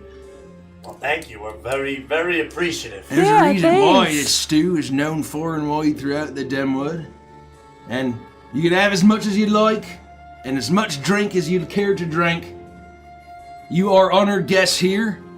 Could I get you 2 rooms as well? Oh my goodness, that would be wonderful. Hey! You just tell the gardener what I done for you here, alright? Of course, yeah. He's a good friend. Is he?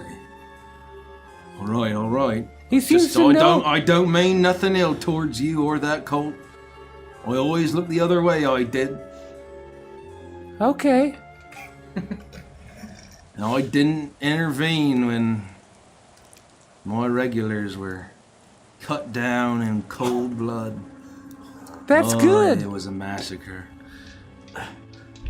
We'll make sure that Bitsy says very nice things about you and all of the good things you've done for us. Oh yeah, there was one little goshawk. He used to come in here. He was young. He just started a family back at the Hollow. Oh, and the sound that he made when that blade was plunged into his back. He said, "Please, Boral, help me." That blade? Oh no. Another one of these cultists. He said, please, I've done nothing. I don't mean you harm.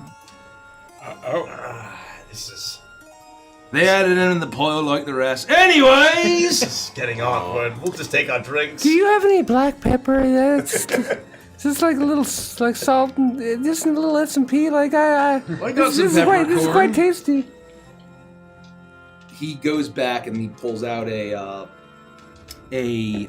whole bunch of peppercorns, and he with a mortar and pestle. Oh, nice. He smashes it all, and he places. That's actually the best way. He puts it right in the center of the table. Thank you. Thanks. You just put in a good word. Will do. All right. Honored guests. Slippery stew, known wide and far. We'll have good dreams tonight, lads. Good dreams. Thank you. Thank you, Mr. Boral. All right. He luck. kind of shambles and off, the loud scraping as the door closes to the kitchen. Good lord. Get a load of that guy. Can't read the fucking room. Dramatic. I'm gonna grab my drink. Listen, guys. I never thought that I'd see the end of the world, and quite frankly, it's become very apparent that I'm not made for this. I've become useless. I'm basically only good for one thing, and that's probably delivering a toast. So, if you'd let me, just this one last time. Well, it's not the last time, but of course we'll let you. I don't know, Grumling. It really, really feels like this might be the end forever. And, just wanted to say I love you guys. We've been through a lot, even if we haven't known you very long, John Claude, but you fit right in, and you did so much for us. Well, thank you, Booker. And we've been through a lot in that time, even so. Peggy's flown off to the moon. I miss Peggy. God knows where Hazel is. I miss her so much. I miss Hazel. But what I'll say is, if this is really the end,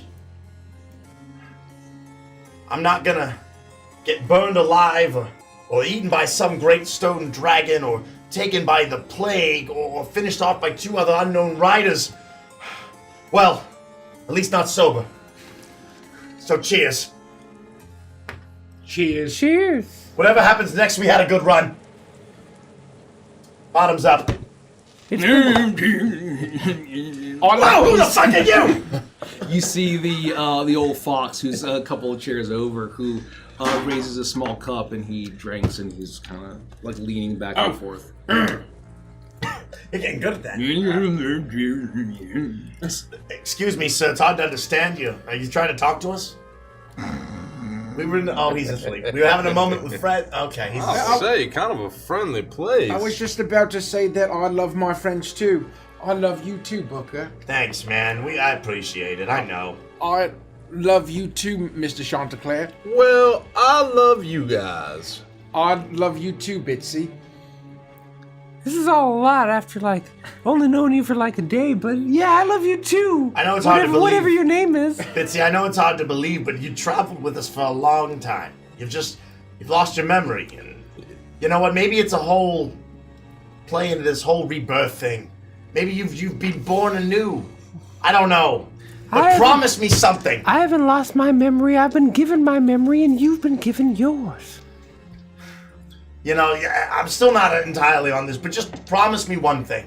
If this really is a rebirth, a renewal of the ashes from burning of the dim wood, and there's something next, there's something coming next. I promise you, you've got my word. I'll do my best to find you guys, all right?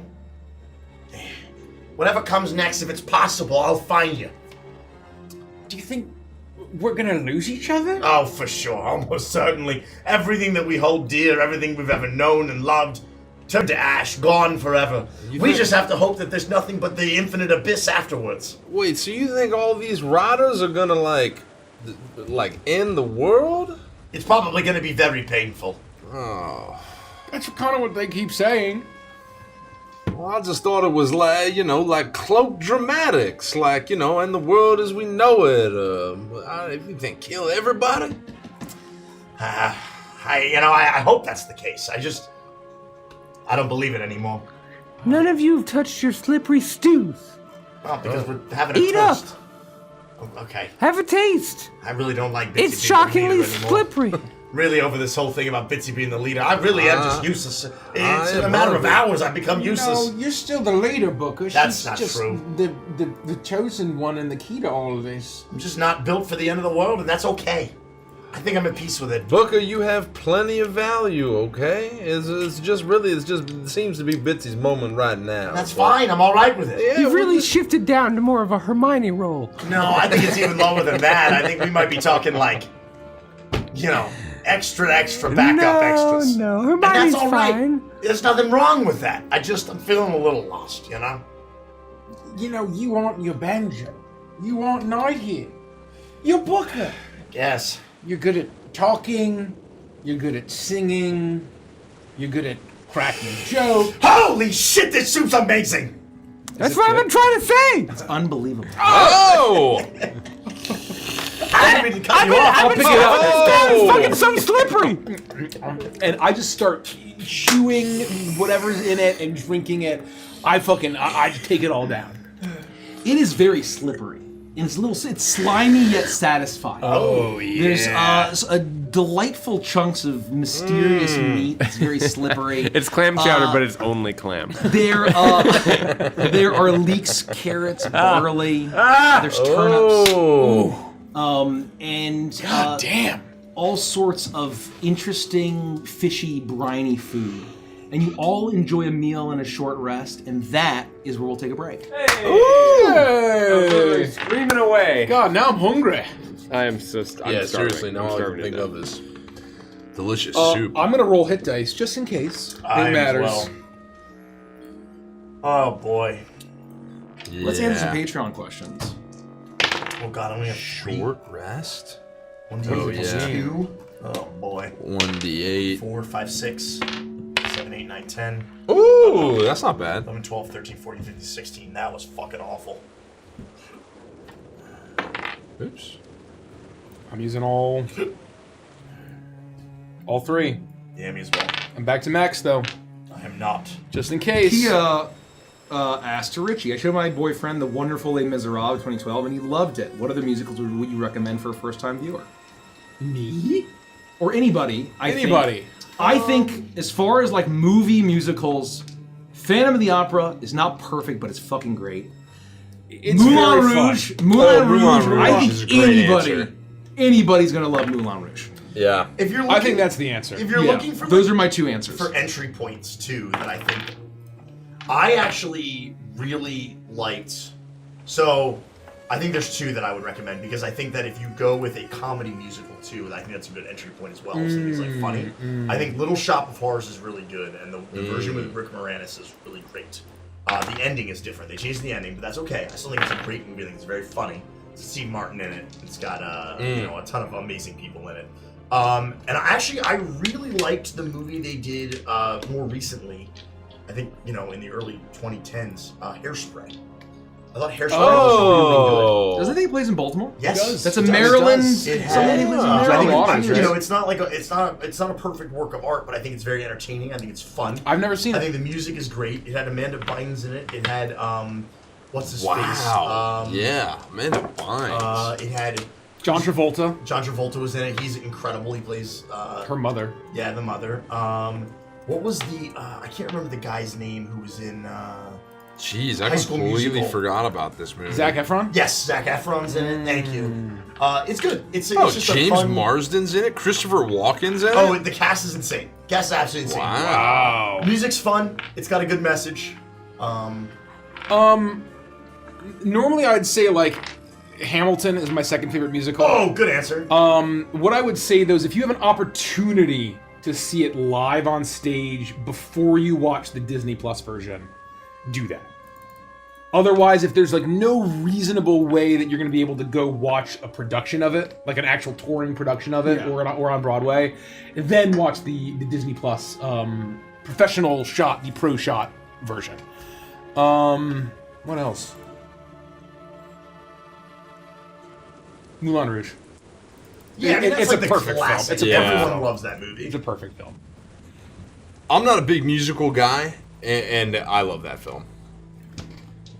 Yeah, good answers. Good answers. What else we got?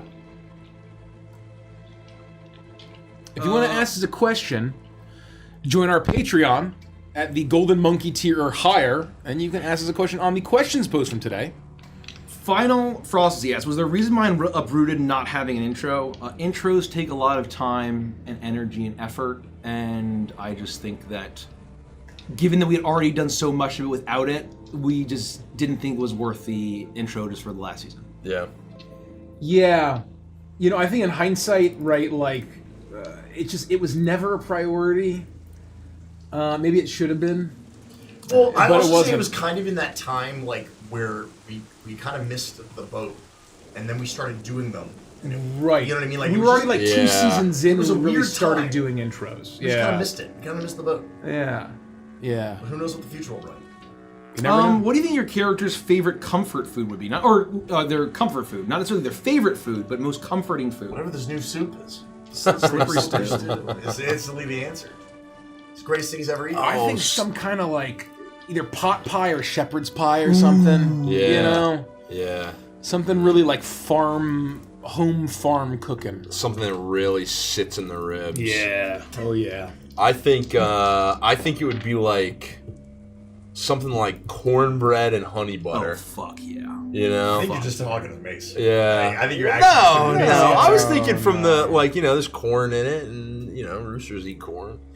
And It is kind of I say. Coded. like southern cooking. I say coded. Yeah, it's a very I say coded.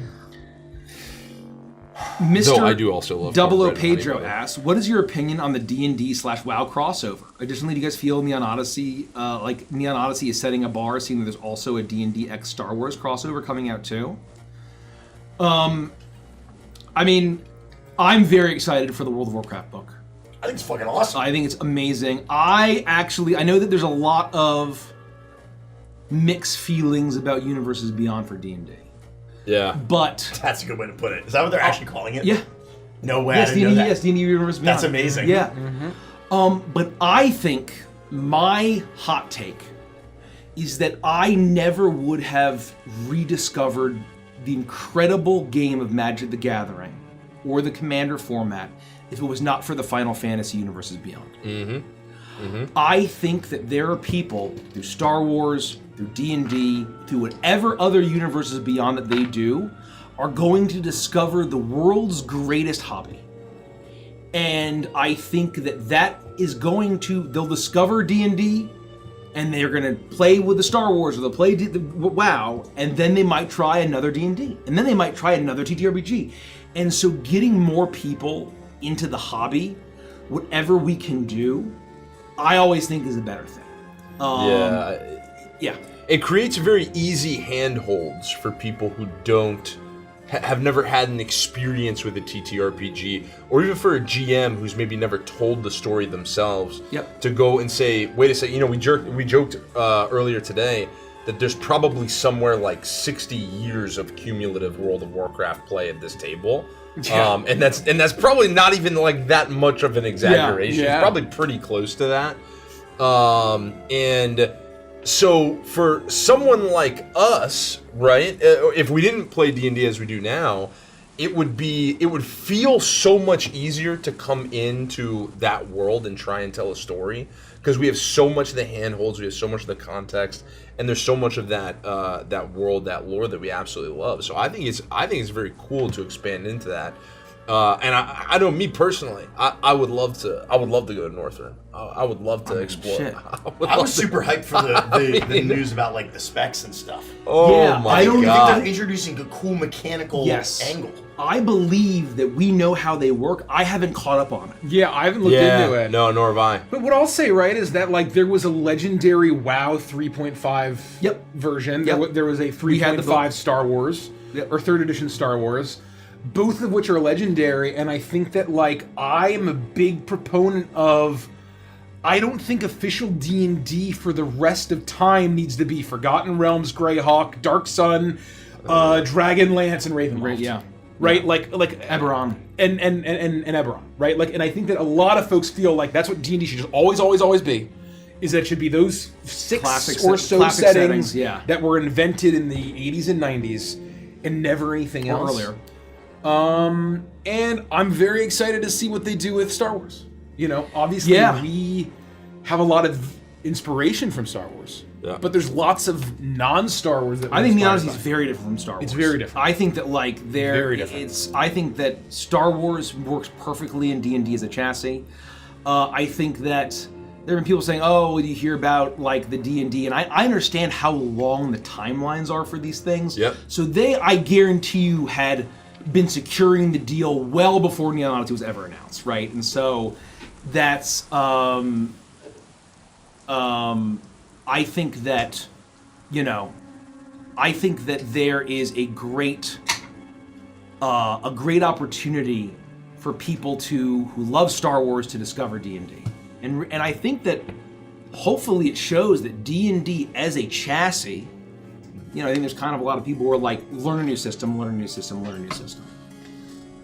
But I know that a lot of people are gonna learn the main thing first, the big thing first, before they discover something else. You'll learn how to play Magic the Gathering before you discover other card games. You're gonna learn how to play Warhammer before you learn other miniature games. And I think that the more that we can do to bring people in, and also just show that it's an amazing system that has a lot of flexibility to play all sorts of cool worlds, and then, I think that it is overall cool, and I'm excited once again if it gets like too kooky and like, oh, the Fortnite pass, and like it can create problems for GM of, we're like, well, can I use the 3rd level spell Chug Jug with whatchamacallit? And I think that does create problems, right? But haven't we had Rick and Morty and like Slippery Jim's silly thing for years, and that hasn't been a problem. And I apologize if you've already said this, but at the end of the day, D&D's rules have always just been guidelines. You can play with or without whatever you want, right? It's always been very open to homebrew. You don't have to exclude anything. You can do whatever the fuck you want, right? That's the nice thing about the game. It's just guidelines at the end of the day. Yeah. Yeah. Is my 2 cents. I agree. No, I totally agree. Cool. Let's get back to it. Let's rock and roll.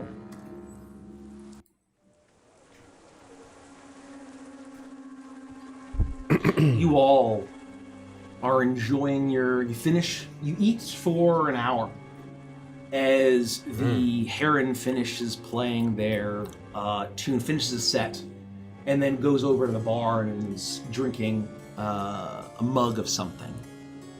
And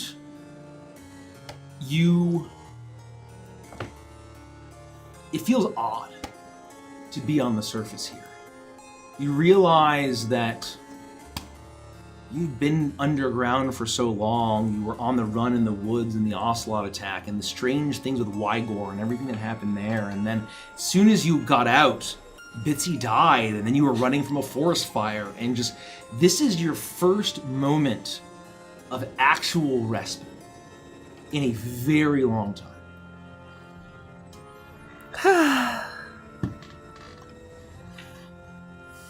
Are we tired?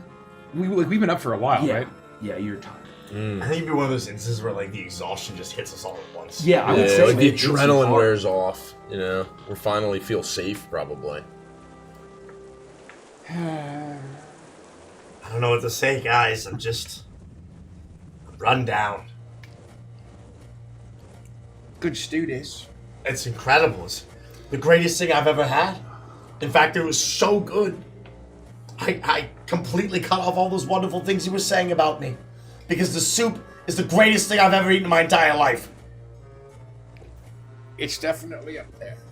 It's definitely up there. I can't tell if I'm just so hungry or if I agree with Booker, but this is damn fine soup. It could use a little cheese. But it was good. It was really good. It's like a 9.9 out of 10. Like cheese on top or like in it?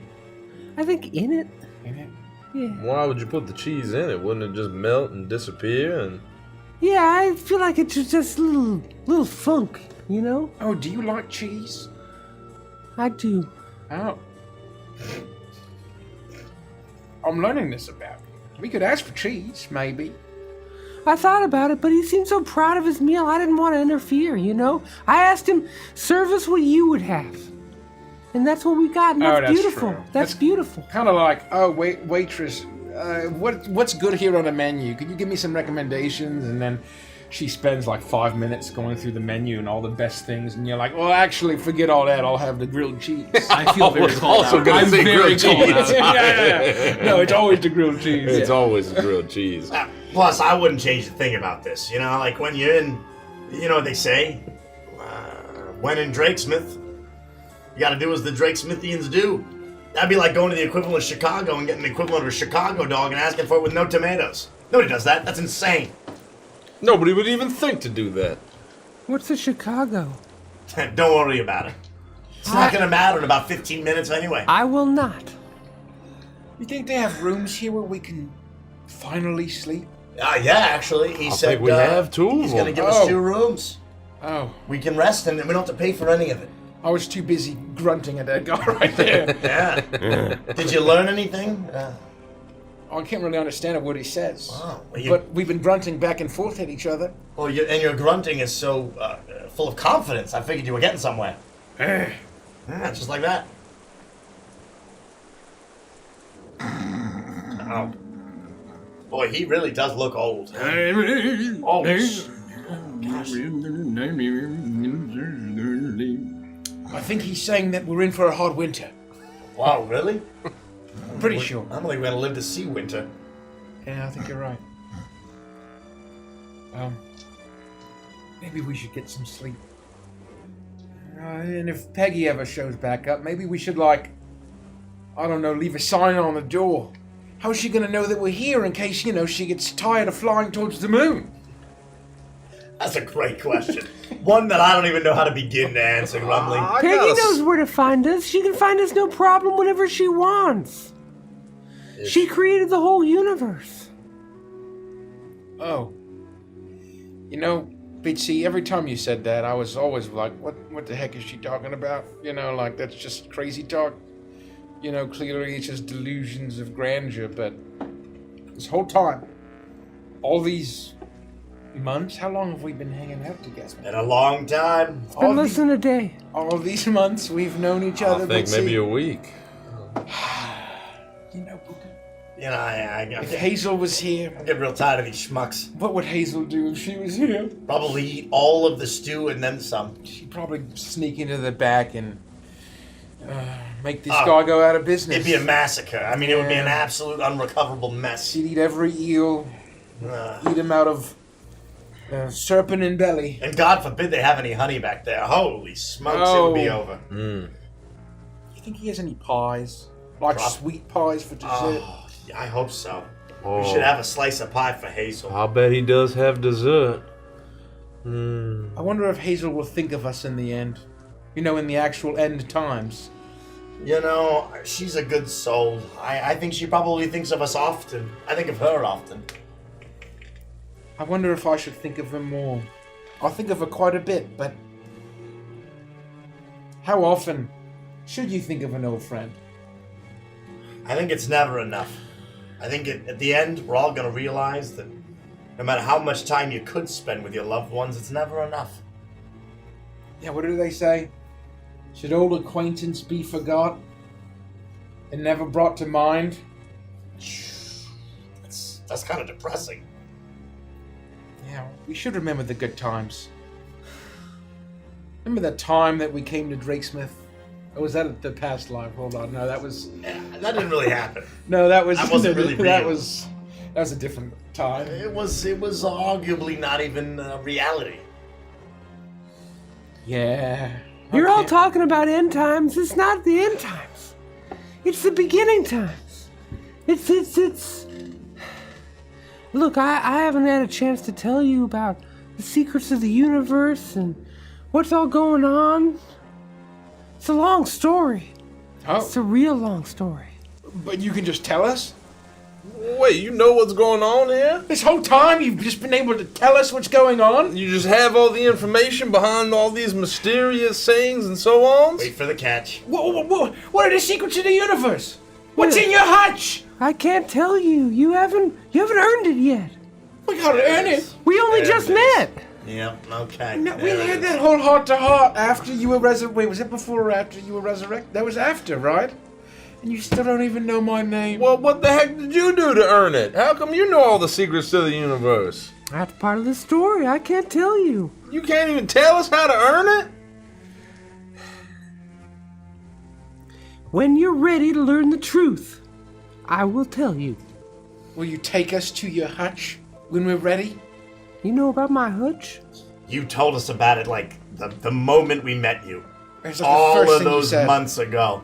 You just spilled the beans about lemon juice in your hutch. Oh, wait, what do you got something was with the hutch? I mean, is the hutch where the answers are? There's apparently something going on under there, some sort of secret or something. It contains the answers to the universe, perhaps, maybe. We don't really know. What's a hutch? Is it like a shed or? It's like a little home with a really deep basement. Yeah, it's like a basement with like I always imagine kind of like a wooden trap door with like a big clanky iron. Yeah, exactly like that. And we're not entirely sure that there's not like some sort of living captured creature down there. Somebody who's potentially been kidnapped and tortured. We have no idea. It's all speculation. Potentially been traveling with a psychopath for the last few months. You kidnap people? No! You guys seem awfully confident. Maybe I did tell you. Well, we know that there's a hutch. I don't know if we ever actually got like hard and fast information. Some of it was sprinkled through with like non-canon one-shots and Yuletide specials. Pretty speculative. You know, there was like a Halloween thing that we forgot that we did. Maybe stuff was mentioned there. So it's really unclear, at least in my own memory, what's truth and what's just vamping at the table. One time I had an absolutely insane... I have a shockingly good grasp of the difference. One time I had an absolutely insane dream that out of nowhere I appeared in front of Bitsy with a giant gun. It was crazy. Whoa! And there were these massive hairy creatures and some sort of evil creature, and I just pulled the trigger on the gun that I was holding and I blew them all away. And you shot Bitsy? No, I didn't shoot Bitsy. I saved the day. I killed the horrible monsters. What actually happened? I'm sure of it. No, it was just a dream. the dreams are real. I'm not so sure That's about the that. whole point. Look, we've only ever seen one gun ever, and it was a shotgun. There was no mention of any of that before or after, and this gun was magic. All right, you're gonna tell me that magic guns just exist and are real? Peggy makes all things possible. She's the inventor of magic. Of course it's real. Peggy wasn't there. I don't know. She Maybe was in she that invented gun. the gun, though. She was in that magic. That would be pretty crazy. I think that they Anyway. refer to her as the Frog Mother. Are you saying Peggy controls his dreams or invents magic guns? I think what Bitchy's always said is that Peggy is the inventor of magic. And that's why she's a wizard. But this whole time, I hate to admit it, but I've had a sneaking suspicion that Peggy's not a wizard at all. Like every time she casts fireballs, she just, throws a jar of grease and moonshine with the fucking rag that's lit on fire. I'm sorry I cursed. I'm sorry, little God. Heckin' jar of moonshine, and it just burns everything.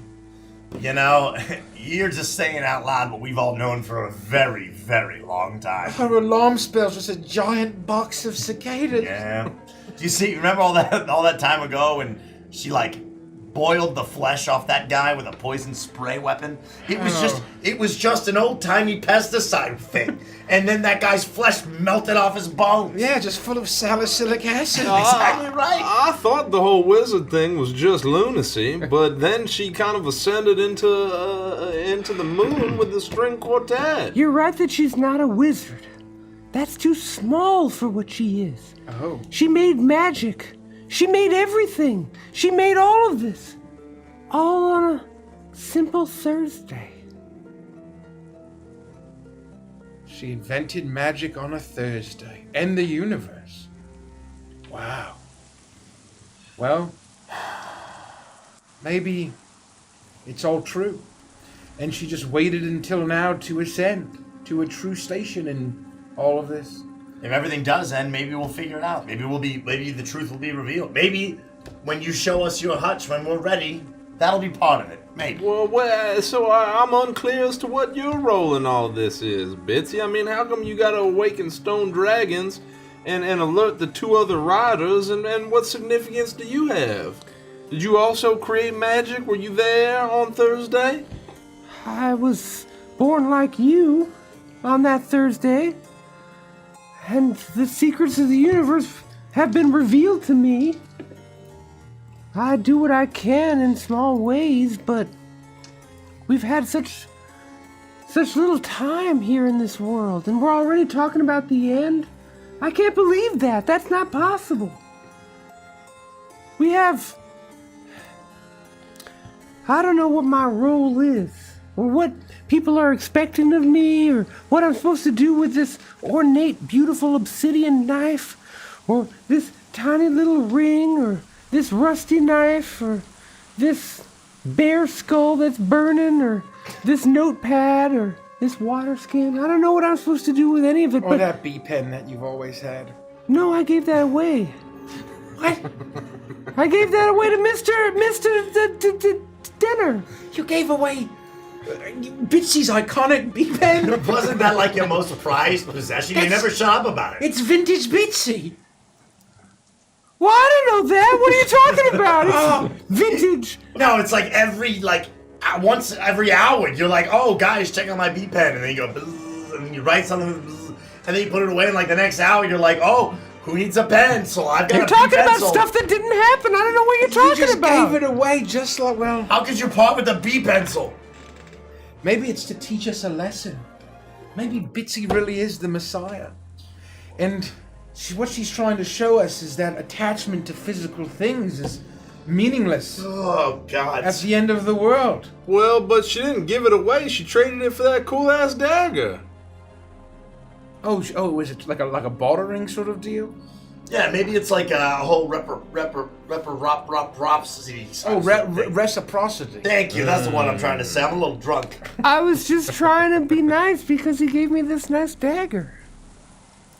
I wanted to give him something special too, so I offered him the ring and I offered him my bee pen. I found it in my pack, and they both seemed pretty cool.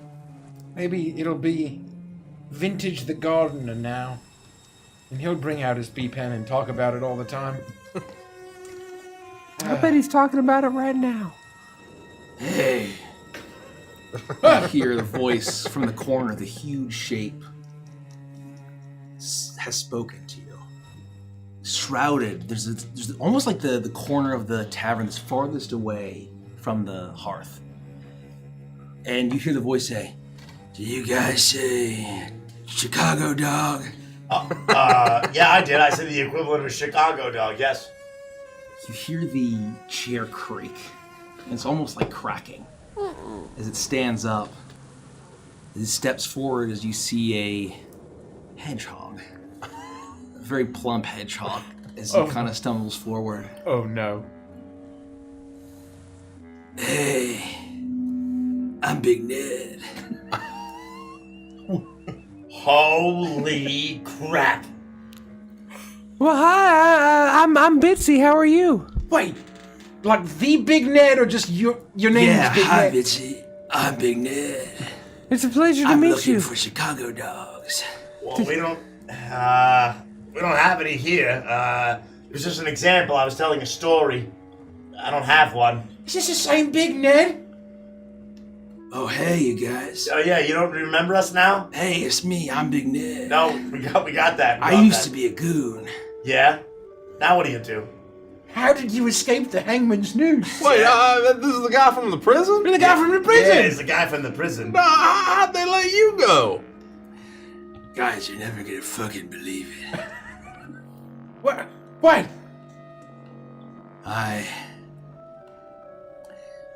There were fish guys everywhere.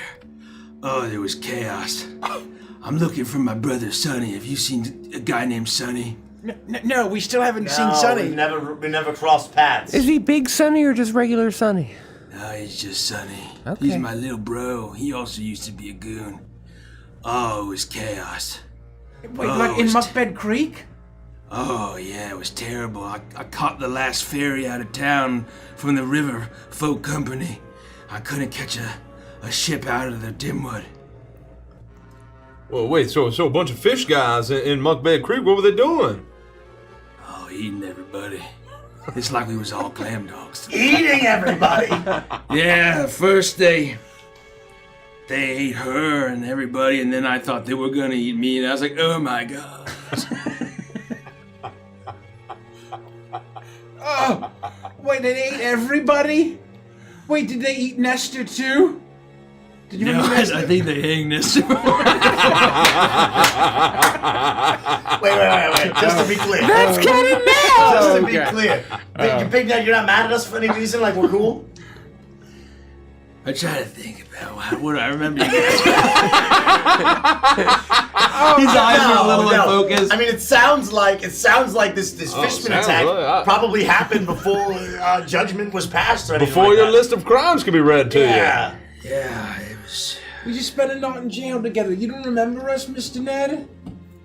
Thank you. You were talking about, Chicago dogs or whatever. And your brother, Sonny. Oh yeah, that was the night before I got accused of heinous attempted murder. And a bunch of perverted stuff that I didn't remember doing. Well, that's it's good that you got away then. That would have been a terrible false They said crime. that even though it was like a pug and a raccoon and a frog and a mouse. No. That they said that I did it. Oh, I don't think that's. Have you seen those guys around? No. I don't see a frog. No, there's mentions no any frog of here. those descriptions. No, it couldn't be us. There's no frog here. Mm-hmm. And we have a rooster. Well, exactly right. I mean, this is a completely different part of your people. They were gonna execute the Don's his kid brother, and then right before he was publicly executed, I don't know how to say this. Magistrate Hootie got eaten by fish guys. Whoa! I don't know how to say this. Wait, I don't know how to say this, eaten by guys. fish guys? Oh yeah. So did they come from the lake? Oh, and from the river. It was bad. I wonder who could have caused that. Yeah, it was bad. What did they do after consuming They just everyone? started eating everybody. They ate all the prison guards, and I saw this fish guy, and I just like, I gotta find Sonny. He kept talking about that he had to find a basement or something. Oh. I wonder. A basement? Yeah. What happened? Did they eventually go back in the rivers? Wait, who are you? Me? Yeah. Just a guy. Hey, guy, I'm Big Dan. I'm just some guy. It doesn't matter. His name is Booker. He's a very Hey, Booker, I'm Big Dan. and an accomplished musician. Big Ned, it's good to see you again. And leader of pugs and mice and chipmunks and frogs and roosters. And raccoons. Hey, Who who are you? My name's Grumley. We spent the night in jail Hey, together. Grumbly, I'm Big Dan. Hi, Big Ned. I'm Big You ever Dan. find a chili I used to dog? be a goon. Now I'm looking for my long lost brother. Oh, Well, all right. short lost brother. Why don't you just don't hurt yourself? Why don't you sit down and enjoy some I've had a slippery clam stew? dog in so long. You want some slippery stew? Is there clam dog in that slippery stew? Well, we got this. No, hold on. We got some bread, and you can pretend by cutting a little slice in that bread, and then putting some stew inside, and it'll be. I don't got nobody. Well, you're with us. You don't Yeah. need money. You don't need money. You just need company. You can share some of our meal. Oh, you really do that for me? Big Dan? He's not with us. No, I mean, He's definitely got You found let a me different travel place with to you sleep. guys? no, I didn't say you man. were sleeping. I just said we're gonna share our meal with him. He started telling not staying in the room with us. I think you sent him the wrong message, Booker. I think he's picking up. Oh, you're gonna let me stay? No, Mr. no, Ned, Big Ned, I need it's you such to a look at me. pleasure. You can Ned. have one of these No. stew dogs, and you can stay in our room No, forever. I'm gonna be extremely clear with you. You are not staying in either room with us. Guys, I don't know if my brother Sonny made it. Probably not. I don't think he can survive on To this. be honest, so have some of your food with us and then be on your way. What is he gonna do without me giving him tendies? Oh, I think Sonny's dead. I'm just remembering now. I think I really hate Big Ned. Remember? Yeah. Didn't I say I fucking hate that guy Yeah, and that he no, should die? no, for sure. Yeah. No, you hated Sonny. Oh, I hate Sonny. Yeah. Well, then with your luck, then maybe it looks like, Maybe you sounds like hate- Sonny might have gotten eaten. I So, can't like, remember exactly. Maybe, listen, here, I'm gonna like cut some bread. I'm gonna like make a makeshift like pita pocket out of this bread. I'm gonna like slop some like stew in there. I'm gonna be like, all right, here you go, take this, try this, and then be on your way. No, He's dragging the chair no, over. that's not necessary. That's not necessary. Oh, he's coming over. Guys, He's gonna sit down. Oh, no, I've been so no. lonely. I've been so lonely. Oh, thank you, Rat Booker. What's your name? Well, I'm Big Dan. my name's Jean-Claude Chantecler, Big Hey, Ned. Jean-Claude. Well, hello. I'm Big Dan. I think if you pull up a chair to here and you spend any more time with us, if young Sonny is out there alive somewhere, not consumed by horrible fish monsters, well, you're doing him a disservice in slowing down your search for him. That's exactly right. Well said. So, well, thank you, Booker. I was going to leave it to you, but you were doing the whole clam dog thing. So. Well, and quite frankly, I'm just a little out of it today. I'm gonna be honest with you. Well, and you're extremely drunk right now. Extremely drunk. Blind drunk, almost. Well, exactly right. That's why And you it is extend the the end invitation the times, first too. time. We're all very tired, Booger. It's gonna be okay. This is so good. Good. I'm glad. Isn't it delicious? Big Ned has been so lonely. Well, You just said that. Big hey, Ned. you know what? Maybe if you're that lonely, you can start hiking back towards Muckbed, and you can go visit the foxhole.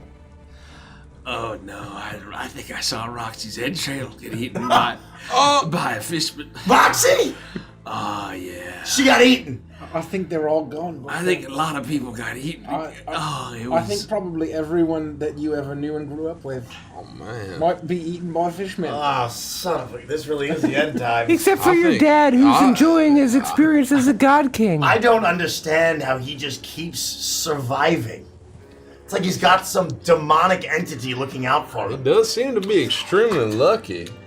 You know, and now the whole God King thing. Well, I mean, as lucky as you can be being Beauregard D. Raccoon, let's be honest. I guess. Guys, I was just gonna cut that old guy's throat while he was asleep and take his stew then. Thanks for giving me this. Don't do that. Don't kill No, anybody. That's not no. necessary. We don't You have to were gonna kill what? anyone.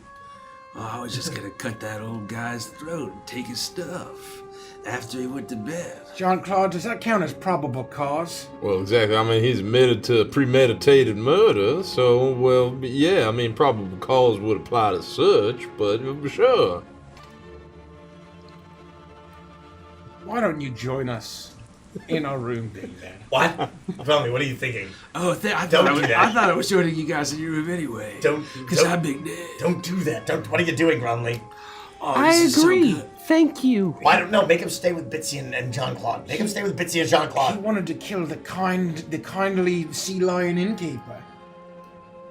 Okay. I think. So why would you invite him to come sleep with us as we fall asleep? Well, he's escaped the hangman's noose. But perhaps he hasn't escaped the headsman's axe, so to speak. Guys, I messed up from all the fish guy burger I saw. Pendleton's face got eaten off. And he was walking around after his face got eaten off. Oh my god. I really hate this guy. Okay. All right. I'm getting a bad aura. I think he means us harm. Okay, then you should have invited him back to our room, I think it's us or him. I think we have to strike. Oh no, you shared your bread and salt. I can't violate guests, right? I would never do such a thing. Grumley, I need you. Except for the old innkeeper. To take a deep breath, and then we can talk about this in a bit. But I don't know. I feel like my mind is fraying. Yeah, join the fucking club, Grumley. Various gods at play, and now fishmen rise from the lake and eat entire clearings worth of people. I'm as entirely shocked as you are. I never saw that coming. I think it's every pug and hedgehog for himself. I'll say, if you think the end times are really right around the corner, what's the harm in letting them behead this guy? I mean, this sick freak. He's just speeding up the clock for one big hedgehog. We'll talk about this later. Maybe in the morning. Maybe. Oh no! Why don't we get some sleep now and at night time? That's what I'm saying, Grumley. All right. Okay. Let's finish up our meal here. Sorry, I've had a lot of yield ale. Make sure that Big Ned here gets a head start on his sleep. Well, okay. Yeah, okay, that sounds pretty nice. You know what? In fact, why don't we tell you where our room is? You can finish up your meal and go make yourself at home. No, are we gonna go there or sleep first? Or not? Oh, no. We're going to let our good friend, our guest, settle in for the night. Oh. And sleep soundly while we finish up our meal. Make a deception check. I know it's just past dawn. Could you go for a sleep, Big Yeah, Ned? it's like 8 in the morning. Well, but maybe he's been up all night too. Like We've all been traveling so long. I spent all night trying to look for a ship out of this clearing. I thought that maybe the little Sonny would go to that place that our dear old mom told us about.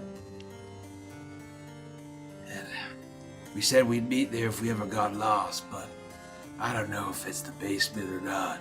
I rolled a 24. Okay, that sounds pretty good.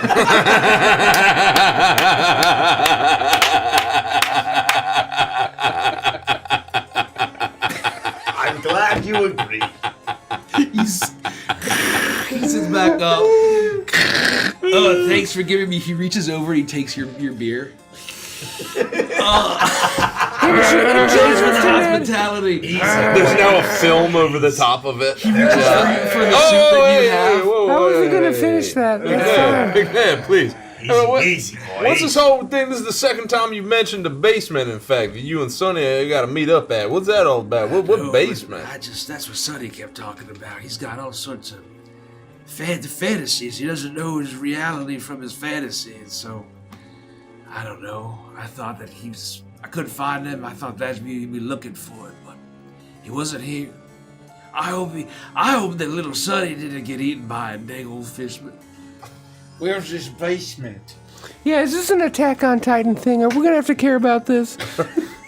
Well, it doesn't sound too relevant. Vince, yeah, probably yes. Anyway, good I feel like night. we're really double dipping on the basement thing here. I don't know which way this is gonna go, but anyway, Ned, go have a good rest. Don't mind us. We'll be real quiet coming in.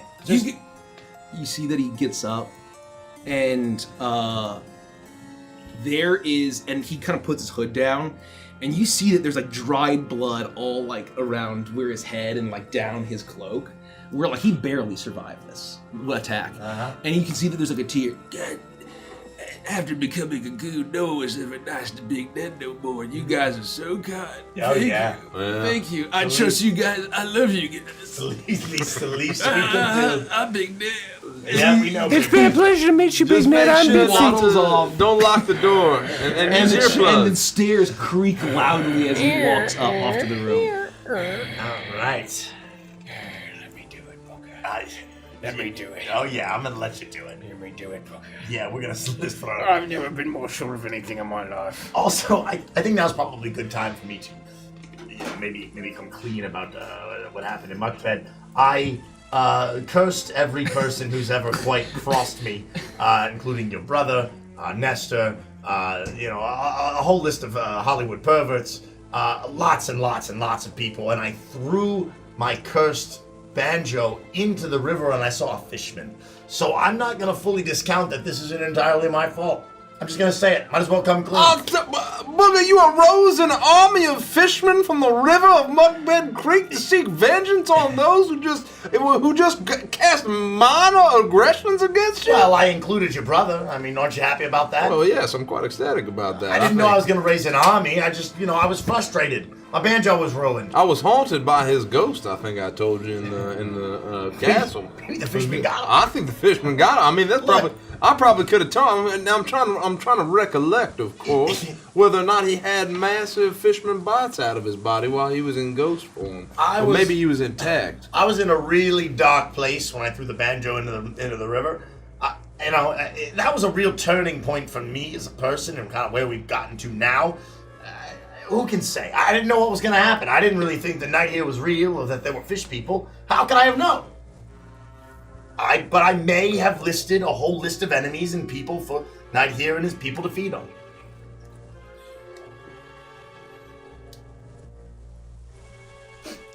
That explains a lot. It does kind of fill in some of the missing pieces. Do you think perhaps all of this is our own making? With every passing minute, I'm starting to be a little bit more sure of that, yeah. Booker, I'm not from the Dimwood, right? Have I ever told you that? Oh, yes. No, I'm very well aware, yeah. I think maybe we all deserve this. Yeah. I grew up in a castle of the great cat kingdom across the sea, and I was a servant, more or less, guard dog, so to speak, but I don't know if I was very good. But I always used to say, we were told that beyond those walls, there's a sea. And on the other side of the sea was freedom. That's what I always believed. But I was wrong. On the other side of the sea was enemies. Oh, okay. Booker. Yes, Brumley. If we kill all our enemies over here now that I've crossed the sea, okay, will we finally be free? There's only one way to find out. We start with Big Ned. I think we need to kill all of our enemies. I'm starting to see that too. And I won't stop until every last one is dead. Great. Now's a good time with the end of the world. I mean, what does it matter? And we'll start with Big Ned. Just give him like 20 minutes and we'll go up there and it's all you, buddy. Can we do that? I want it to be me. All right. You have my full support. I want him to know it was me. Oh, we gotta wake him up. Oh, yeah, you want to wake him up first. That's just before. That's the end of the world is really changing, guys. I mean, I know you about a week, and I felt like I had a good handle on your personalities. But they've gone about straight out the window now. Well, if everything's really truly ending, what does anything matter? What is morality at this point? I guess. All of this has an air of destiny, don't you think? That's what the Mr. Gardner seems to think. Don't you think we were fated to be here, right now? Like you were prophesized to decapitate Big Ned, much like Bernie was prophesized to have oil thrown upon him and a light into flame? Oh, I don't think that I'm any kind of savior. I don't think I'm a chosen one, but maybe I was put here to kill enemies. For the sake of this mouse savior. For the sake of the chosen one. For the sake of the frog mother. I'm not going to disagree with anything you're saying at this point. I'm all in. What do we have to lose? Nothing. I guess we could try it. I mean, if you're going to start with killing enemies, that weirdo seems like a great place to start. Plus, it was one of those fever dreams that I killed somebody. It's been a long time since I've had the taste of murder. Well, from a certain point of view, you've murdered an entire clearing. Including most of all you've ever known. Well, I mean, that was more of an accident. It was, didn't really get a taste of it. You know, you weren't quite there. It was kind of a targeted thing that got out of control. You know, I mean, who could have known that there was an army of fishmen in the river? No one could have known. Perhaps we are simply agents of these riders. Or perhaps an agent of a rider yet to come. Well, are you done your stew? Because I think it's Big Ned killing time. I look at the bowl. It's empty. And for a split second, I wish it wasn't empty. I'll lean back. Yeah, I'm done. All right. Got a dagger? And I'll look. You've your sword at your side. This'll do. Let's go get it done. And I'm gonna... You guys coming?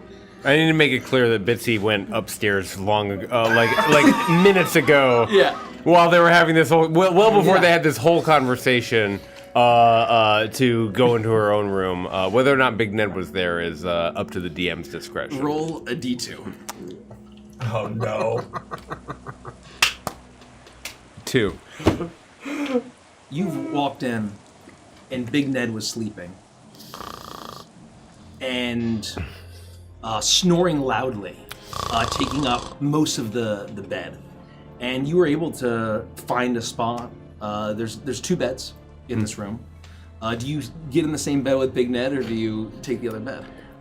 The warmer spot would be to curl up next to Big Ned, for sure. So I, seeing this giant hedgehog and feeling sympathy for his confusing story, I would, feeling tired, filled with whatever booze was being served downstairs, full of slippery stew, Bitsy will curl up and nestle in to Big Ned, and very quickly start to drift off. It's a little scratchy with the spines, but you get used to it. You learn how to navigate that sort of thing. Yeah. And you Clearly. You do? And with Big Ned being there, I will, I'll set my things aside and I'll just. Hi, Big Ned. I'm Bitsy. Good night, Bitsy. I'm Big Ned. Good night, Big Ned. How are you? Good night, Bitsy. I'm going to sleep right now. I'm Bitsy. Are you? No, how are you? Are you good? I think it's time for bed, because I'm Big Ned. Were you always Big Ned? Or did it take a certain time? There was like a threshold before were you just Ned before, or was always Big Ned? Pretty much always Big Ned. You know how it goes. Alright, well, sleep tight, Big Ned. It's a pleasure to meet you. Go to sleep. I'm Bitsy. Go to sleep, Bitsy. It'll be fine in the morning. We'll have some clam dogs from Chicago. That sounds nice. It's been a pleasure. And then we'll find Sonny. Yeah, we'll find your brother. That sounds nice. Everybody's worried about end times, and I don't think it's gonna be end times. It's not end times? Don't you have, they were saying that you had some sort of cool relics and stuff on your person? Where'd you put those? I don't have any cool relics. Okay, that's pretty I gave away a pencil with a B on the end of it. Yeah, you were talking about something, but you're It probably was a really right. cool. I think it's It time was a for really bed. cool pencil. I think it's time for bed. All right.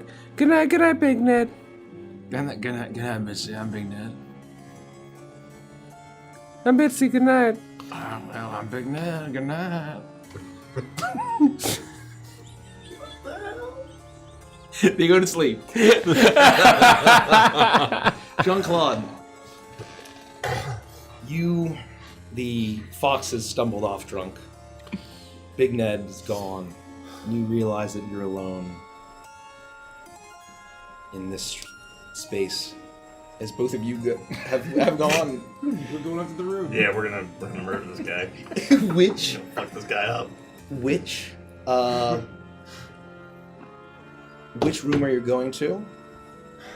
I mean, I think we would check the first room. We don't know where he went. Yeah, we don't know. So we would be very, very quiet and basically check the first room that we come to see if he's in there. You stand up, and Booker, you cast your eyes over the hearth and continue your way. But Grumley, as you stand up, you feel a new resolve within you. And as your eyes cast over the flame, I need you to make a wisdom saving throw at disadvantage. Interesting. 11. I'm gonna change the music here.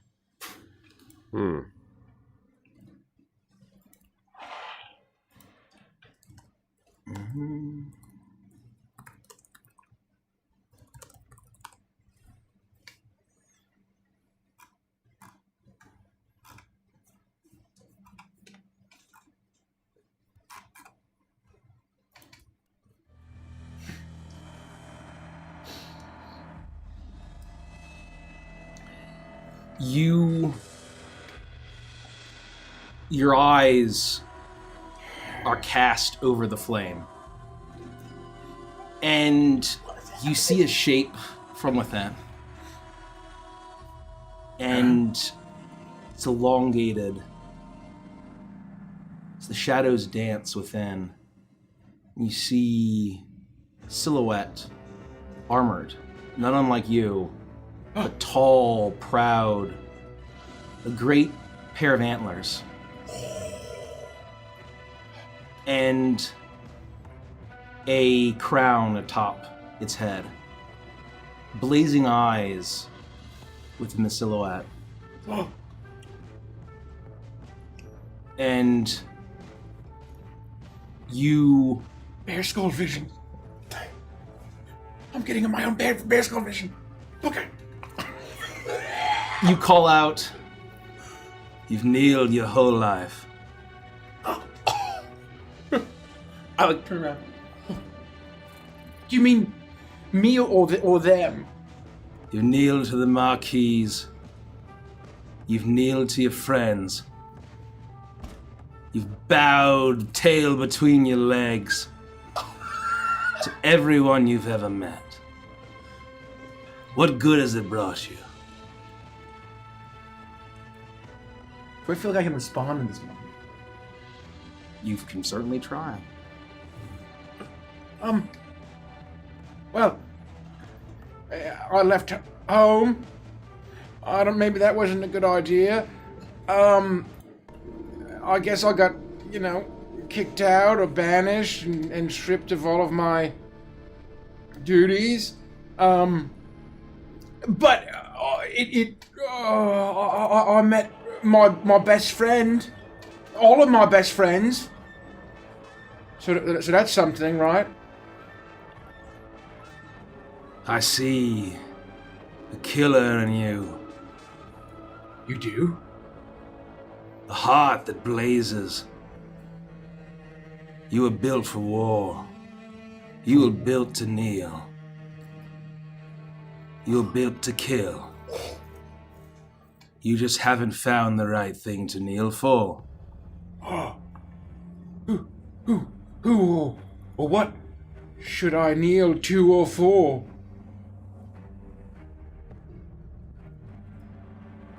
king. Not a cat. The true ruler of these woods. Is that you, sir? Are you the king? Will you be my sword? Oh, shit. I need a soldier, a true knight. A true weapon of war. A true knight? Are you saying you're gonna knight me? If I kneel? Kneel, Sir Grumley. Holy shit. Fuck, are you hearing this? And I turn around, is anyone there? Like, it's fire. All around you. Sir Grumley, just like all the books I read.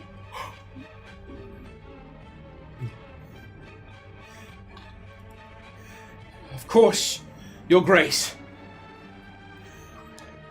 I kneel, and I will bow my head, and I will very deeply kneel I'll get down on my right knee, and then hang my head.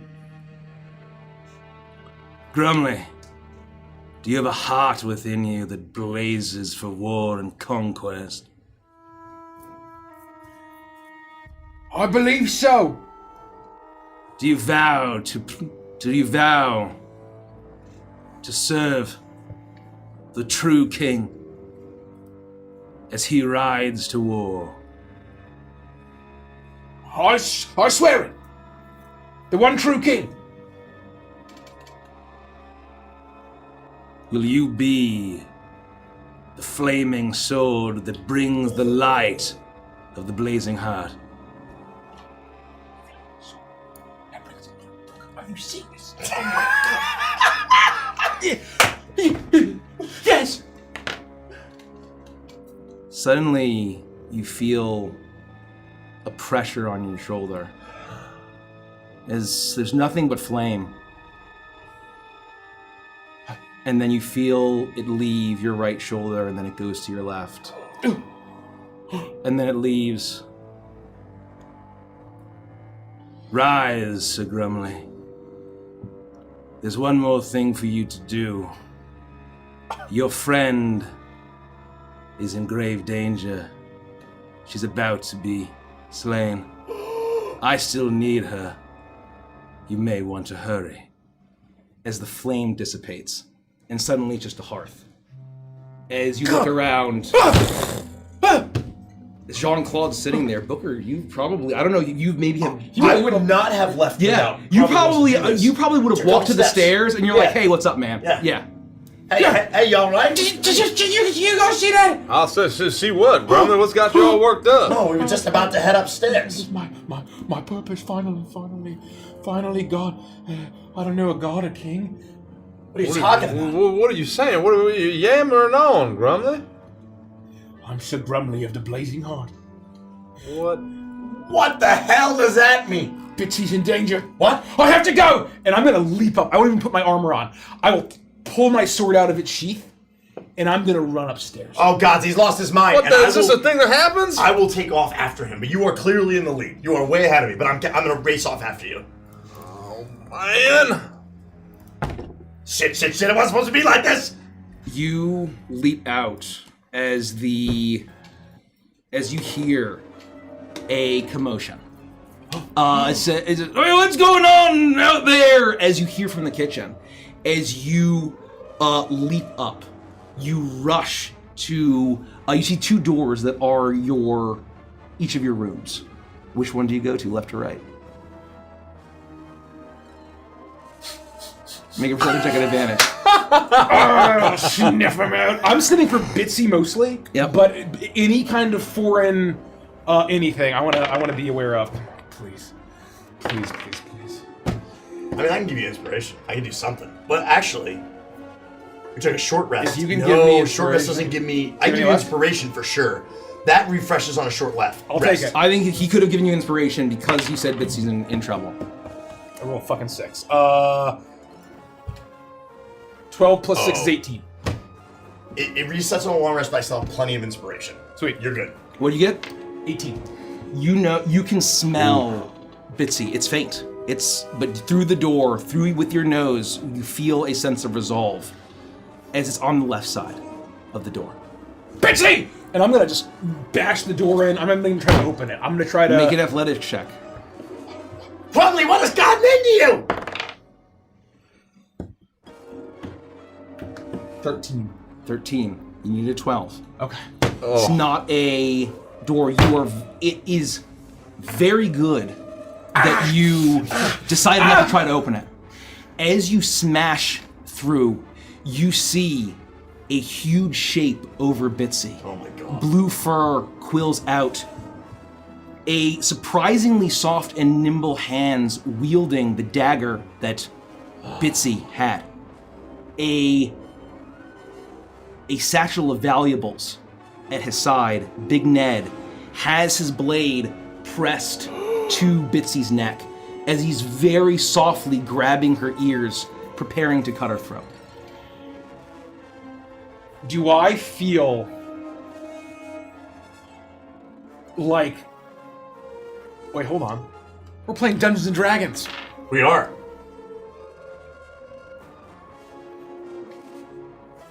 Hold on. I think I know what you got up your Hold sleeve here. on, I think hold on. if you're gonna do what I think you're gonna do, I think this is a great fucking play. I burst in and I see this.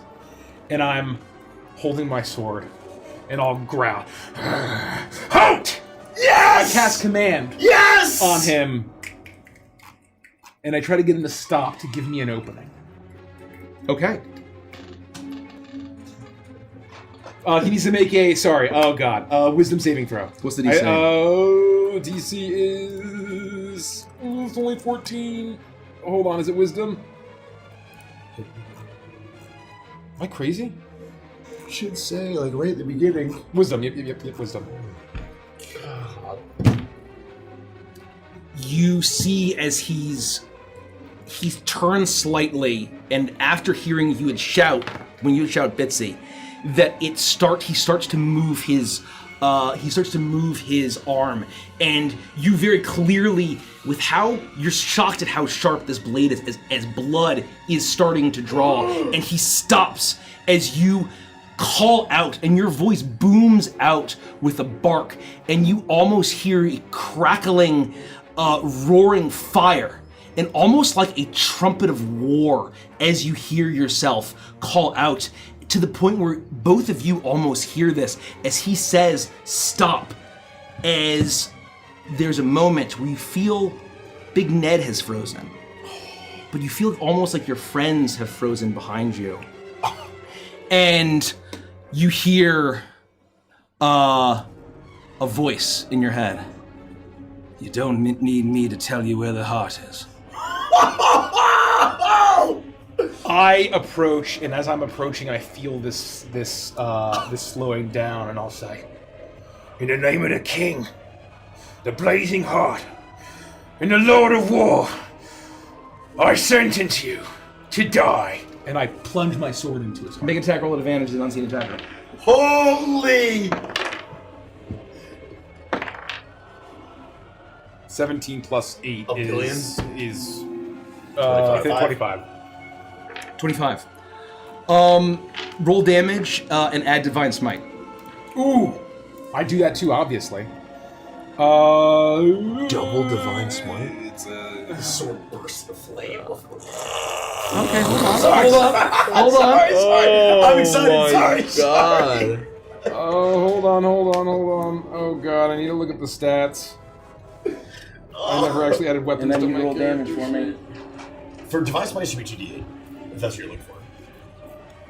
No, I'm because I'm using both of my hands. Oh, it's D12, I believe. So it's 1d10. 1d10. Oh, D10. Should be 1d10 plus 2d8 plus plus 2d8. whatever your strength is. Nice. 3, 4, 19 points of damage. Add 46 fire damage. Whoa! Okay, got it. Damn! 29, 34, 35, 36. Bitsy, you awake in a start to blood completely covering your face as a sword is directly in your vision. As Grumly, you know where the heart, a critter's heart is. From the front, from the back, this is what you were trained to do because you as a knight know that a group of, or trained as a soldier that when the foe breaks, you ride them down and cut them down. A soldier is a dead man once he breaks. And you know where to stab. You plunge your sword into the back of Big Ned, and as it pierces in, you know that you strike through. It pierces directly through his heart. And as you channel everything into this, something happens that you don't expect. It ignites into flame. As Big Ned begins to scream in pain as he's completely engulfed in flame for the brief moment before the heart shot kills him, as your sword ignites into flame, as does your foe, and in the conflagration that occurs from it, you see the shape of a deer with a crown. The shape of war. And that is where we'll end. Holy! What? Hot damn, folks. Hot damn! Damn. Woo! What a session. That's my favorite moment. No fucking shit. Yeah, I don't blame you. We're not done though, and we're gonna share all of our favorite moments. Oh my god. In Adventures and Chill. I'm gonna set that up. Feel free to vamp for me. I forgot that's a thing we do. Adventures and Chill is where we talk about the session we just played. If you want to join us, ask questions, and hang out after the session, then you have to be a patron. Be a patron. Golden Monkey or higher. Golden Monkey or higher. But we had a lot to talk about. We have a lot to talk about. I didn't expect this session to be so serious. I have so much to say. I have so much to say. Me too. Yeah. Me too. I can't tell you how much I love the tone. We're going to talk more about that in Adventures and Chill. There's a shift. I got a lot of thoughts. Man, this Adventures and Chill is going to be a spicy one. How do you get access again, Andy? You gotta become a patron. That's You gotta right. join at the Golden Monkey tier or higher. Once you become a patron, we will be sending out a Patreon post right on the Patreon page where you will be able to click on it and join us for Adventures Chill Live, where we will talk about the session, talk about our favorite moments. We're going to answer some questions as well. The better your question, the more likely we are to get to it, considering we have limited time and we can't answer all of the questions. Try to answer as many as we can, but it's tough. So, we always find that the more thought-provoking questions, especially dealing with the characters in the session, worth mentioning. the campaign, It's worth mentioning. usually get the eye. So, yeah, ignore that. That's it. I'm excited to talk about it. Man. There's What's our schedule coming up here? Yeah, Ooh. so on Friday, we are going to be playing the next session of Icebound, which is also in its final episodes. We are in the final season of Icebound. Then on Sunday, we have our Patreon movie night for Diamond Scarabs and Up. We're going to be watching Return of the Jedi. Then we will be back on Wednesday for a hangout stream because Derek and I are going on a little trip to do some cool Patreon stuff. So that's another reason to become a patron if you want to get access to some really cool exclusive content. Exclusive published content based on what we roll on a giant, massive D20 while we go to Los Angeles, and you kind of have to be a patron for that. But Wednesday the 19th will be a hangout stream. Then Stardust Rhapsody Anthem will be on August 22nd, and we're back with more of the final season of Uprooted on Wednesday the 26th. That's what our schedule kind of looks like for the rest of the month, so stay tuned. This UTM is fucking wild, bro. Yeah, it's crazy they do that. Oop. I am getting a link pinned. It's pinned on Twitch. I'm pinning it on YouTube shortly here. Fuck, is it gone? Hold on. Ooh. Snag this. If you want to join us for Adventures and Chill, the link will be handy here, right? Oh god, there it is. Boop. Pin. So if you're on YouTube or Twitch, go to the pinned comment to go to the Patreon post. I'm gonna find somebody to raid here over on Twitch. This campaign won't be back for 2 weeks from today. Yep. 2 weeks from today. That's correct. 26th. 26. I believe. That is correct. Yeah, because it was the 12th. Me pull it. That is correct. Man, what an episode. I am loving this final season. This was absolutely unbelievable. It is hitting every box for me. And the depth and look, I'm not going to spoil Adventures and Chill, but it's going to be a juicy one. It's going to be a juicy one. Don't miss Adventures and Chill. Oh, that's... I try to send to an English group just so that it's relevant here. We'll do this. We're going to raid Bitches Camaraderie. Hang on Patreon. Hang on Discord.